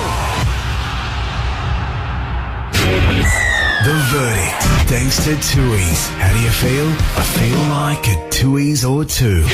From 8 p.m. on Friday the 4th of April to 8 a.m. Sunday the 6th of April, the M7 motorway will have lane closures and reduced speed limits. Please expect delays in both directions between Elizabeth Drive and Cowpasture Road. Please plan your trip ahead of time. For updates on lane closures, speed limits, and further information on the M7 motorway work, visit livetraffic.com or m7m12integrationproject.com.au. The latest dinner menu has dropped at Macca's. The Hot Honey Chicken Range, featuring the Hot Honey McCrispy, the Hot Honey McSpicy, and Hot Honey Dipping Sauce with Chicken McNuggets. Embrace the drip at Macca's. Available after 10:30am for a limited time. With NRMA Insurance, you could enjoy our multi-policy discount when you take out 2 or more eligible policies. NRMA Insurance, a help company. Discount applies in tiers based on the number of eligible policies. Maximum tier reached at 9 eligible policies. Visit nrma.com.au/customer-discounts for more info. Discount may be subject to minimum premiums. Always read the PDS. PDS and TMDs available from NRMA Insurance at nrma.com.au. Selling your car? Skip the stress. At Karma, we offer a fair price, a secure process, and an experience so smooth you'll wonder why anyone does it the hard way. Visit carma.com.au. Karma. It's all good. T's and C's apply. MD 087139. Get the new Samsung Galaxy S25 Ultra at Telstra. with the latest Galaxy AI. Create, Have fun and feel smarter together. with Australia's best mobile network. Do you suffer from work? It's the admin you have to do after you finish regular work, and it affects 1 in 1 sole operators. Well, what you don't know is from just $12 for 12 months, limited time only, Solo by MYOB can cure work. It's the new admin app for sole operators. But don't take my word for it. I tried Solo and my admin is gone. My receipts have cleared up. Now I get paid on time. You sure do. Solo by MYOB. $12 for 12 months. T's and C's apply. Back your business with Energy Australia's dedicated team of energy experts and get a great deal on your business electricity. Find out how at energyaustralia.com.au. Your local LDV dealer has a powerful new T60 Max ute waiting for you. Right now, get the 160 kilowatt T60 Max Pro Auto, backed by a 7-year warranty, and get a massive saving of $4,000 off. Now from just $36,990 drive away for ABN holders. But hurry, there's limited stock available and this offer won't last long. Visit a dealer today. LDV. Bring it on. New stock vehicles only, excluding MY25 and plus models. T's and C's at ldvautomotive.com.au. The Snooze Autumn Sale is on now. Save up to 50% off selected mattresses. Plus, take an extra 10% off selected mattresses on already reduced prices. Hurry, sale on now. Exclusions, T's and C's apply. What a little snooze can do. The verdict, thanks to Tui's. How do you feel? I feel like a Tui's or two. Shut up! The foot is on Triple M! Triple M rocks footy for Beacon Trade. Partner up at beacontrade.com.au. Well, what a game. 18 all at half time. Cronulla only had the lead once, and we thought that was going to be enough. 20-18. They were the only points of the second half until Sebastian Chris scored. Can't he score a try? But there was so much good. Boy, if you had to give a 3-2-1 for CPAP on that last try alone, Wado, and I know you've done your 3-2-1 for the game, but who gets your 3-2-1 for the try? Thinks Hudson Young, for sure. Fogarty 1 point for promoting the ball and then catching it on the back on the inside. Hudson Young. Yes. For obviously keeping it alive and allowing it to happen. And then Savage in the middle of the field, a winger. Finds a kick. You're going to offend my man here because Simi Sasangi's last offload. Sangi, mate. Yeah, that's at the end of it. That's at the end of it. You don't even get to the end unless that other stuff's taken care of. No, but do you realise what he's going through in his mind? I could be the match winner here. Or I could stuff it up. I don't think he's even thinking of the first part. No. He's not thinking I can be the match winner. He's thinking, don't stuff it up. Stuff it up. Hey, he's young. He's thinking, get me the ball. I'm gonna set this up. That's what he's thinking. Did you ever? I'm sure you blokes played a million games. Did you have finishes like that? I was on the end of a bad one, actually. Warriors at Shark Park. Sean Johnson, last play of the game. Sort of. They just shifted to the right. He was in front of me, and then he went right foot, up against through our middle, just weaved his way through it. Is that 2 years ago? No, it was a long time ago now, but literally it was end to end, and we had maybe a 4-point lead. Wow. Majority of the second half, and he cuts through us with 20 seconds on the clock. So Johnson did that to you, not you, but Cronulla a couple of times, because you did it. It was last year, on the last play. Remember, he came up with the match-winning play on the last play. Yeah. There you go.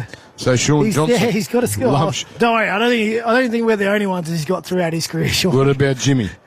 Oh, mate, too many to recall. Sean Johnson got England World Cup semi-final 2013. Isn't it amazing? And you've confirmed what I believe, both of you.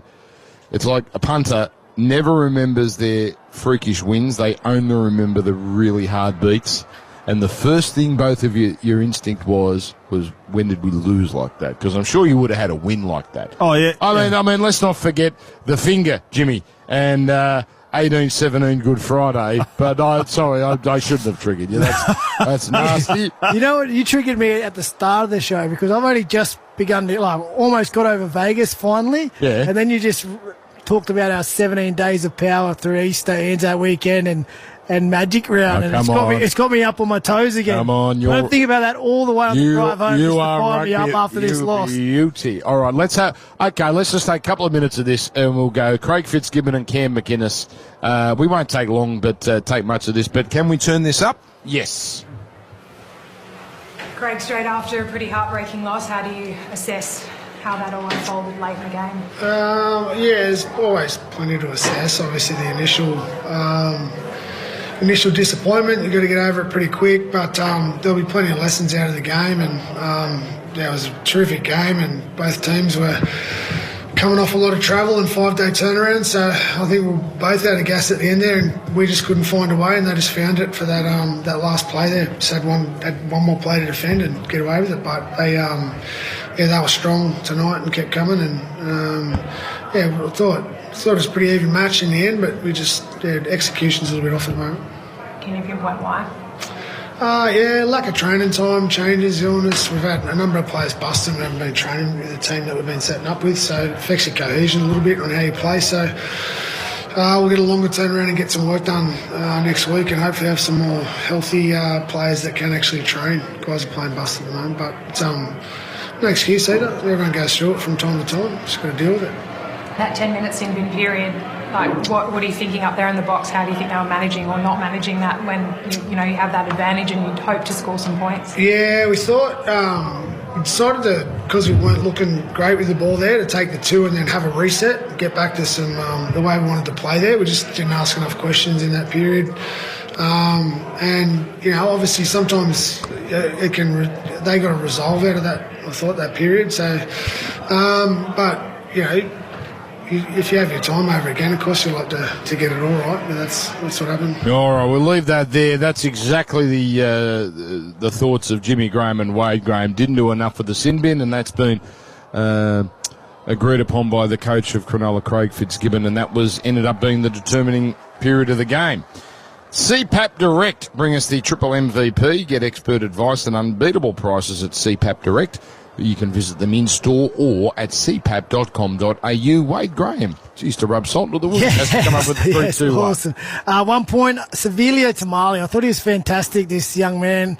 Only 5 games into his career, but 21 odd carries, 170 metres, handled everything, and was powerful.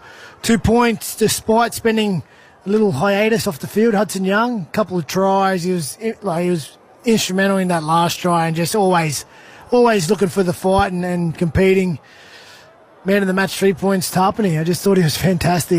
In the middle, just gets through his work. He was playing busted there for a bit. Ricky just knows when to bring him back on when they need that momentum, and he just creates that second phase. He's always just creating havoc throughout there. So, I gave the captain 3 points tonight. But listen, it could have went to a lot of players. It was a good game of footy. Hiroti was very good. Britton Nakora was probably Sharky's best. He found 2 tries of his own. What about the run of props we have at the moment? So we've been, banging on rightly about Haas, also Terrell May. You got to add Tino to the mix. Pat Carrigan sort of is being overlooked at the moment because of Haas. And then you got Joey Tarpany, who did miss a couple of games through suspension. That's a pretty handy top 5. And I know Blake there too. 17 carries for 173 metres. It's a rich vein of prop forwards we have at the moment. All right, we're just about done. Boy, that was a fun night. Sorry, Wado. It's okay. It's on again next week, mate. I've been through the roller coaster a lot throughout. Who have they got next week? The Sharkies. I think they're away in Perth against possibly. Yes, you're right. Maybe? So we've got a double header next week in Perth. Yeah, Sharks Manly is our 3 p.m. game, which is, that'll be 1 p.m. Perth. Okay. 1 p.m. Perth, and then that's followed up by South Sydney and the Cowboys in Perth. So Optus Stadium, the venue that will be hosting Origin, will be hosting 2 NRL games. And then also on that night, Parramatta's playing Canberra in Darwin. So Perth and Darwin, the host cities that night. But anyway, there's a lot of footy to be played between them and now and then. Thank you, Wado. Thank you, Jimmy Graham. Thank you, Nick Riss. Great job by him. Thank you, team behind the scenes. Normally we play the highlights here. Is it play of the day I have to promote here? Mitre 10 are bringing us the highlights here. Yes, now I see it. Mitre 10 trade. Get expert service by the it's trusted by the trade expert service, trusted by the trade at your local Mitre 10 Trade Centre. Enjoy the last few minutes. Astonishing finish. Triple M rocking the footy. Tomorrow night, 6 o'clock, Penrith Cowboys live right here, 5 o'clock Queensland. 4 to go. They're nearly there. Mulatalo carries it up down the left side into Fogarty. Timacor there as well. But Cronulla, now they're looking to slow it down. Slow play the ball that way. Trindle feeding it on. Hazelton runs down the middle. Down low. Paddy makes the tackle. Nicholson up top. Brayley dummy half to the open right to Hines. Turns it on the inside. Ramian cuts it up towards the 20. That's 3 gone. Perfect stuff, Cronulla. Brayley to the left to Trindle. Turns it into Fanua Blake. He is hard to put down, and he gets harder to put down as the game goes on. They finally knock him over. 7 out in front of the sticks. 2 tackles left. Canberra have to get it back. Hines goes for it himself, and he's almost there. Tarpany holds on along with 2 others. One of them is Nicholson. Last, Canberra have to get this ball back right here. Trindle goes for the line, and dummies not fallen for. Changeover. 3 minutes to go. Canberra 97 metres out from the try line. At 20-18, Cronulla, Mitsubishi Triton, scoreboard. Yeah, a couple of direct plays there from the Sharks. After that, Adam Fanua run, quick play the ball. Nico takes the line on, then Braden Trindle on the last tackle. Opts to take it on and take the tackle instead of risking kicking it dead and making Canberra have to work it from deep within their own half. They want to get up the field.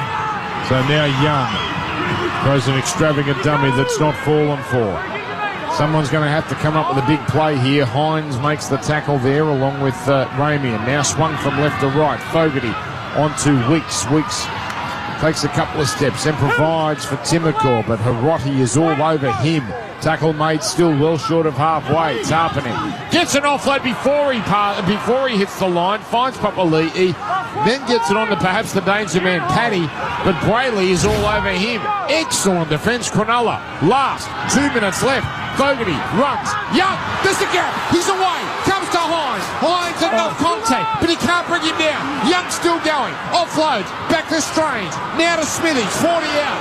Smithies gets it on to Savage. Savage sizes it up. Puts in a grubber. Timacor's closing in. Awkward bounce. Taken by Weeks. Inside pass. Sustaining inside the 10. Gets it on to Chris. And Chris scores one of the greatest match-winning tries we have ever seen. That is astonishing. Canberra have come up with a miracle.